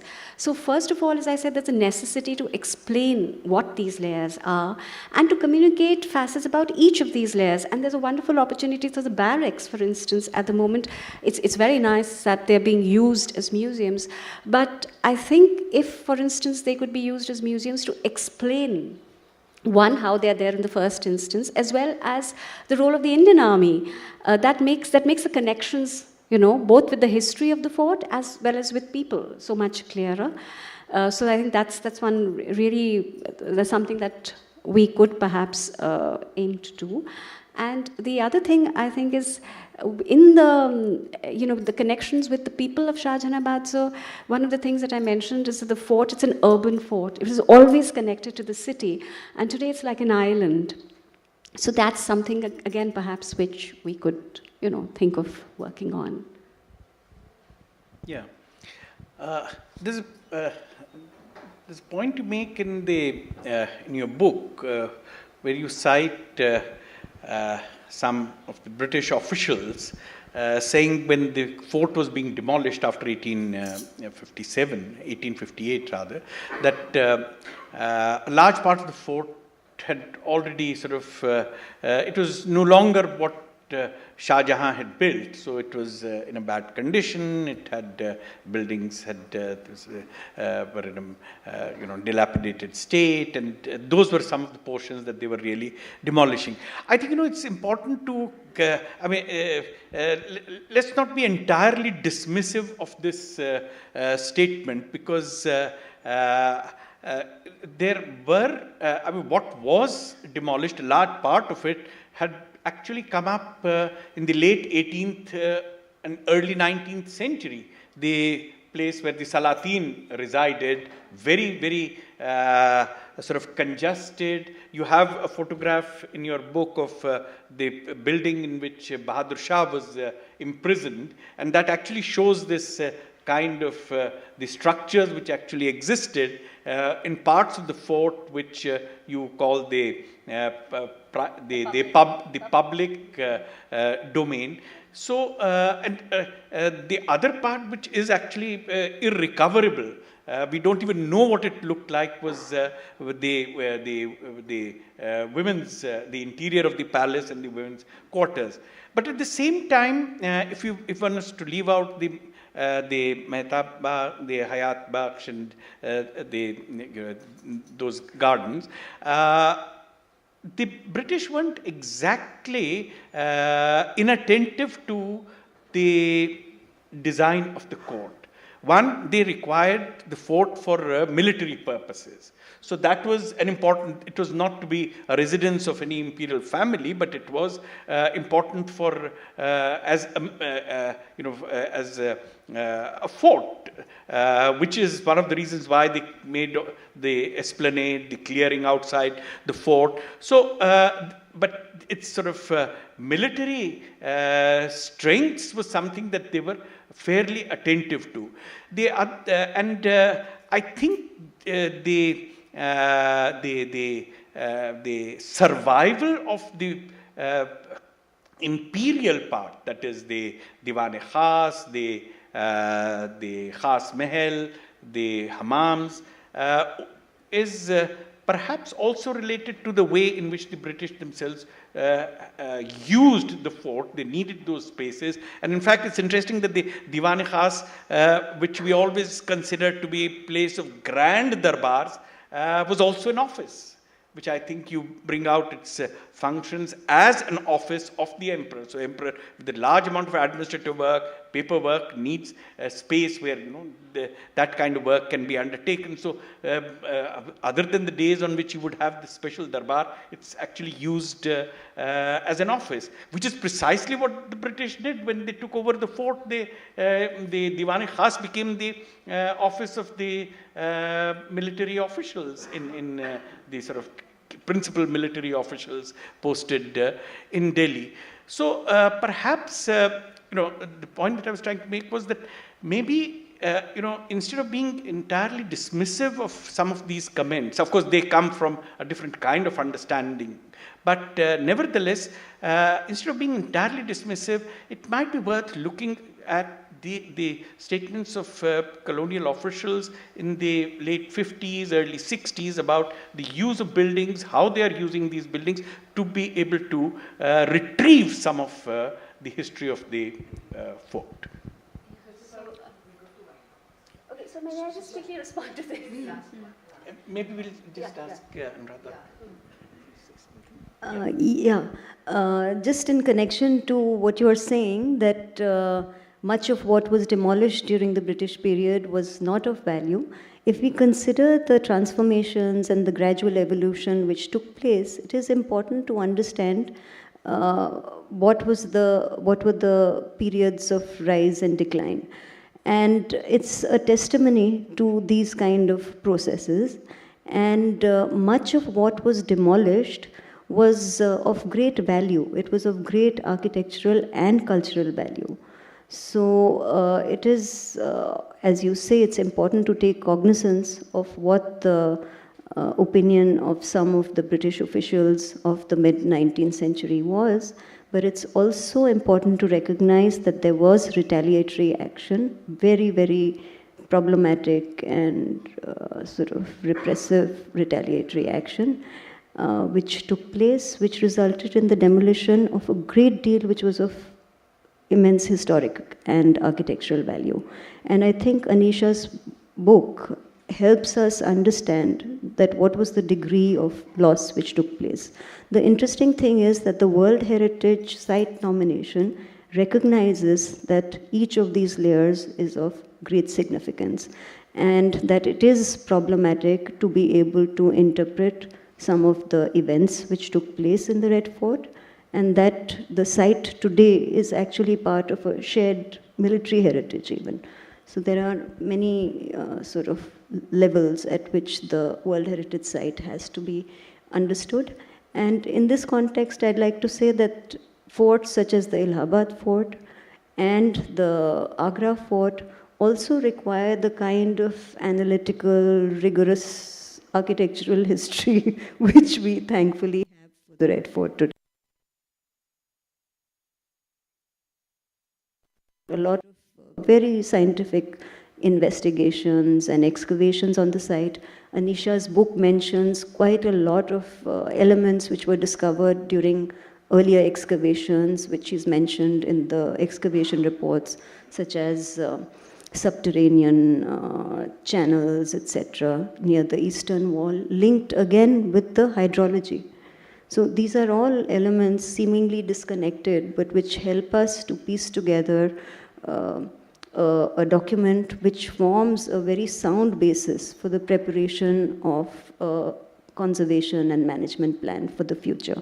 So I just hand it to Anisha. Anisha, before that, can we have, do you have time for just one or two quick questions? Very quick, one. So Anisha, yeah. So quickly, just. So Anuradha's answered some of it. Was actually like an amputation, what was done to the fort. So, and buildings were left standing without their consent. So there are records by British officials saying that this was said to validate the destruction, but a lot of them could have actually stayed. Yeah, so maybe we'll just, yeah, please. I want to compliment you, Anisha, on a very in-depth study, but there are a few things which you seem to have left out. So I want to suggest those to you. Firstly, there is a slogan which says that he who holds the Red Fort will also hold sway over the rest of India, which was why it was relevant for certain kings to hold on to the fort. And this has held true till very recently. You might also like to consider the defensive aspects of this fort. You haven't talked about it at all. This fort has got many, many features of defense, which were, of course, not utilized, but nevertheless, they are there in the design. You might also like to consider the fact, you brought out the fact that the British constructed those barracks. If you stand at the Diwan-e-Am and look around you, you see lovely lawns, beautiful lawns, but in the middle of all that are these very ugly buildings. Their siting has been planned with this in mind, that we need to put down the feelings of the general public towards the emperor and everything else that he represents, which is why the planning for these buildings is precisely where they stand now. The same thing applies when Bahadur Shah Zafar's court-martial was conducted. His court-martial was conducted in the very spot where his throne was.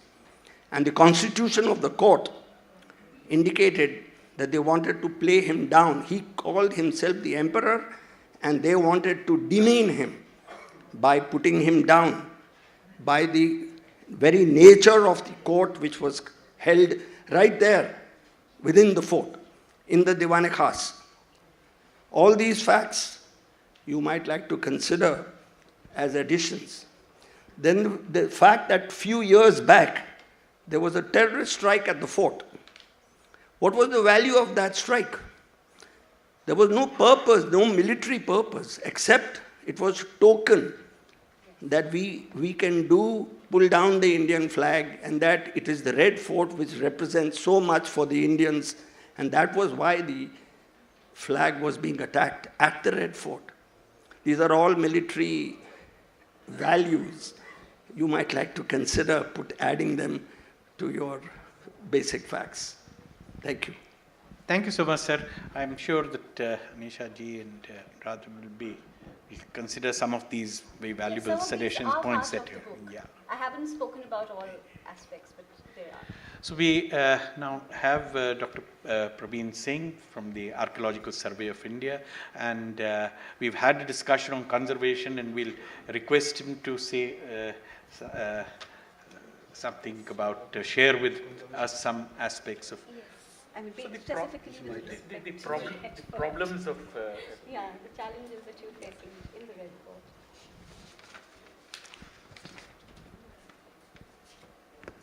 First of all, thanks Archana ma'am who called me here. I'm not a very big scholar. I am working on the field, so there are lots of issues while executing the conservation and maintenance of the monuments, especially in all over Delhi I am looking after. So conservation architect we have a scholar from DU, we have a former professor. So straight away I will come to the monuments, which, especially in terms of Red Fort. So in last 2 years, Red Fort, we have taken few major conservation works. And actually what's happened, that first when we start in ASI, because I have told you I am a field worker, so I will straight away talk in that term. So, it is every monument have 400 to 500 year old. So when we look at the present conservation status of the monument, there are a lot of lot of work need to be done on each and every part of the monument, which is practically very difficult in terms of manpower you have, in terms of funds you have, in terms of time given to you. Why I'm telling time given to you means when you go to ancient period time, they have some process to do works. Suppose it is Irish work or inlay works or any sort of work. They have some, they have some procedures. Suppose they want slag limes. They want to put that slag limes for at least for in water for 15 days or 10 days. And on other side, system will tell you complete this work in 15 days. So this is one of the major issues. We are not getting the to execute in present scenario, in present society to take care of the monument. Now, secondly, we come to material. You know what happened due to the rapid urbanization in all over Delhi also, all over world also. So we are not getting proper material of that, that grain, that quality, that strength. Suppose I'm giving one small example. We are working in Khirki Mosque here somewhere in Saket nearby Malvinagar. They have some stones. It gives the impression of very good quality of granite, but it is DQ, Delhi quartz. But Delhi quartz is not available now. Quarries are banned by the government. So again, how we will get material? Because we can't compromise. When archaeology is there, archaeology conservation is there, then we need that artisans also, the craftsmen also, the mason and bhistis and all people we need who can work as per ancient methodology. So that is one important thing. So we have to compromise the sometime material also. Color we will match, then we won't get strength in that. So in Red Fort also we have observed many things. Such a example, we are taking one inlay work I have to take in main Diwane Khas. Diwane Aam, there is Diwane Aam, there is some inlay works has been done. Right on the king is on the conch below there. So, but we are not able to take it. We are not getting that, artisan. We have to take a look at Agra, Makrana and all these places because there is a marble. Again, marble, we need Makrana. Again, then red sandstone, we have to go Agra and nearby places. Bansi Paharpur stone we need. Again, there is a lot of variety. So the thing is how to get the things in terms of physical material, in terms of artists, in terms of the artisans. So this is another big issue. So third, when we execute the work, we have monument. Red Fort don't have that much problem. We have light, we have we have safe zone, we have CISF, nothing. But in other monuments, apart from Red Fort, when you go, we need lot of support from the district administration. So we have completed one work in between. If you are familiar with Delhi, in between Salimgarh and Red Fort, there is a road. Earlier it was Yamuna. Now it is a road. A very busy road, and we have to take work in that one small bridge is there. Where, that is, we are calling it as Monkey Bridge. That is was Mackay Bridge. So Monkey Bridge, we have taken one arch, we have closed that, and we have opened that after making conservation works. But we have to take permission from the district authorities and especially traffic police to get it closed. Then only we can execute the work. So it taken a lot of time. A lot of time means the work has to be completed in 2 months. It have taken more than 6 months. And later on, when we have completed the work, then again in night, traffics are coming in full speed and drunken drivers, and they are striking it again. So again, then we have to go to PWD, make some barrier so that they won't struck directly. So these are conservation issues, and once we have done it, after taking tender, quotation, this, that, and however, able to complete that, and again, within 20 days, it has been struck twice and thrice. So this is a very practical problem, I'm telling you, which we are facing in the ground, getting the permission to help us, especially on the monuments which are on the road. This is a part of Red Fort only, because in that definition only that particular bridge has been covered in the Red Fort area. So when we move around in the fort, we are getting a lot of places, and we have to be very selective. Suppose one wall is there, is bulging out like anything. So we have to take care of that. Same time, one dome is there, it has a vertical horizontal crack. What to do that? So which work we have to take? So किसका life ज़्यादा है उसके हिसाब से फिर एक आदमी को ऑक्सीजन पे छोड़ के दूसरी चीज़ लेनी पड़ती है. So we have done some good work in Jafar Mahal in between Sawan Bhado is a very prominent small structure of marble. उसका नॉर्थ साइड का वॉल पूरा बल्ज हो गया था, उसको खोला था। तो प्रैक्टिकल प्रॉब्लम ये भी आती है जब आप एग्जीक्यूट करते हो, आपने एस्टिमेट बनाया है 50 लाख का और काम कर रहे हैं, मालूम पड़ा फिर 50 लाख करने के बाद अरे यार ये हटाया, इसका रूफ ख़राब है, इसका वो ख़राब है, इसके प्लैंक्स ख़राब हैं, तो दैट ऑल्सो एक्सटीड। सो उसमें एक इशू आता है। ये I am very honestly speaking to you people. So the problem which we are facing at ground only. It's a very big site. हाँ, so then again interference of the higher authorities also our own. We ask for funds. That is administrative issues I am telling.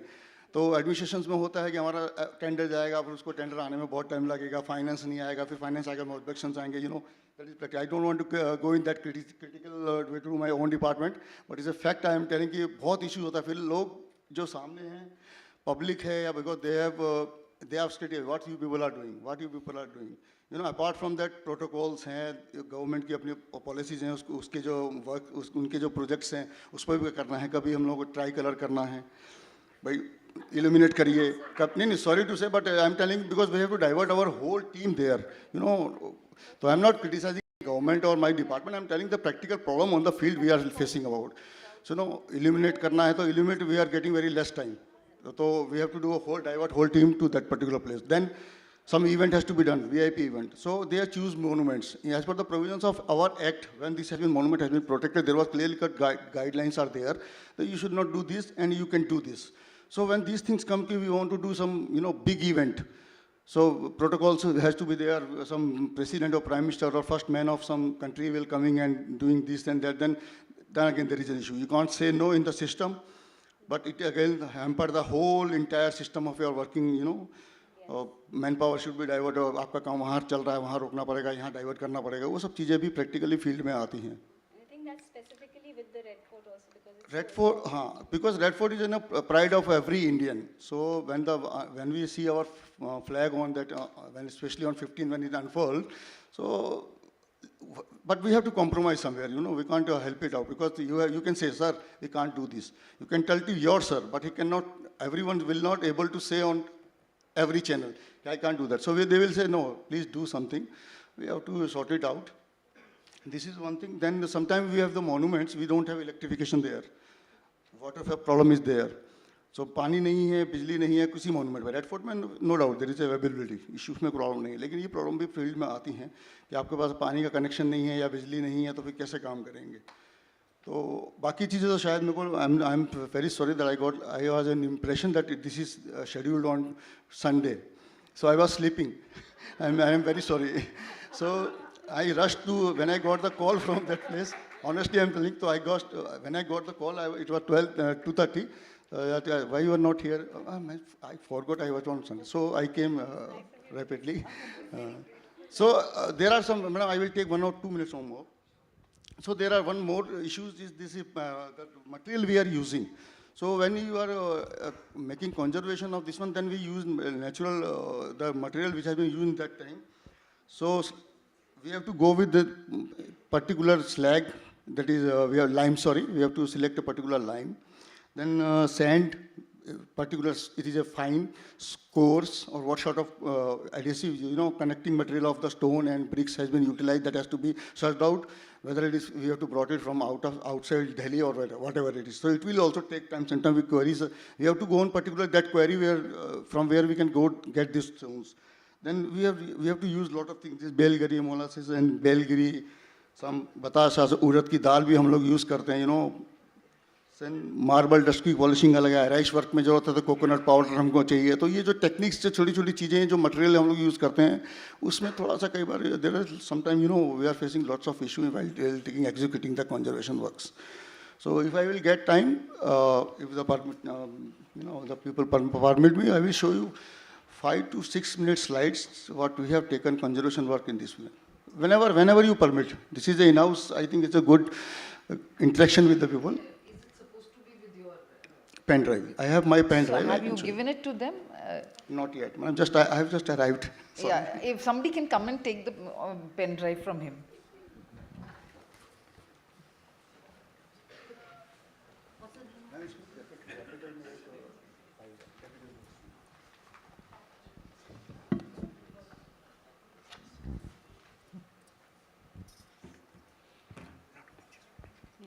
So I think, some of the things that you've mentioned are related to issues of collaboration and the fact that the Red Fort is such a huge site. So one of the things that we were also saying is that once the Indian Army is actually moved out, it's increased the responsibility of the ASI, and that's difficult because it's such a huge site. So that we do notice that there's it's not as, it looks more decrepit in many ways. So that's a real problem with such a big site. And in fact, what the Aga Khan program did for Humayun's tomb was that it got together a lot of different agencies, and perhaps that's also something to be considered. Who's answering? Yeah. First of all, I'd like to express my gratitude to Dr. Singh for actually coming at such short notice. And it's a really complex and challenging site, because it is, like he said, it's the pride of every Indian. It's, I think your works are showing. The ASI has taken on this responsibility, I think, very seriously. And it can only help if all of us support the ASI in the works that they are doing through the kind of research which our academic institutions do, the work which ICOMOS does. The North Zone ICOMOS, I know, is very interested in assisting the ASI with resolving the issue regarding the periodic flooding which happens. So the SPA, School of Planning and Architecture, now is also undertaking some academic work which should be of help in the future. So I think the future trajectory and the kind of sustainable conservation initiatives will only occur if we do this in a sort of collaborative mode, where researchers such as Dr. Farooqi and Anisha, who's got a very sound conservation and architectural historical background, professionals, institutions like ICOMOS, if we all work together, look into the scientific validation of some of the formulae, the ancient recipes for mortar, etc. So I think the future needs to be much more collaborative. Another aspect I'd like to bring out is that in the context of interpretation of the heritage values, as well as actual restoration of the material heritage of the Red Fort, the advances we have in terms of IT, artificial intelligence, machine learning, all of these can come very handy in terms of assessing the condition of areas, because even the length of the wall is so, it's kilometers, and the number of cells is thousands of cells. So we just see the exterior, but we don't understand how much effort it's going to take to actually restore such a vast and complex site. So thank you, Dr. Praveen, for taking time. And if you can just run us through the works which have been done by the ASI. Before that, ma'am, I will talk in 1 minute more. Madam has told about two things: the collaboration of the person who are involved in this particular field. Again, this is a very good approach nowadays for the government also, society also, and nowadays it is a requirement of the monuments also. So that is a good thing, but it is a policy. Again, headquarter and higher authorities has to think into. Next, the second thing you have told about, SPA is a big team, expert team. We are, as far as my part is concerned, whenever from the time I have joined Delhi Circle, every time I am giving, without any hesitation, I am giving simple permission, just execute the work, do it planning, do the measurements, and give a copy to us so that it can be utilized when we do our conservation works. So we are doing that, ma'am. Hope that it will increase day by day, because, and second more thing, again, it is very critical from my side, because, we people, I mean, ASI people, archaeologists is a bit very, very rigid and very orthodox sort of approach, but now we have to change it. Because what happened, I am telling you one example. Suppose AKTC, Aga Khan Trust is doing some conservation works. No doubt, when I am sitting that side, it is a marvelous work. Ultimate works, unparalleled work. It is completely, But when we come to this side as an archaeologist, I am born and brought up and got educated in the archaeology. So, suppose one wall is, I have to stand. Suppose I am looking at this wall, I have some paintings or some Merlons or some design. Only 10% is there, and 80%, 90% is not there. So I'm not going with that, because we have taught in that sense. What you have 10%, that is ancient one. So be hold of that. Don't do anything on remaining 80%. So what happened, there is a, mentalitical approach, I see, सिद्धांतों में difference है. तो हम लोग को uncomfortable लगता है, to be honest बहुत अनकंफर्टेबल लगता है कि अगर उसको 10% के साथ में अगेन जो रिमेनिंग 90% है वी विल रिप्लिकेट दैट. सो ये एक बड़ा इशू होता है जो हम लोग ना हर बार बैकफुट पे रहते हैं कि यार या तो रिजिडनेस हो या कंट्रोल हो, जो भी हम लोग चाहे वो एसपी हो चाहे दूसरा कंजर्वेशन आर्किटेक्ट्स हो या दूसरा भी टीम हो जो इसमें काम करते हैं, तो थोड़ा सा यहाँ डिफरेंस तो है. लेकिन अगेन अप्रोच अच्छा है. आज की रिक्वायरमेंट सोसाइटी की, गवर्नमेंट की आज डिमांड है मॉन्यूमेंट्स की कि अकेले हमसे नहीं होगा तो हमको इंक्लूड करना है. And very happy to include all this people and they are helping us like anything. It's not I am praising anyone but it's a fact I am telling we are going with that approach also. Thank you. The slide will be shown there in the, on the two screens. Yeah, there one is. From here on, you have to move. No. You can move even there's a slide change. आप यहाँ बैठ के you can see it's the same thing there. So again, keep saying. नहीं यहाँ से आप देख सकते हैं. Sorry. I said before. Okay. So this is the.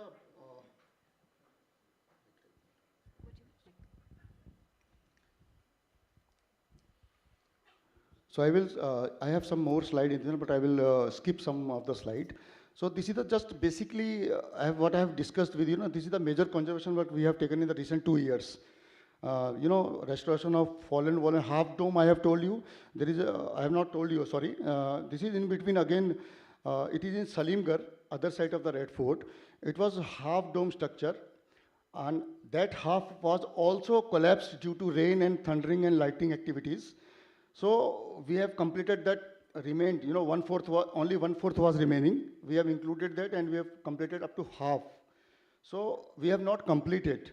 That's what I have just 2 minutes before I have told you. I have not completed because we don't have that architectural, drawings and archival records. We don't have, so we have kept like this.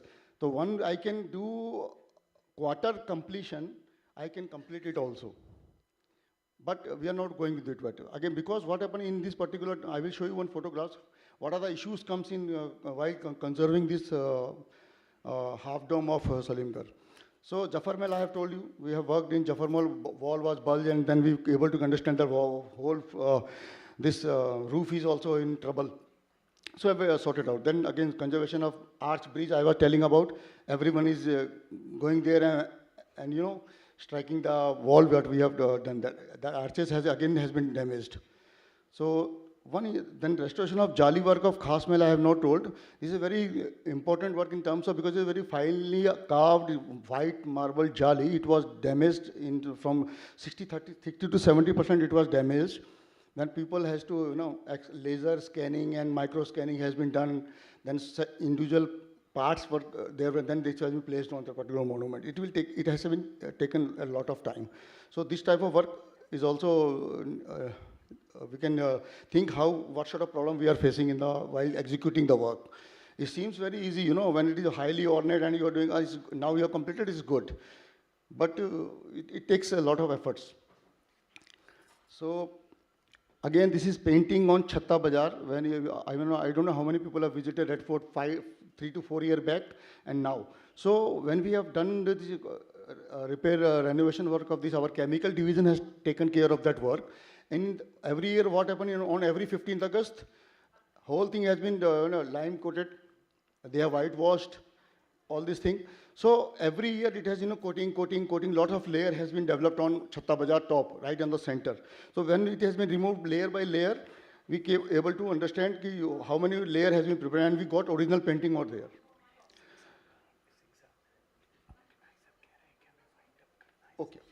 Okay, straight away. Okay, then you look at the slide also, I will not describe it. So this is the material, I have to already discuss what sort of material we need. So this is half dome. You can see the photo before and after I have just stated, everyone can understand on the slide. So we have to utilize that, हम लोग जिसको हिंदी में उपले बोलते हैं, cow dung का बना रहता है, उसको भी यूज़ किया, बिकॉज डोम को प्रॉपर शेप देने के लिए हमको उसकी ज़रूरत पड़ती है, अदरवाइज बहुत रिजिड करके बनाएंगे फ्रेम तो उसका डोम का प्रोफाइल प्रॉपर नहीं आएगा. तो अगेन इस तरह की चीज़ें भी हमको काफ़ी डिले हो जाता है. ये हाफ डोम आफ्टर कंप्लीशन, वो आप देख रहे हैं लेफ्ट साइड में खाली क्वार्टर पार्ट रह गया है, लेकिन राइट साइड में उसको करके क्वार्टर पार्ट और ऐड करके उसको हाफ डोम को हाफ डोम रखा है. ये issue problem we have already discussed, so we won't go in that one. This is issue individual monument wise this is described. This is Jafar Mahal. I have told you we are working on wall part, and later on we came to know that the wall iska roof bhi kharab hai. This is an ongoing process. This was I am telling just now we have completed this monkey bridge right on Ring Road. Everyone is coming and striking it. We have barrier also we have placed there. Left side it has been completed recently only, hardly 1 month. And see, this is the people what everyone is going striking it, damaging it, And the single photo on right side, you can see the again it has been strike this one upper arch part.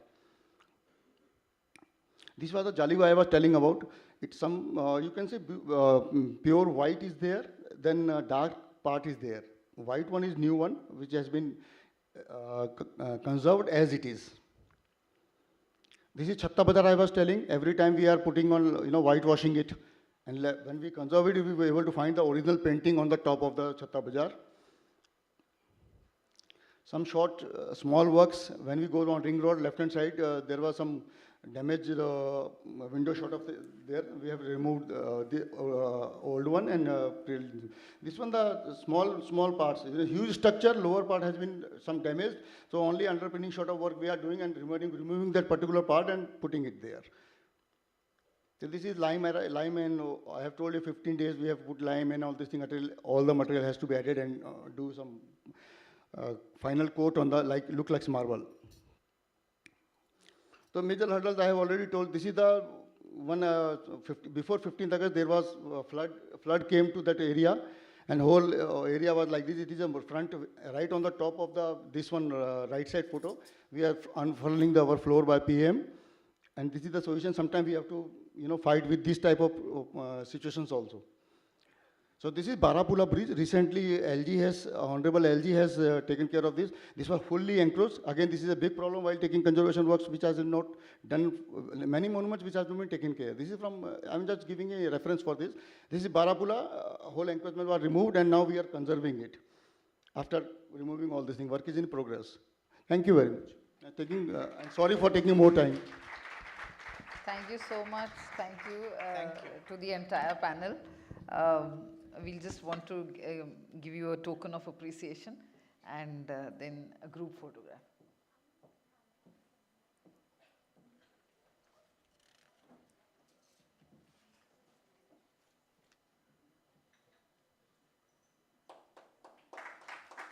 I'll give.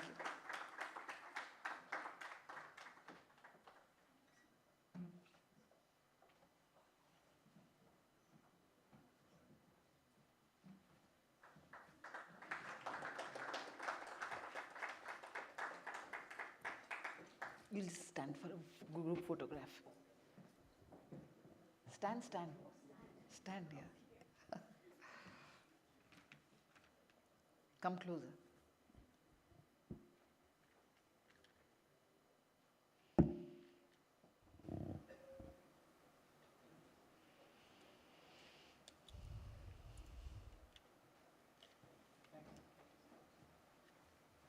Thank you once again.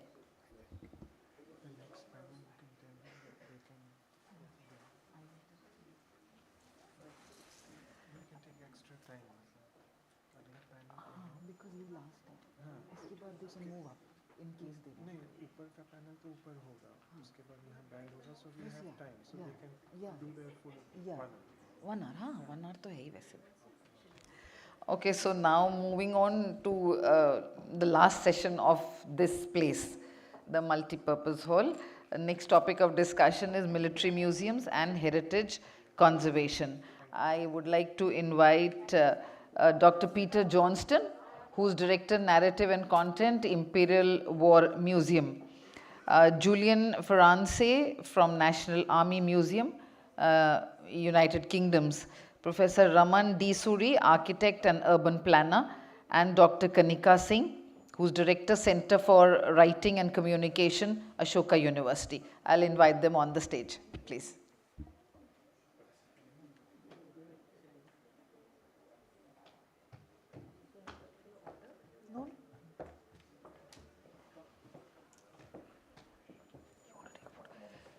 We'll first request you to just stand for a photograph.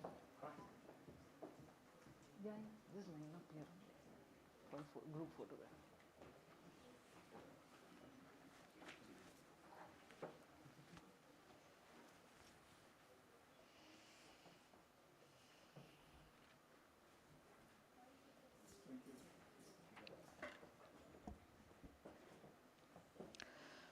So this panel discussion revolves around the role of military museums, which play a pivotal role in the preservation of India's rich military heritage.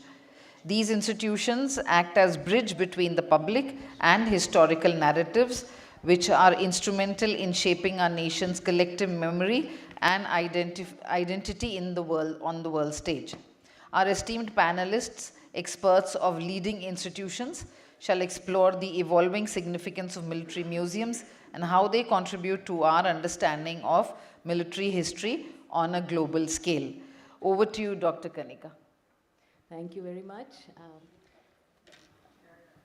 A very warm welcome to my fellow panelists to this session on military museums and heritage conservation, and also to the audience. I see some fellow historians and who were very interested in the previous session.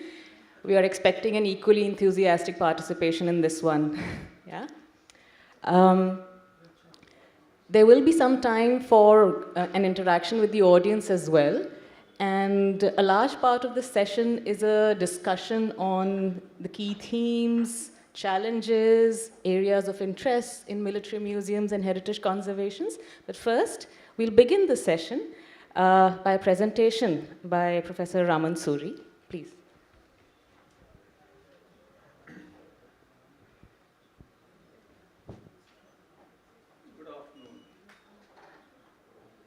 Kanika Singh, my colleagues on this panel, ladies and gentlemen.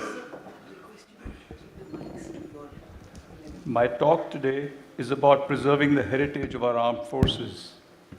The approach I have taken in this subject is largely a conceptual one.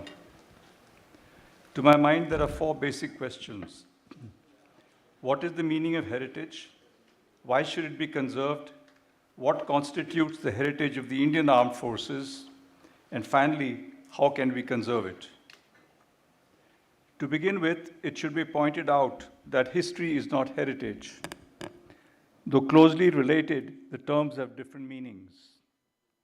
History is basically an account of what happened in the past, while heritage refers to what has survived from the past that we deem valuable today. It must therefore possess both the qualities of continuity and value.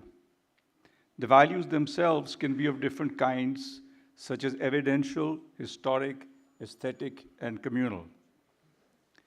Heritage may be either tangible or intangible. The tangible kinds may be natural, such as rivers, forests, or man-made, such as buildings, artifacts, items, and objects of value. The intangible kind includes traditions, customs, rituals, ceremonies, social practices, festivals, and performing arts. We come to the next question: why should it be conserved? It should be conserved because it is a valuable cultural resource. Our heritage is who we are, our identity, where we come from, our past, present, and future, all connecting in a powerful way. It reflects our aspirations and achievements. If we don't look after it, then obviously it will decline and diminish in value. The third question: what constitutes the heritage of the armed forces? Most tangible kinds can be seen in army cantonment areas. These include historic buildings, open spaces, old spatial structures or layout patterns. Then there are memorials, items of warfare, vehicles, machinery, artifacts, souvenirs, uniforms, documents and records, and various kinds of regimental heritage items. There are also forts and fortresses and war cemeteries. Likewise, there are aircrafts, ships, submarines, and other service-specific items. The intangible kinds include traditions and customs, ceremonial parades, music of army bands, equestrian and sporting events, and a host of traditional ceremonies and social functions. It is often not just the event itself that is significant, but the manner of conducting it that can be indicative of human virtues and values, which remain invaluable to society at large and to the services in particular. In fact, I should think that a number of these customs would fall within the ambit of charters of UNESCO and other internationally renowned agencies, which define the scope and meaning of heritage customs worthy of worldwide conservation for posterity. In a civilization as old as ours, this heritage, especially the intangible kind, actually goes back many centuries. It extends from the period of the Mahabharata and beyond, several thousand years ago, through the Mauryan and Gupta period, medieval Indian, Sultanate and Mughal periods, the British colonial and princely states period, right to 1947 and after. And it draws from all major events that have transpired during these times.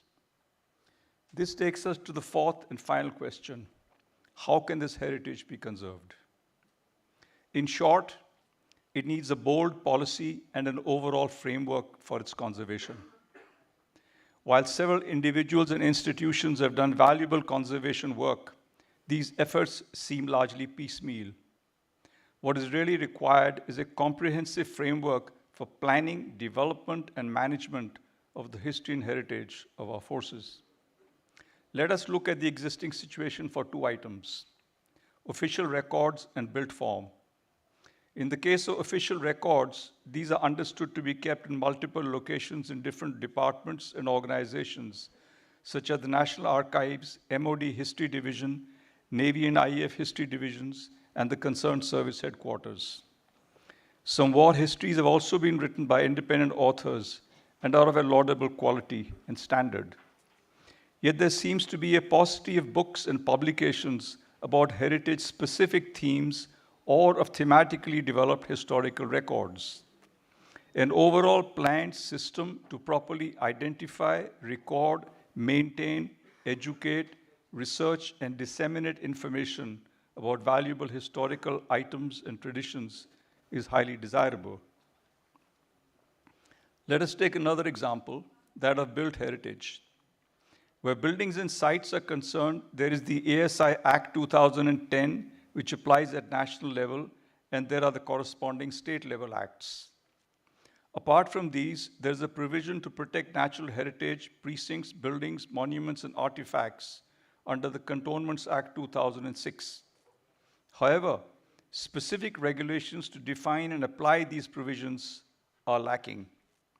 At present, there is only a cursory mention of the requirements of heritage conservation in Chapter 4, Duties and Powers of Cantonment Boards.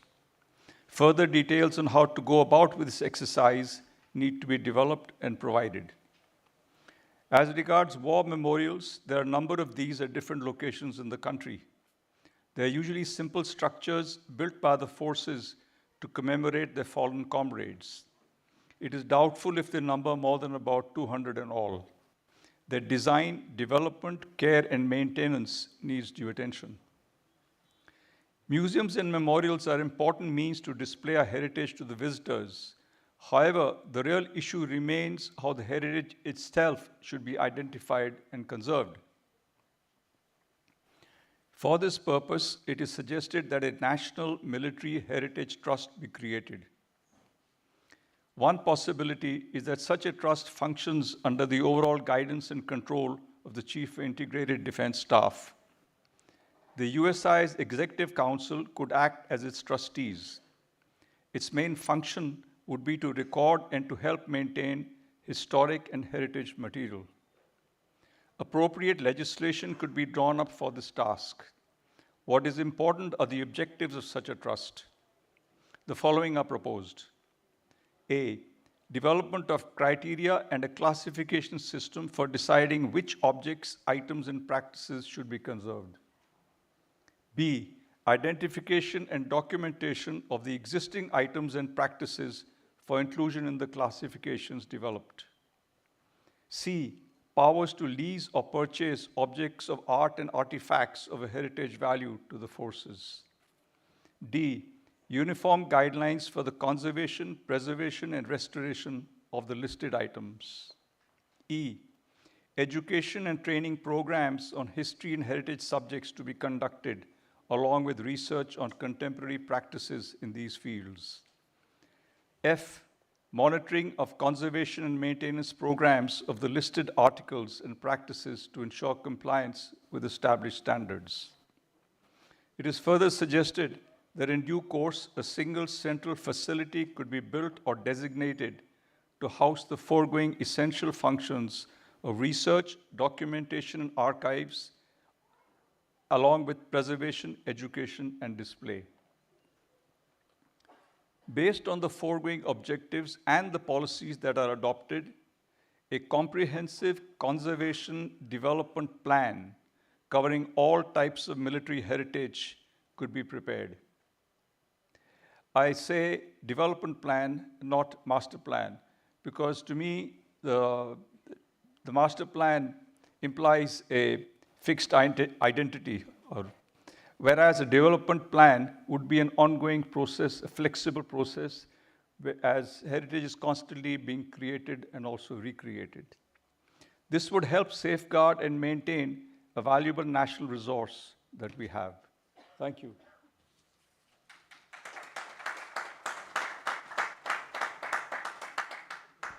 Thank you. Let me start with a question on military museums.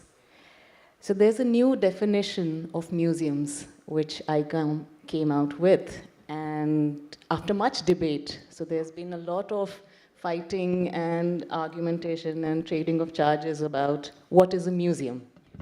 I'll also read that definition out for the benefit of our audience members.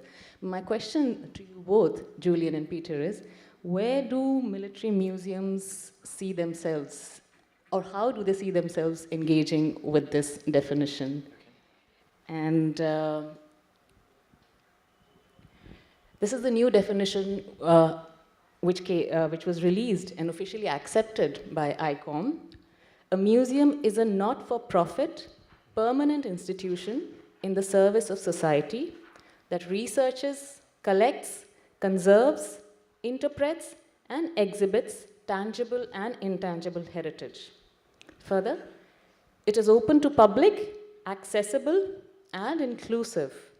Museums foster diversity and sustainability. They operate and communicate ethically, professionally, and with the participation of communities, offering varied experiences for education, enjoyment, reflection, and knowledge sharing. They sound great, don't they? Do you want to go first? Yeah, so I actually quite like the definition of museums. I think it, for the one point, it sort of drills into the heart of what each individual museum's unique selling point is, which is its collection. Museums are repositories of memory. They draw their lifeblood, their value, and make their contribution and dictate their work around what's in that collection and how it's shaped. Now, collections aren't infallible. They are entirely subjective. They are built by the prejudices, the unconscious biases, the fads, the favoritisms of curators over decades. And I say that as a curator that does collecting. You know, I know who I am. And I think that, therefore, museums should always be subject to challenge and change. And I think that challenge and change can come outside of the museum. And that's the most healthy place to engage with. And I feel like that definition sort of encompasses that. What's interesting is when you think about military museums in that context, because there's always the subject of enjoyment and fun always comes up, you know. And we, you know, I've worked in other military museums. I work in a museum of war and conflict, which doesn't actually present itself as a military museum. We're a social museum. But the idea being, can you have fun in the war museum?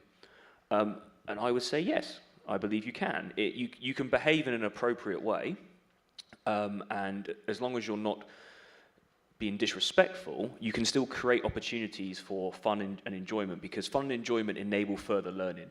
And you have to think of it as a tool to achieve your overarching mission, rather than something that sits counter to what you're actually trying to do. Well, I broadly agree with the definition. I think it works fine for larger national museums, definitely. I concur with a lot of what Peter has said as well. The issue comes when you deal with much smaller museums, and we at the National Army Museum also represent the UK's 145 regimental museums, and some of them are going to struggle to fulfil the criteria as is described, particularly, say, for instance, full public access. A number of the regimental museums that we deal with are sat behind the wire, so they are part of military establishments. And although they can definitely be accessible by the soldiers who are on those bases, and in many cases they are designed to support those soldiers, they're not readily accessible to the public. So again, the smaller ones will struggle. And I think to address some of the points that Professor Suri has made, that despite the fact that they're behind the wire, they are still of vital necessity to the broader military story of the UK. They hold important records, they hold important objects, and therefore they are of great importance to that national story. We at the National Army Museum sit in the centre of a hub that supports those museums in very much the same way that the USI sits in the centre of the same hub here in Delhi and supports the legacy centres and museums of the Indian Army. So that was a long-winded way of saying I broadly support it, but not entirely.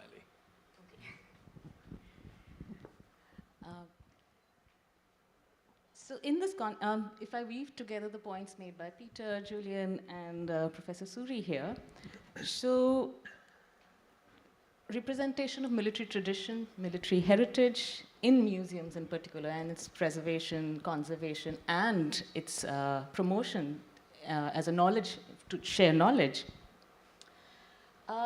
Is there space for being inclusive? What is the space for participation of communities? It's one of the things, you said you are a social museum of war and conflict. Yeah? So what is the space for participation of communities?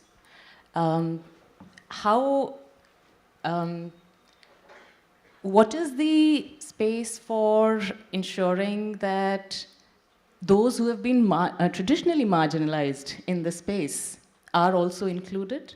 I'd like to hear your thoughts on this, please. Would you like to comment on this? Okay. So I think that there's obviously a challenge within that. I feel like actually with the ICOM definition of museums, these are not supposed to be necessarily things that are easy to do. They're things that museums should challenge themselves to do, with the understanding that it will take museums time to be able to accomplish this. And some things need to be part of the ongoing mission rather than anything you can sort of tick a box and say, yes, I've done that. And that's particularly true of things like participation, I think. Particularly with something like war and conflict. In the UK context in particular, there's such a tiny proportion of people in the UK now who have direct military experience. And much of what we present are things that happened a long time ago, in many cases a long way away from what people can see in their lives around them. However, at the same time, and I heard this expressed very eloquently by a colleague from Canada, the population of the UK has changed since the Imperial War Museum was founded in 1917.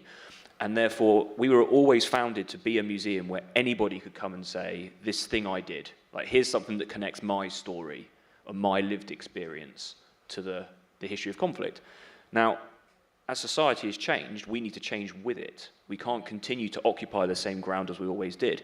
And that means both in terms of the stories we tell, how we tell them, and where we tell them. So in many cases, what we need to do is give up our position of authority in some ways, almost as gatekeepers to this, and be bridge builders. And we need to identify the communities of interest who are marginalized, and we need to make space to actively invite them in. At times that is quite challenging because you have to build a lot of trust, because these groups have been marginalized and know that they've been marginalized, and therefore you can't just assume they are going to want to work with you. So it's not a, snap your fingers and gather people and it happens. It is definitely easier with some than others, but it's an incredibly rewarding process because much as Professor Suri was saying, and even as the Chief of Event Staff was saying yesterday about what makes things iconic, what makes things iconic is not what museum curators like myself, like Julian, like many of the other curators we've seen here talk about. It's what people think about the things. The fascinating talk we just had about the Red Fort and how people make that iconic because they see it and they hold it as part of their identity, not because someone tells them they should, but because they do. And I think that therefore, if you need to find these stories that aren't representing your collection, you need to find the people who are going to tell you what those objects and things are, and then you can capture the tangible and the intangible heritage that goes with it. Same point, actually. See, a lot depends on how the museum is designed. Clearly, the museum is for everyone. The marginalized community need very much to see it and to understand what is displayed. But the designer also has to design in such a way that he takes into account the interests and the likely behavior of all the audiences. I mean, I understand it happened at the War Museum here in Delhi that a number of the audience would come over there in warm weather, and some of them were found playing in the water pools. So their interest was more in the facility which was offered by cooling off in water than in going inside and looking at what was there to display, and some other kind of issues and problems. So I'm not a museum specialist, but there are systems of display, interpretive planning and so on, that the target audience has to be kept in mind while designing the display items. Go ahead, and then I'd like to comment on what he said, please. Well, you comment first. Then. Okay, thanks. For sure, but this is not specifically an Indian problem that we have suddenly young people or even the older ones jumping into a fountain because it's too hot. The way an audience interacts with any museum or memorial, designers across the world, including for Holocaust memorials in Berlin, the very famous, the concrete slabs, have had difficulty keeping off people from partying at that memorial or placing graffiti on it or skateboarding on it. So, because it is, of course, inconsistent with the memorial stands for. My question, and I'll build on this later, that how does your audience respond to the museum and the heritage it projects? But please respond to the earlier one, Julian. So I'd say that the audience attraction into museums is a universal issue we all have to struggle with. And of course, the ideal would be to say that everyone comes and everyone would like to come, and we would put on exhibitions and displays that will attract everyone. And my museum went through a very, well, when Peter was there as well, we went through a very large refurbishment process about 10 years ago. And it was very much a push to go, we must be getting in more and more new audiences, because our current audience is an aging audience, and if we just have them, they will eventually age out and we won't have any audience at all. And the view by the designers was very much that that audience is so committed to our story, because they are people who have been soldiers or have family members who are soldiers, that almost nothing we can do will alienate them. So we must basically, don't worry about them, they're always going to come. Let's just make sure that we get the family audiences and the younger people coming in, and diverse audiences. And I'm here to tell you that you can offend that audience, and they will leave, and they will leave in droves. And when we reopened our museum, we found that we had made several mistakes, and that, in fact, not only were we not attracting the new audiences that we really wanted, we had alienated the audiences that we already had. So, yes, so we were design-led, and the designers had said to us, one of the issues that you have in your museum is that it's quite technical. There's a lot of jargon. There's all sorts of things like military ranks. And ordinary people coming into the museum do not understand the difference between a captain and a sergeant, or a lieutenant and a corporal. And a few curators like us were sitting there going, if they don't understand that, where else are they going to go to learn that? But it was determined that that was a barrier between the audience and the collection, and that we should not have ranks. So instead of saying Arthur Wellesley, the Duke of Wellington, we're just going to have Arthur Wellesley. Or we're just going, instead of having Corporal Joe Bloggs, we're just going to have Joe Bloggs.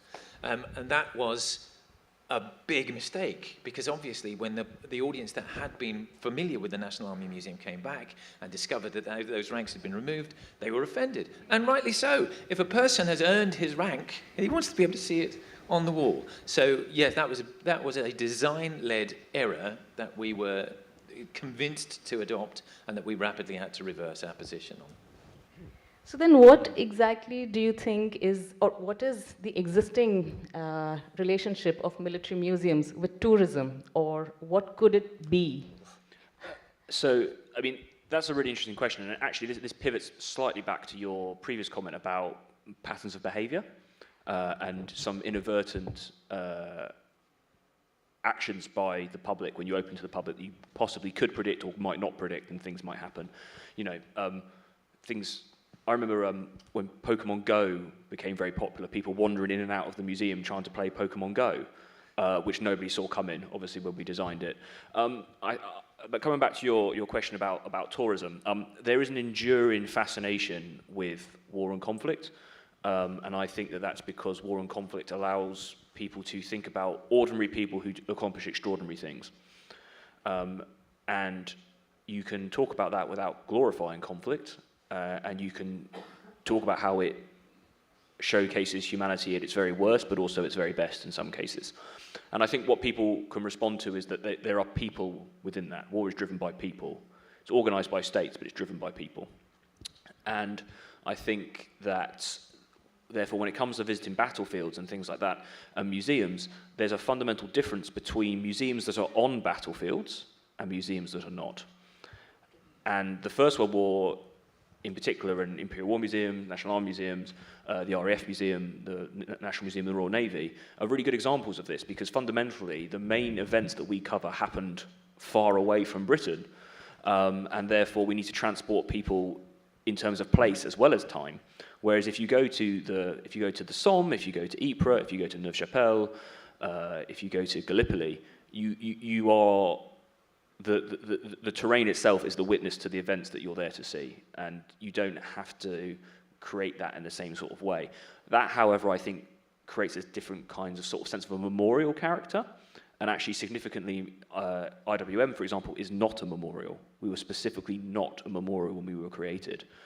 We are a museum. You can be a museum and memorial. You can be a memorial museum.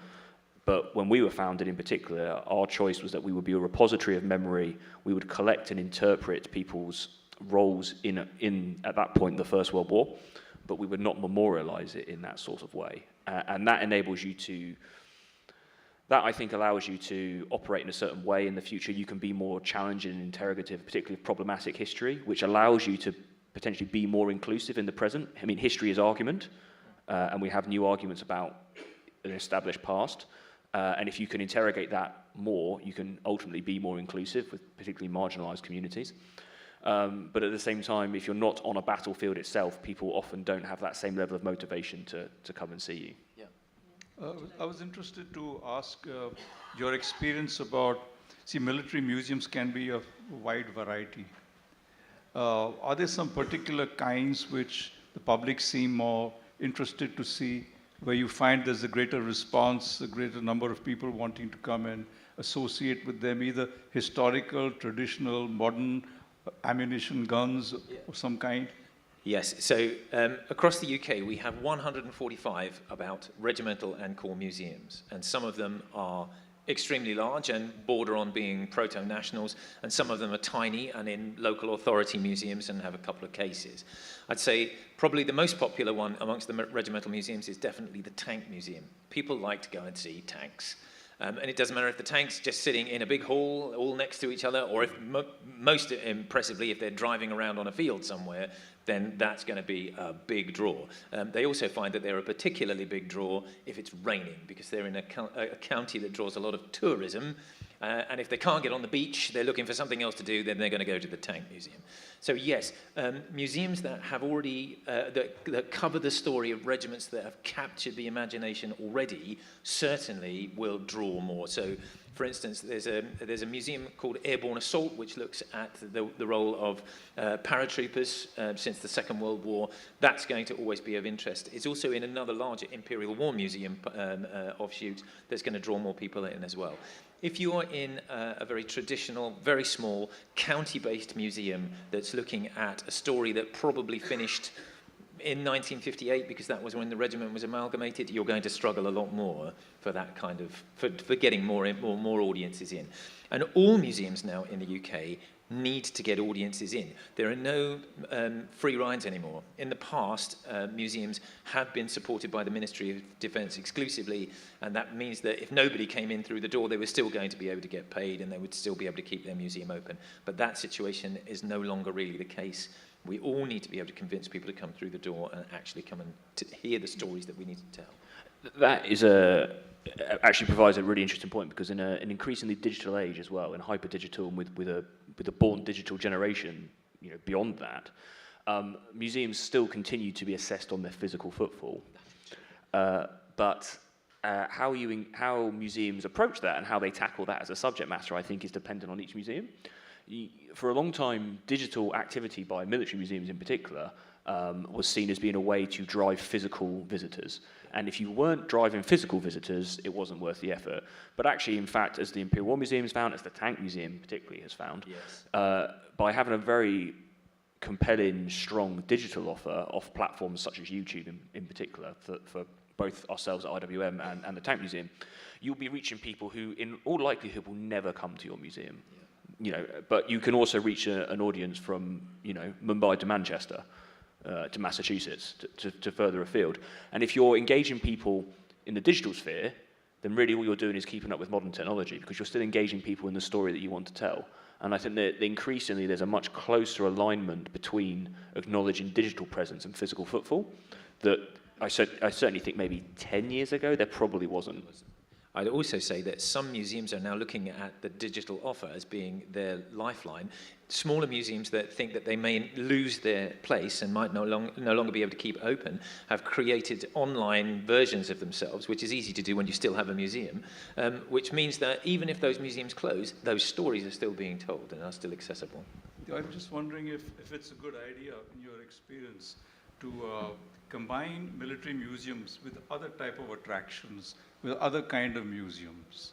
We have a national museum here, and there is a gallery there for Mughal period arms and ammunition and things like that. So does a military museum have to be specifically military museum and nothing else?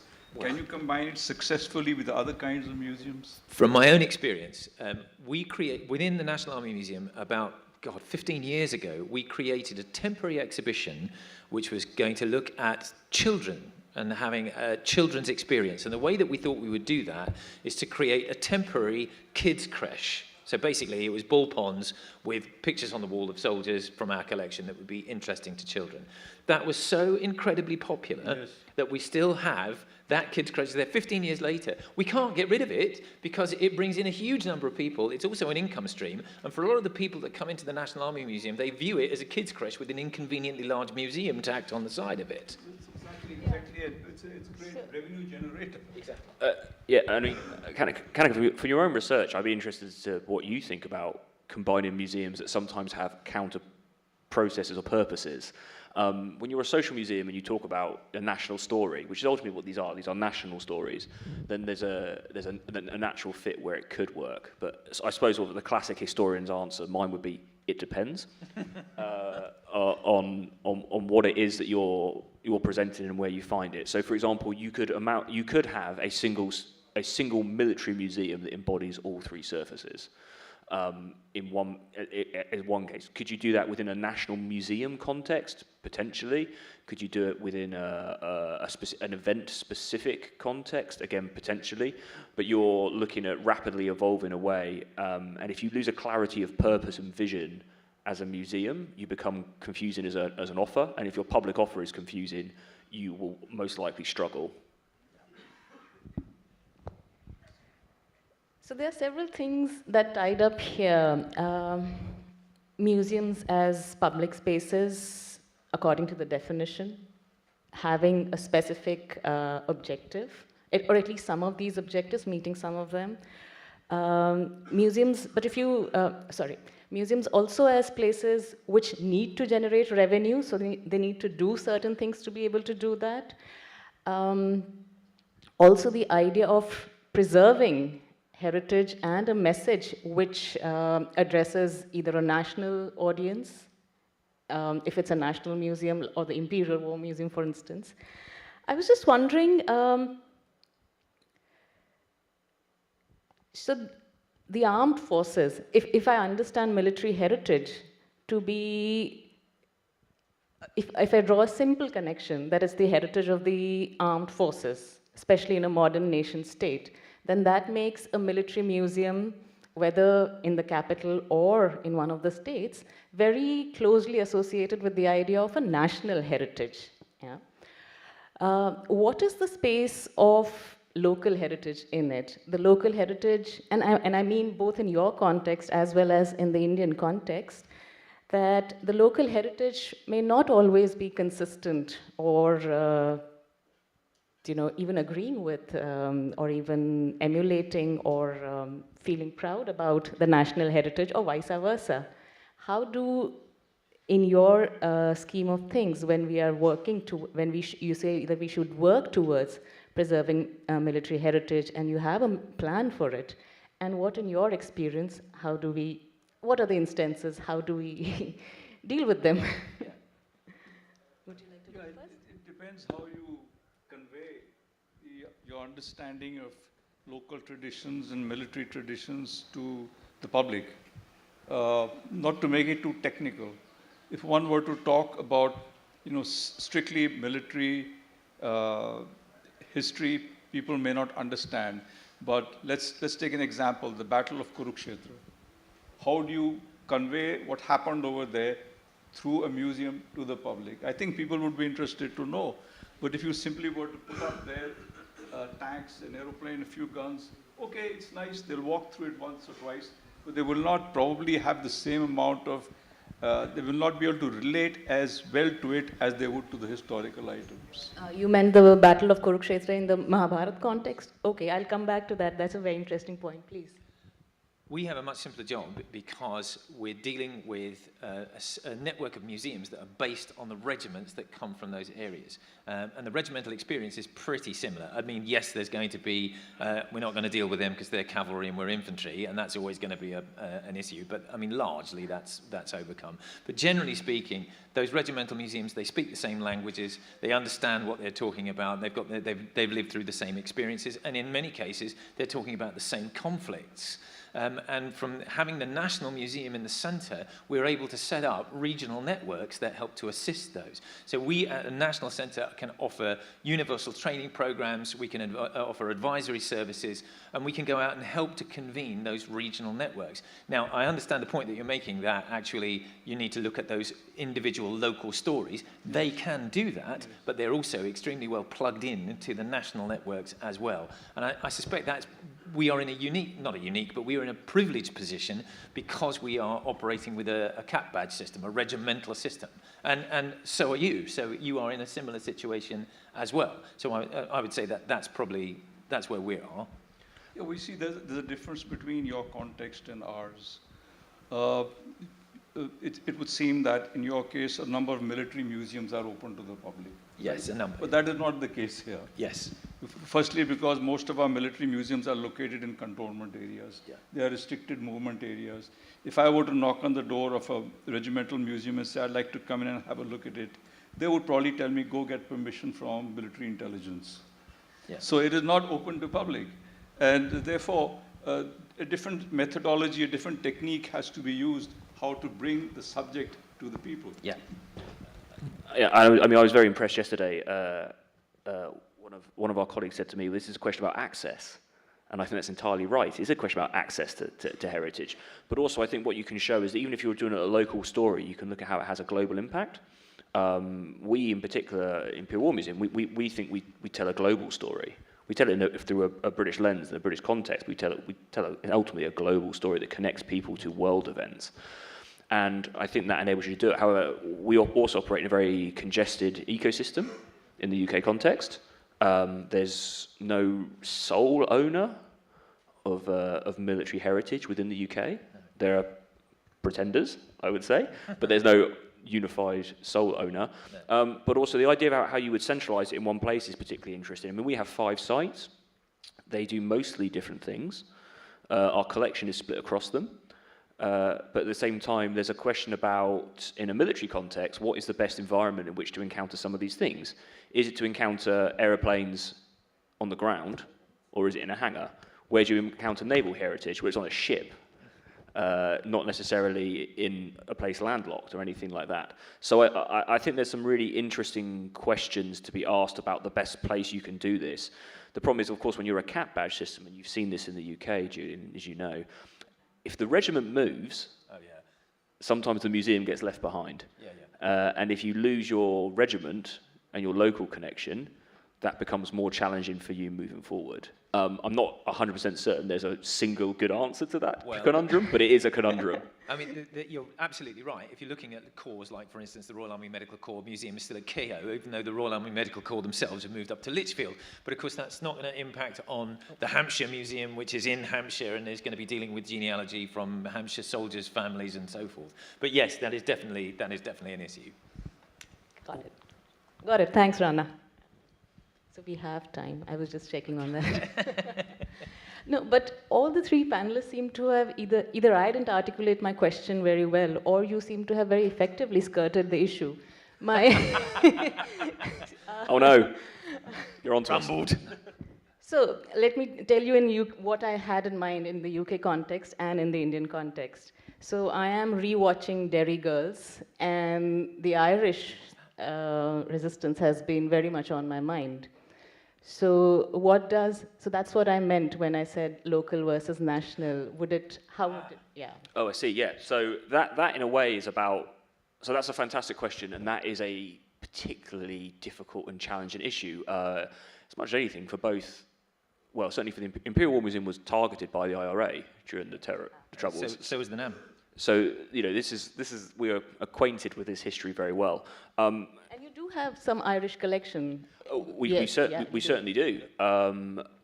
Historically, within Imperial War Museums, there was actually a real aversion to engaging with that because it's so difficult. That is a conflict in particular that is still live.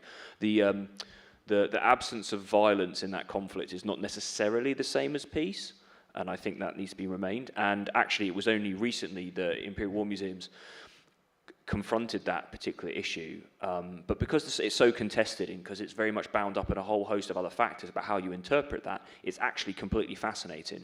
And one of my colleagues who works with me as the curator of that exhibition discovered that essentially the best way that we could present that was not to try and find a way through the complication, not to try and figure it out for other people, but was just to present the complication itself so people could see it. So, for example, he worked extremely well to gather both sides of this very contested history, to approach it with as much objectivity and neutrality as he could. He built a huge amount of trust with those communities that he would tell those stories in an honest way.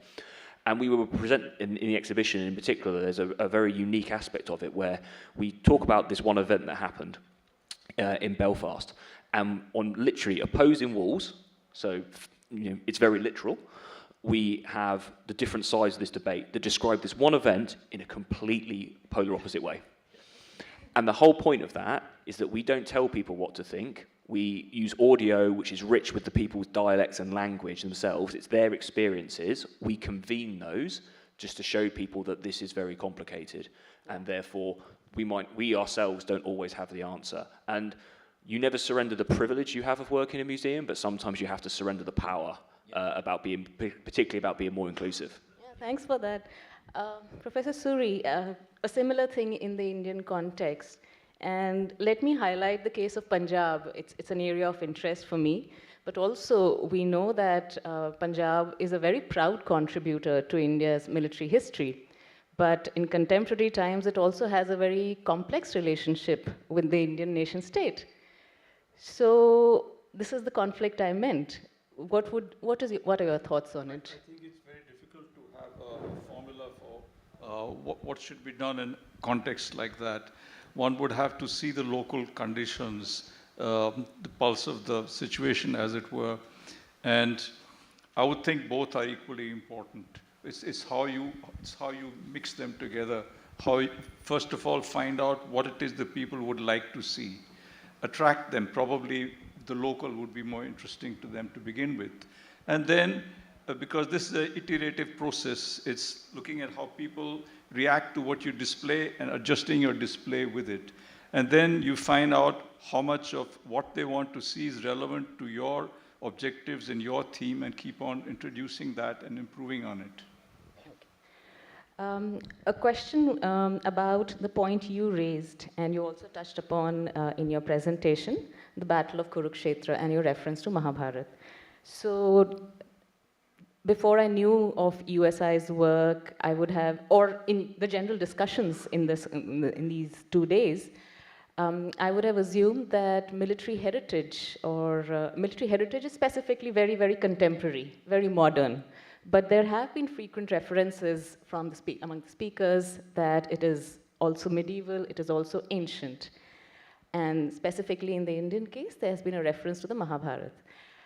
Where do we distinguish or differentiate between myth and reality, or myth and history? You made a very fine distinction between history and heritage. May I ask you to also think about the distinction between myth and history? Myth is hugely important in military collections. People think they know all sorts of things about how the British armies work. For instance, if I were to say, why does a British soldier wear a red coat?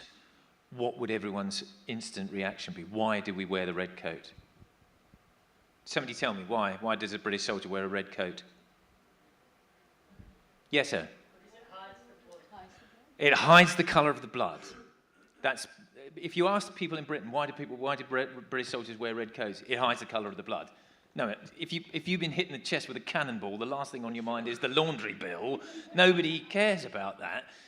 So that is a myth, and there are many, many, many myths that attach to service, which museums have, I would say a duty, but certainly an obligation to try and break some of the mythology that sits around that. Yeah, because museums are public spaces, and they're explicitly public spaces, and I think this is the difference between academic history and the way that you present history and heritage within a museum.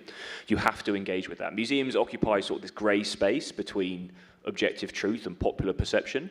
The two don't always match, but nor at the same time can you invite your public in and tell them everything they know is wrong.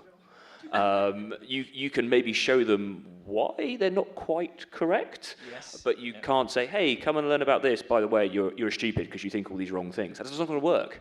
And I think that's really significant for how museums have to operate. They have to deal with these sorts of things.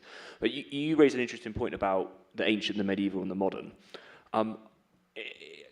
In my view, it almost doesn't matter where they are, because what museums do is museums are explicitly about looking backwards, but actually what they can do is they can provide a toolkit for navigating the present and the future, which means that you can always find enduring relevance in this. And sometimes you need to invite external expertise, external lived experience to challenge you to do that, but you can always reach for those things, and you can always find them within the museum collection, because you're always rooted in the world. And the world may change, of course, but history repeats itself. It doesn't repeat itself, but it does rhyme. Myths, it's a very good question, of course, and again, I don't have a clear answer. I would say that myths are an essential part of the military ethos. That if you do away with all the myths, what do you have left? Just technology? What does a man fight for? He fights for an idea, he fights for an ethos. And what, if you go back historically, is the reason for Rome's rise as a military power? 3 simple virtues: frugality, simplicity, and piety. This is all ethos. So I think that you cannot really separate the two. It's how we mix them will again depend on the individual situations. Maybe we can open up this panel to some comments, some questions from the audience. I see several hands. Rana, you'll be the last. Okay, please. Okay, Please use the mic, thanks. we were discussing about how to get more footfalls. The experience that you gain on visiting a museum is what makes the difference. If you're just going to look at objects, artifacts, it's very boring. But you go to the Imperial War Museum, and you get an experience of what happens when a gun fires and the shell passes overhead and lands somewhere else. You can experience it. In the same museum, you can experience what you feel when you are under attack and a tank is approaching you. They have different sections, World War I, World War II. They have a different section for Falklands as well. You don't have a section for the Kohima battle. The British historians have declared that the Battle of Kohima is the most ferocious battle of World War II, yet it's not included in the museums. There are other battles, there are lots of other battles which have not been included. And Indian and British soldiers have fought together in most of those battles. Similarly, if you go to the Air and Space Museum in Washington, you can experience the landing of an aircraft on an aircraft carrier. You can feel it. You can look at a wall, a drawing on the wall, a panel, which is indicative of bombers flying overhead during World War II. It gives you a real feeling. In the Imperial War Museum, I saw grandfathers... Briefly, sir, please. Briefly, thanks. I saw grandfathers explaining various aspects of battle to their grandchildren.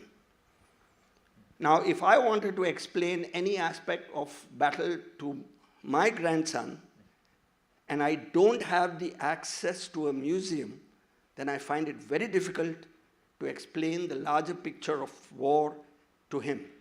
I can talk about my experience, but how did that whole war go through is only possible in a museum. So it is when you think about all this that you begin to develop a concept which actually delivers. The Edinburgh Museum, for example, is boring as compared to the museums we find in London. Well, some of the London museums are also boring and tiring. Museums in general are boring and tiring, I would say, as a... I mean, it's not specifically addressed as you. No, please don't. I altered my statement. If I could say so, I think one of the things that you hit on, because you use this word about 4 times in your question, is the word feel. And actually, engaging public emotionally as well as intellectually is incredibly important, because the stories that we're all trying to tell are immensely emotive. We only have to listen to General Cardoza to be moved if you listen to the sort of stories that he will tell you. And it's exactly the same for us. We are trying to engage people on an emotional level as well. I'm glad that the Imperial War Museum succeeded. Should we take a few comments and questions? Yeah? Rana, please. And who else? Anyone else wanted to? Yes, you please, and then you. Yeah, please. Rana, the gentleman here, and then the lady there. I'm not the last, thank God. So, a question for you. You mentioned in your suggested outline, proposal, you said a plan. Now, what's the difference between why not a policy and why plan? That's my question. The framework that we wish to present for developing the military heritage sector, you talked about presenting a plan as opposed to a policy framework. So that's a question for you. For my colleagues from the IWM and the NAM, what are your thoughts on objects/artifacts versus tech solutions, and in the same line, e-museums and digital existence of museum walkthroughs? To what extent is a museum built around a physical artifact as opposed to a digital recreation of one. So that's it. Yes. See, the way I look at it, the policies are what you would like to do and how you would like to do it. You have some objectives in mind. But then there should be some end products in mind, deliverables, target dates. In 1 year, we wish to accomplish this. In 2 years, we wish to be here. In 3 years, we want to be able to do so many things. So how will that be worked out? Some sort of idea should be there. Otherwise, everything will be in the air. Some target dates. Like you have, and then there will be feedback, monitoring, adjustment, because things will not go completely smoothly. Suggest one thing, I'll take a second. A plan is what you want to do. A policy is how you want to do it. Yes. So on the question of sort of the physical versus the digital, museums remain a physical experience that people go to. People go to a museum to see the physical relics of something that connects them to either the past, the story, a specialist subject. You know, you go to see dinosaurs because you like dinosaurs. You can read about dinosaurs on Wikipedia, or you can go to a museum and see a dinosaur skeleton. So they remain a physical experience that digital can complement, it can augment, sometimes it can substitute, but it can never replace within a museum context. That's personally my opinion. I feel like digital access enables you to do a lot. Digital tools enable you to do a lot about opening up access, about engaging people in heritage. But then you get down to sort of a difference slightly between different types of collection, different collection types. Visual media, for example, if you see visual media in a museum, you see visual media online. That's slightly different to seeing a 3D object, for sure, for being in the presence of something. Because ultimately, that's what happens. When things enter a museum's collection, they effectively gain a sanctity, even if sometimes that is, well, if you ever go through the back catalogues of various museums, you question why some people ever accessioned various things. A bench from the old museum was accessioned in IWM, for example. I can't imagine why. So, you know, as I was saying earlier, collections aren't infallible. To come back to your question and points, thank you very much for visiting. You're quite right. We talk about experiences, but what we're very aware of as well is that you cannot replicate that experience without being it. It is a unique experience that is only shared by people who are in that situation. So we have to be very careful about how we try and do that. And we have to do it in an ethical way, and we have to be very conscious of our own limitations. We always do that, particularly in the UK context, from a place of far greater safety than the people whose stories we share experienced. And so it could be quite challenging without either making it too gamified or making it voyeuristic. So it's quite challenging. But also on the subject of Imphal and Kohima, it's not in the museum as much as it should be, but it is there. We have some wonderful artifacts relating to it. Perhaps not as many displayed as we should, and that's perhaps where, coming back to Professor Suri's point about how you need to change displays to give people reasons to come back or respond to what they say. But when you're looking at, well, we look at a century of conflict. You look at 350 years of conflict. You are effectively, quite literally, picking your battles about what you put on display. It doesn't mean you always need to be wedded to those. And I very much take your point that perhaps there needs to be time where we go focus. But that's where special exhibitions and additional programming comes in.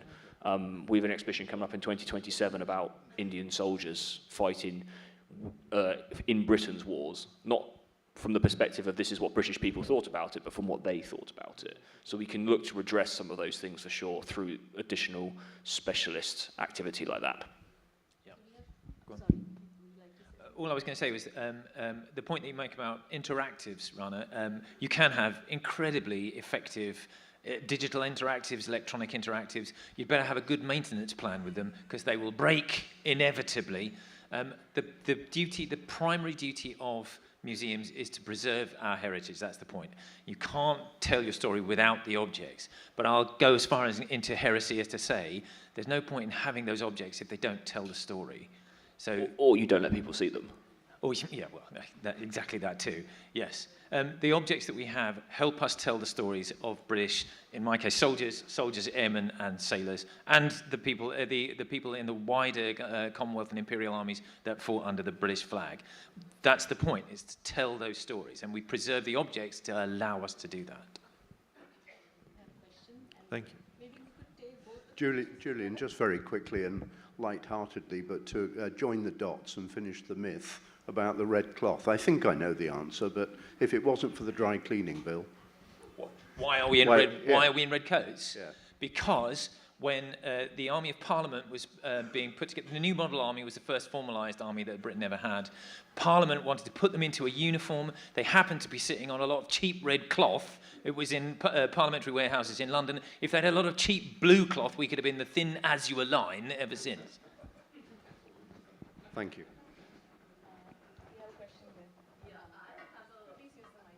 Hi, I'm a conservation architect, and my question is not specifically to your museum objects, but how military museums can address the process of reducing the number of wars in the world.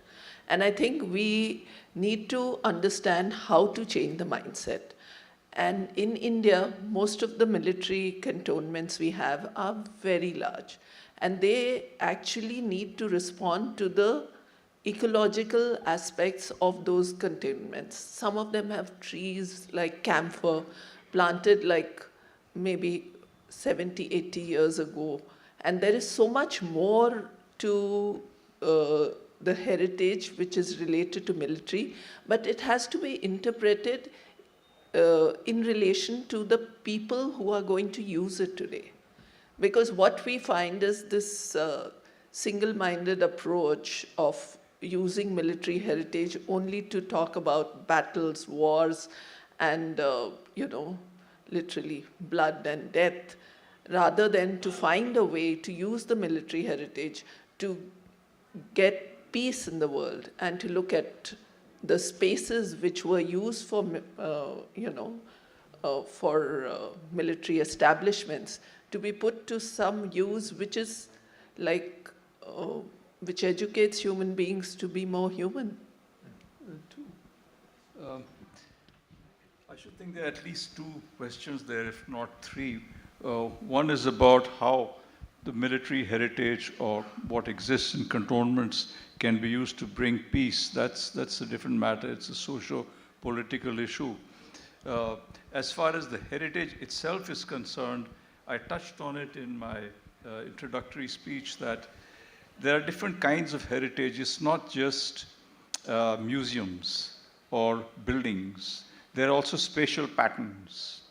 There is also trees. There are also rivulets, streams, hills. They're all part of the heritage. And all of this has got a value for conservation as precincts.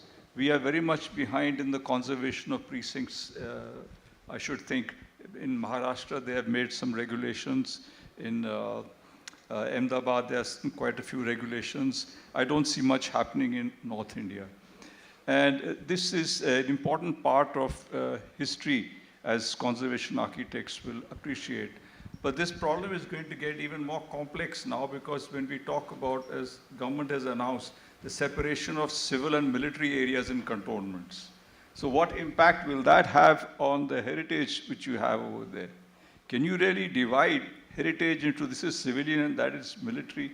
At least not the management will become very complicated, because they were conceived as single enclaves. They were not conceived as separate areas. So it's not just a management problem, it's also a design problem.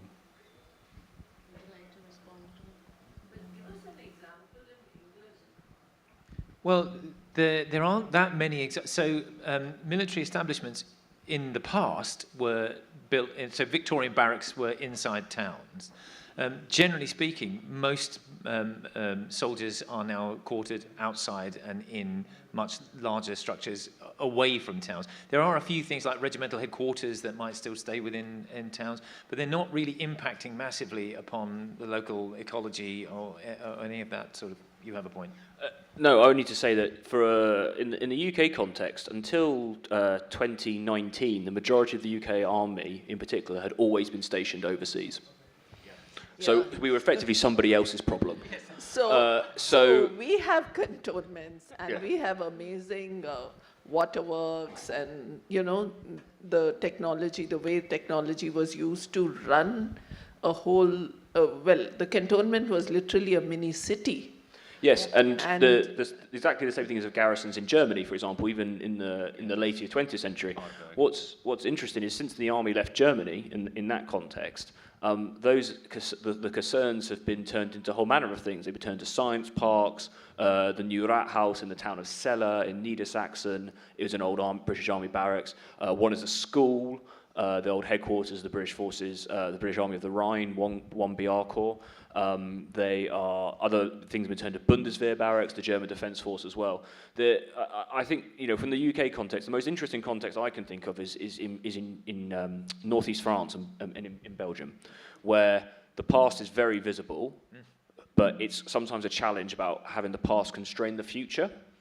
If populations are building, you need more houses, people need more homes.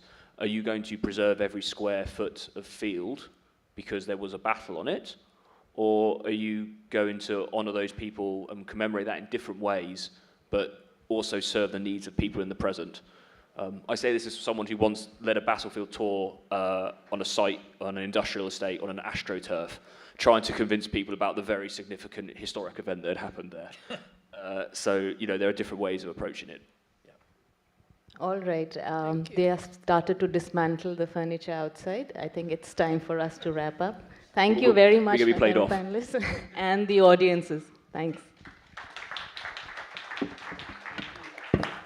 Thank you so much. It was a lovely panel, and I think we got some laughs also after the very, very serious sessions. Thank you once again, and we'd like to present you with a token of appreciation.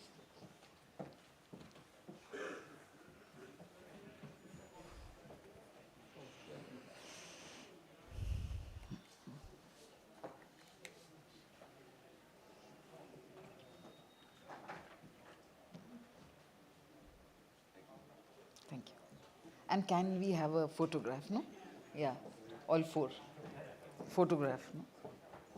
हो गया इनका? Photograph.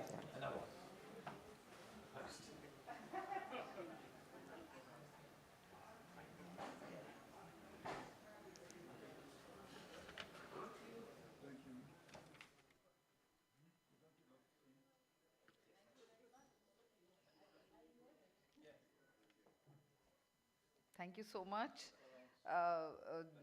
Now we are almost at the end of it, but after this we have a band performance.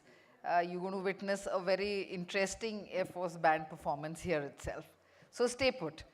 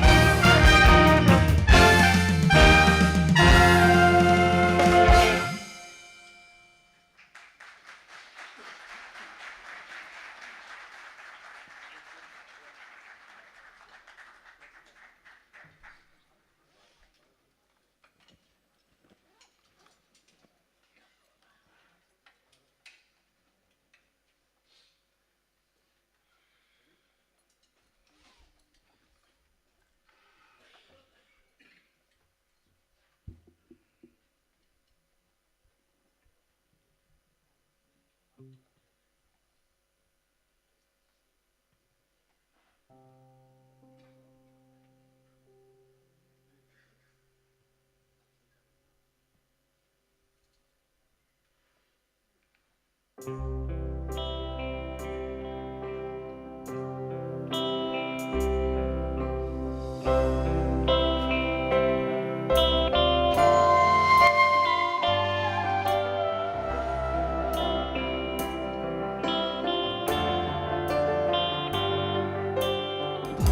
हमको जान से प्यारा है,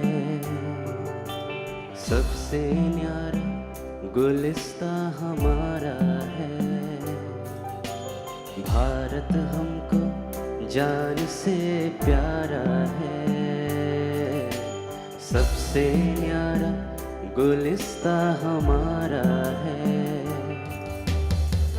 सदियों से भारत भूमि दुनिया की शान है, भारत माँ की रक्षा में जीवन कुर्बान है। भारत हमको जान से प्यारा है, सबसे न्यारा गुलिस्ता हमारा है।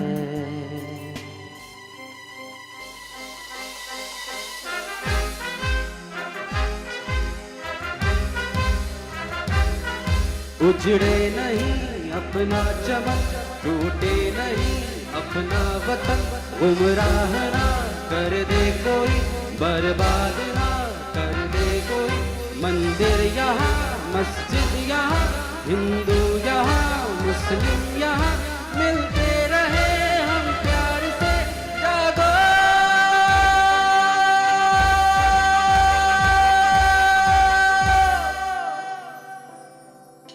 हिंदुस्तान नाम हमारा है, सबसे प्यारा देश हमारा है। हिंदुस्तान नाम हमारा है, सबसे प्यारा देश हमारा है। जन्मभूमि है हमारी, शान से कहेंगे हम, सब तो है भाई भाई, प्यार से रहेंगे हम। हिंदुस्तान नाम हमारा है, सबसे प्यारा देश हमारा है।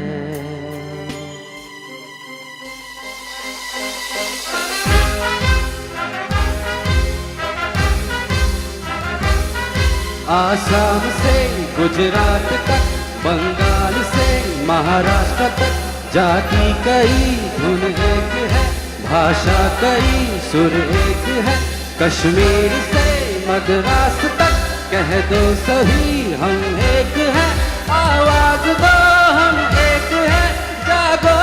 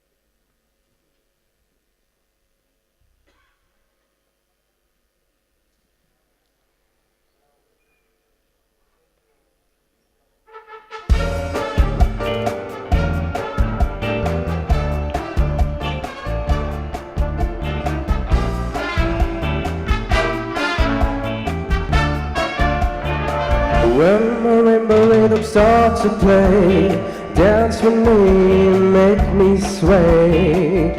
Like a lazy ocean hugs the shore, hold me close, sway me more. Like a flower burning in the breeze, bend with me, sway with ease.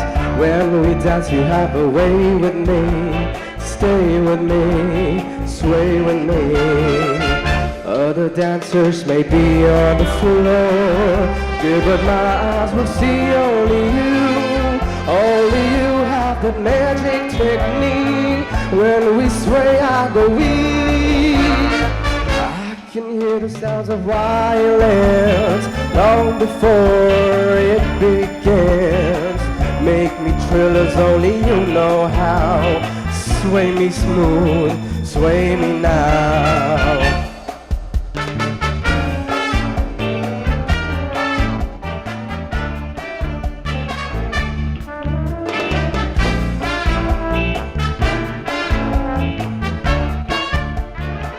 When marimba rhythms start to play, dance with me, make me sway. Like a lazy ocean hugs the shore, hold me close, sway me more. Like a flower bending in the breeze, bend with me, sway with ease. When we dance you have a way with me, stay with me, sway with me. Other dancers may be on the floor, dear, but my eyes will see only you. Only you have that magic technique. When we sway, I go weak. I can hear the sounds of violence long before it begins. Make me thrill as only you know how. Sway me smooth, sway me now.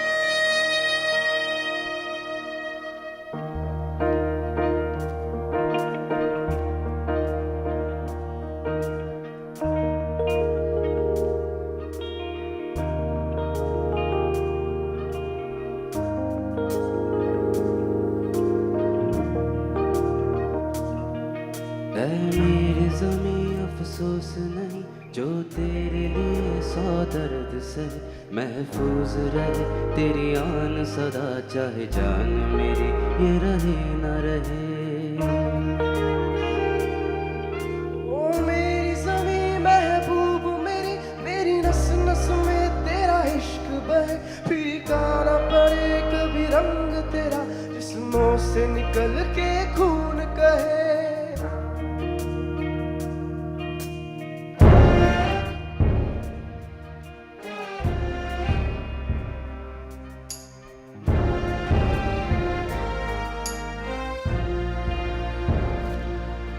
तेरी मिट्टी में मिल जावा गुल बन के मैं खिल जावा इतनी सी है दिल की आरज़ू तेरी नदियों में बह जावा तेरी खेतों में लहरावा इतनी सी है दिल की आरज़ू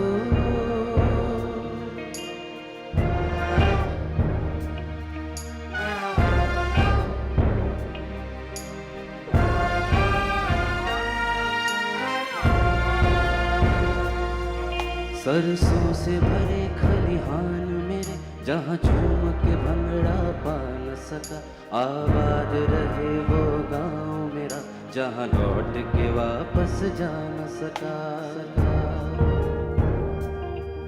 ओ वतना वे मेरा वतना वे तेरा मेरा प्यार निराला था कुर्बान हुआ तेरी असमत पे मैं कितना नसीबों वाला था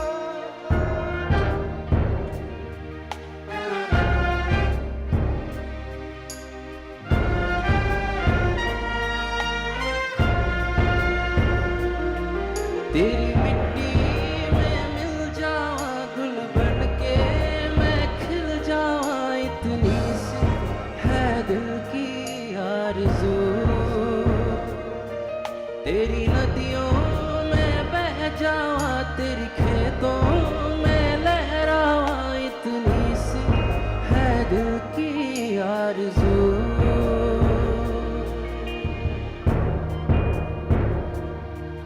ओ हीर मेरी तू हंसती रहे तेरी आंख घड़ी भर नम ना हो मैं मरता था जिस मुखड़े पे कभी उसका उजाला कम ना हो ओ माई मेरी क्या फिक्र तुझे क्यों आँख से दरिया बहता है तू कहती थी तेरा चांद हूँ मैं और चांद हमेशा रहता है तेरी मिट्टी में मिल जावा गुल बन के मैं खिल जावा इतनी सी है दिल की आरज़ू तेरी नदियों में बह जावा तेरी खेतों में लहरावा इतनी सी है दिल की आरज़ू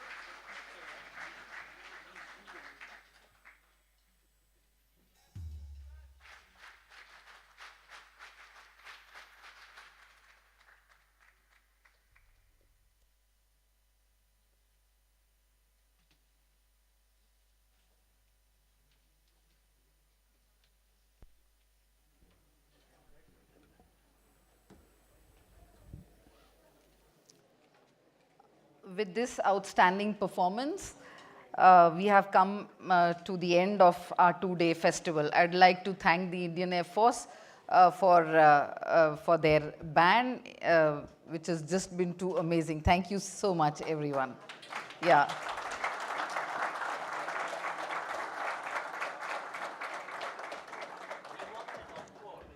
Sorry?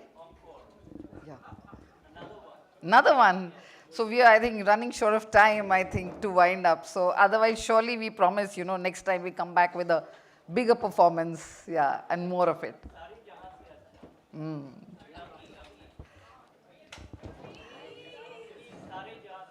Yeah, so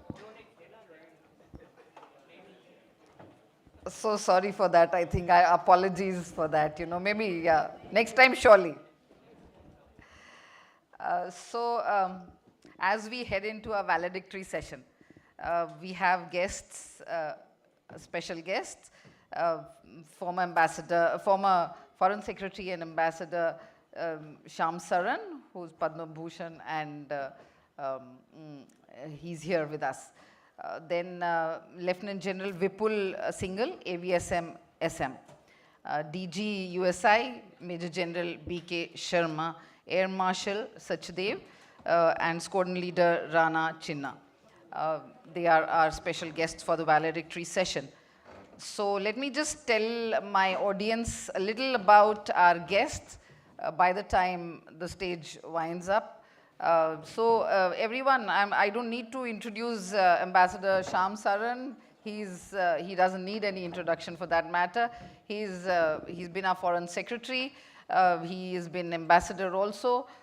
He career diplomat, and he's been India's ambassador to Myanmar, Indonesia, Nepal, and High Commissioner to Mauritius. And he's called a China expert. So in our journalistic parlance or others also, we'll call him a China hawk. In 2011, Saran was awarded the Padma Bhushan by the President of India for his contribution to civil services. He's also the president of India International Center, who is partnered with us. Then Lieutenant General Vipul Singhal, AVSM, he's a second generation army officer, and he's currently the Deputy Chief in the Integrated Defense Staff Headquarters.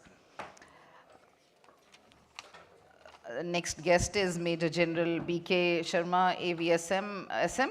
He's the Director General of USI. In fact, he's the guest also, and he's the host also, in a way. Then I have Air Marshal Rajiv Sachdev, who is member of USI Council. And last is Squadron Leader Rana Chinna. He is Director Center for Military History and Conflict Studies.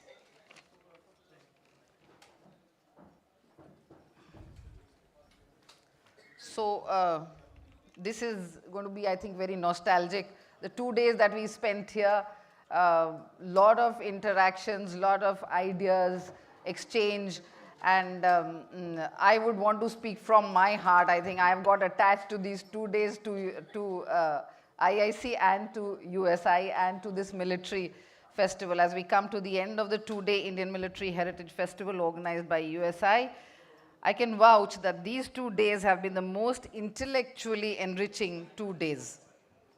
I dare say that the discussions that happened here in the last 48 hours are a rare documentation of our historical facts, particularly of our defense domain. It's time to bid goodbye to this festival, to hopefully return back next year and in a much bigger way.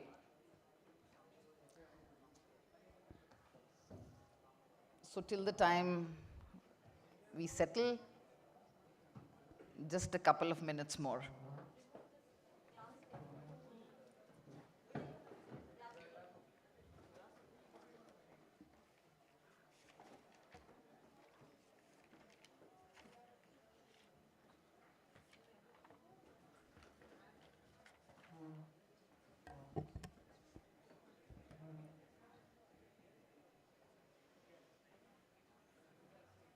I would request and invite our guests on stage.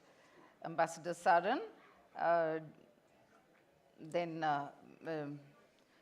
DG USI Major General B.K. Sharma,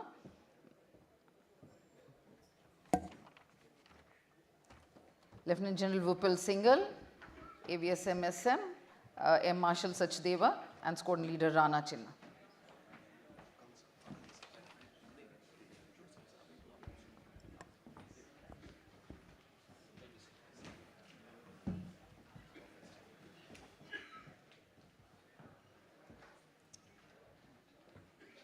Can I request you for a group photograph, please?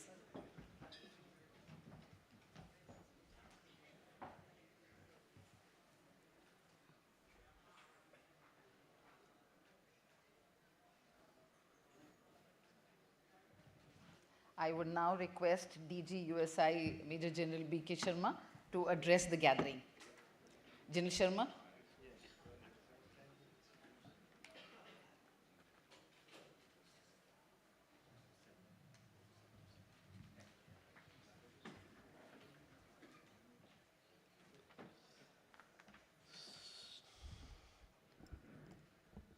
Ambassador Saran Sir, Deputy Chief of Integrated Staff, my colleagues from the USI. As we say, all good things must come to an end, but this is not an end. I think we just would start preparing for the third season of the festival, which is going to be next year. You see, I just want to acknowledge here that this Indian Military Heritage Festival is the brainchild of Squadron Leader Rana Chinna, who is a noted historian world over. And I had to very reluctantly embrace this idea. And he's been ably supported by Dr. Archana Tyagi, who is, I think, she is the life and blood of the festival. And of course, there has been a lot of support which came from Air Marshal Sachdeva, who also is the president of the Board of Management of Center for Conflict Studies. And there are unsung heroes and heroines here from Center for Military History and Conflict Studies and the team USI as a whole. Now, we know that most of you have been present here for these 2 days, and what are the major events that took place here? One was that series of book releases, then was the Shaurya Gatha program, that is to create an ecosystem of preservation and promotion of India's military heritage. We had exhibitions from the services and the DRDO. And there were a number of very interesting sessions starting from India's military culture, key wars that India has fought, the 2 great wars, and thereafter the post-independence war. Then we had session on geopolitics with focus on Pakistan and China, because they form a hybrid, coalition hybrid threat for India. And that was followed up by sessions on niche and disruptive technologies, Atmanirbhar Bharat, that is Make in India, and other things that were there was about, strategic leadership in the information age, which is going to be a very big challenge. And towards the end, we had participation of youth who had done their research on India's strategic culture. There's been a very good participation from all walks of life, the armed forces and scholars, the NCC cadets, the youth, university students. We had panelists. There were about 22 panels altogether, and I'm grateful to our friends from United Kingdom who came all the way from UK to participate and share their own thoughts and experiences here. And of course, this whole event was live telecasted, and the major role was played by this radio FM 92.5, the big FM. So we are really grateful, and of course I know that Rana is going to include all this in his vote of thanks. Now, we were really grateful to give to Ambassador Saran, who I think in a way is, I would say, a father of USI, because that building which has come up there, the beautiful building, he was the Joint Secretary in the Prime Minister's office, and he was able to sort of have us release about 2.5 crores despite much resistance from different quarters. So since then he's been associated with the USI. Now coming to today's concluding talk by Ambassador Saran, we know that India is at the cusp of its strategic destiny. Today we are working in a world which is, characterized by what you call contested polarity, multipolarity, and then we of course have our own societal problems within India because we are a huge nation. So societal cohesiveness is an issue here. Comprehensive national development is an issue. Some of our border states which share borders with Pakistan and China, there are some manageable internal security problems. And then, of course, we have this, the biggest problem is about strategic balancing between the big powers. These are some of the challenges that India faces, and of course, technology, empowerment, self-reliance, all these are the problems. So we would like to request Ambassador Saran firstly to give his impressions about the Military Heritage Festival and then share some of his thoughts on how to navigate India's strategic futures in this world which is characterized by volatility, uncertainty, ambiguity, and complexity. Over to you, sir.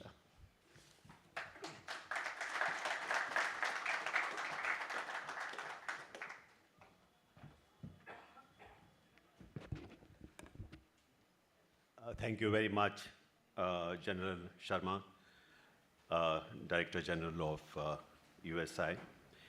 I also would like to acknowledge Air Marshal Sachdeva, Lieutenant General Singhal, and Squadron Leader Rana Chinna on the stage who are present with us. And a very good evening to all of you present here this evening to celebrate the closing of this remarkable festival that we have been witness to over the last couple of days.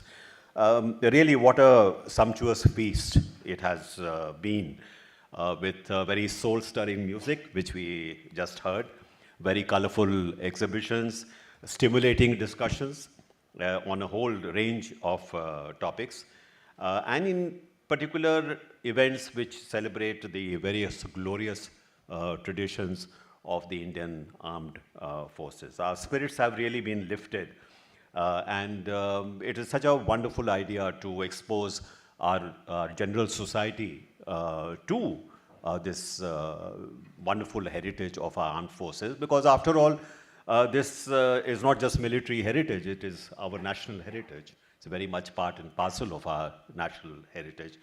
The history of the armed forces is very much part and parcel of our national history.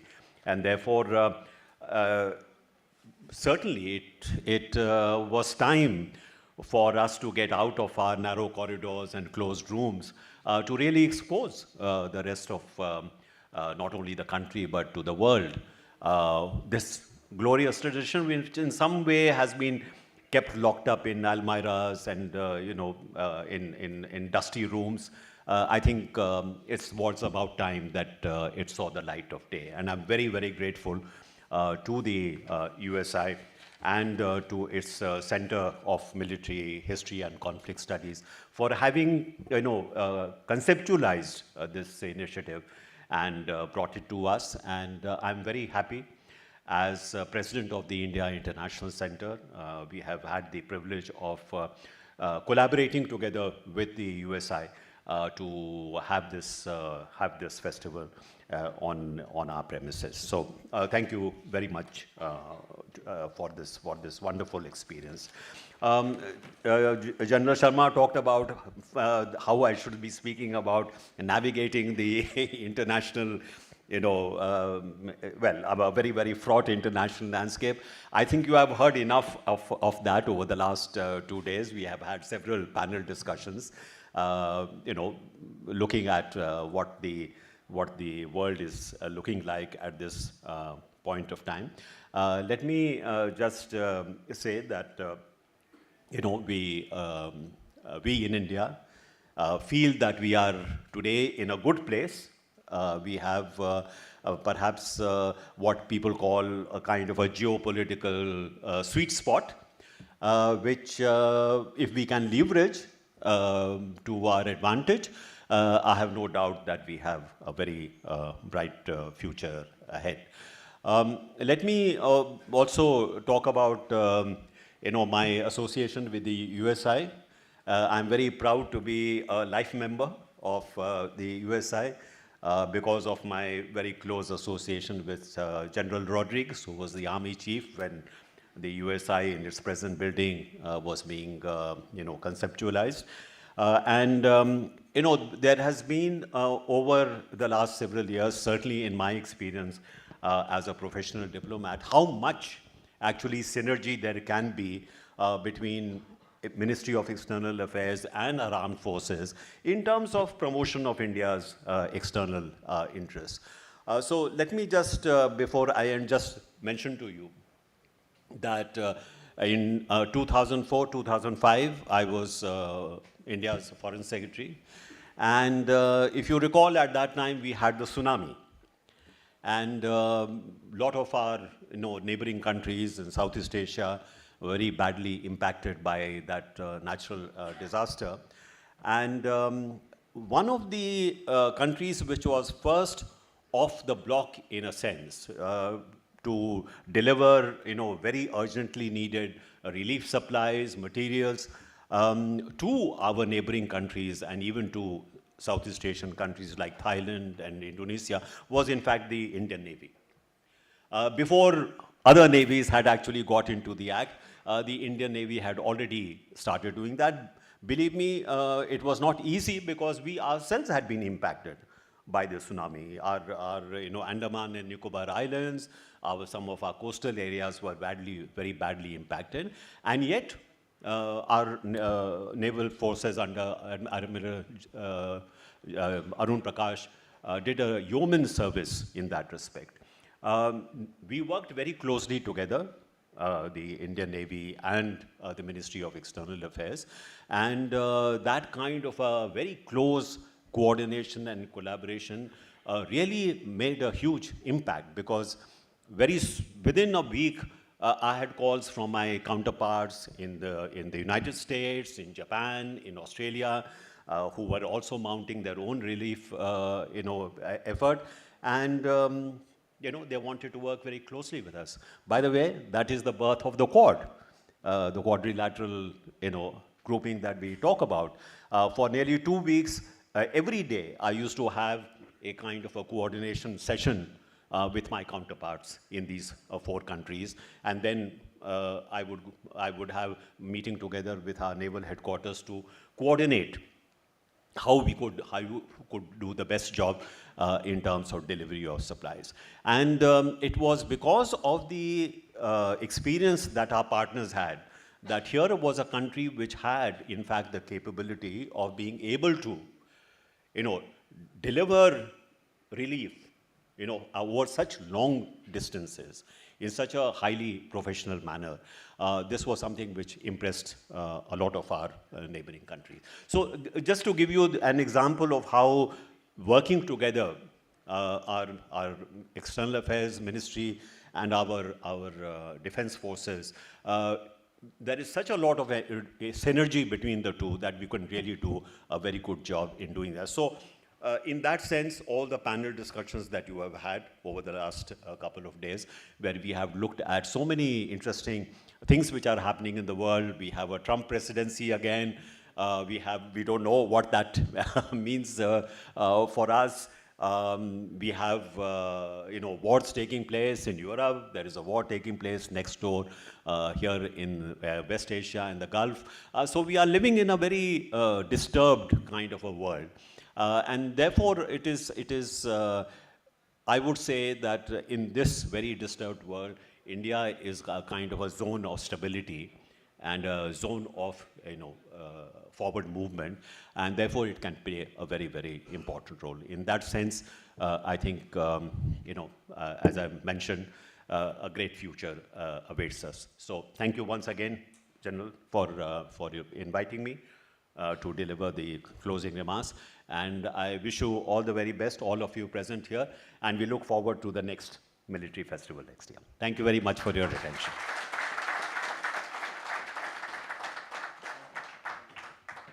Thank you so much, sir, for your kind words. I'd now request Director CMHCS, Squadron Leader Rana Chinna, for a vote of thanks.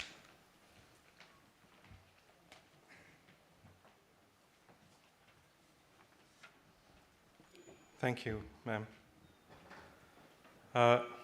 It now devolves on me to have the last word. As a married man, I'm not used to that, but I'll give it my best shot. Ambassador Shyam Saran, sir, thank you very much for your very incisive closing remarks. As always, it's a great pleasure, and I'd like to thank you and the IIC for being our co-hosts and being so gracious, so helpful, and we look forward to our long association with you. I'd also like to thank, of course, all our panelists who made this second edition of the Indian Military Heritage Festival a great success. I can't name each and every one of you, but our heartfelt thanks go to all. Our honored guest, the DCIDS DOT, Lieutenant General Vipul Shingle. Thank you, sir, for sparing your time to be with us, and all your encouragement and support has really made all of this possible. Air Marshal Sachdeva, sir, thank you, Chairman of my Board of Management. He's been a consistent pillar of strength, support, guidance, so we're very grateful to you for that. As, of course, to our Director General, Major General B.K. Sharma. Thank you, sir. Or none of this would have been possible without you. All the various agencies that have supported us officially, the Ministry of Defense, the Department of Military Affairs. In particular, I'd like to thank Rear Admiral Vikram Menon, the Joint Secretary, Navy and Defense Staff over there. The three services, that's the Army, the Navy, the Air Force, and the DRDO, in which we've had Mr. K. Nageshwar Rao, who's the Director DESIDOC, Director DPI, who's Shri Vipin Kaushik, Group Captain Manoj Pandey, and Mr. Tapash Sinha, Scientist G, all from the DRDO. They have been very proactive in helping us set up their exhibition, and the panel discussion that focused on the contribution of the DRDO to the advancement of Indian defense technology and Atmanirbharta. The NCC Directorate, and of course my good friend Colonel Prem Prakash and the CSKM School, the Department of Tourism, Ladakh, Government of Arunachal Pradesh, Fortinet, the British High Commission, and last but not least, the CMHCS team led by Dr. Archana Tyagi, and I owe a special debt of gratitude to her. I know I share some of her glory, but it is all reflected. She's the real star of the event. And her able sidekick, that is Mr. Aditya Bhalla, Commander Bhavna Salaria, Ms. Bharti Negi, Rakesh Agnihotri, and Ms. Ishika, the little girl who's been working continuously to make this event a success. And lastly, the interns from St. Stephen's, the Innovation Center, and the NCC cadets. All of you have contributed immensely. Thank you, one and all. Thank you, sir, and look forward to seeing you next year.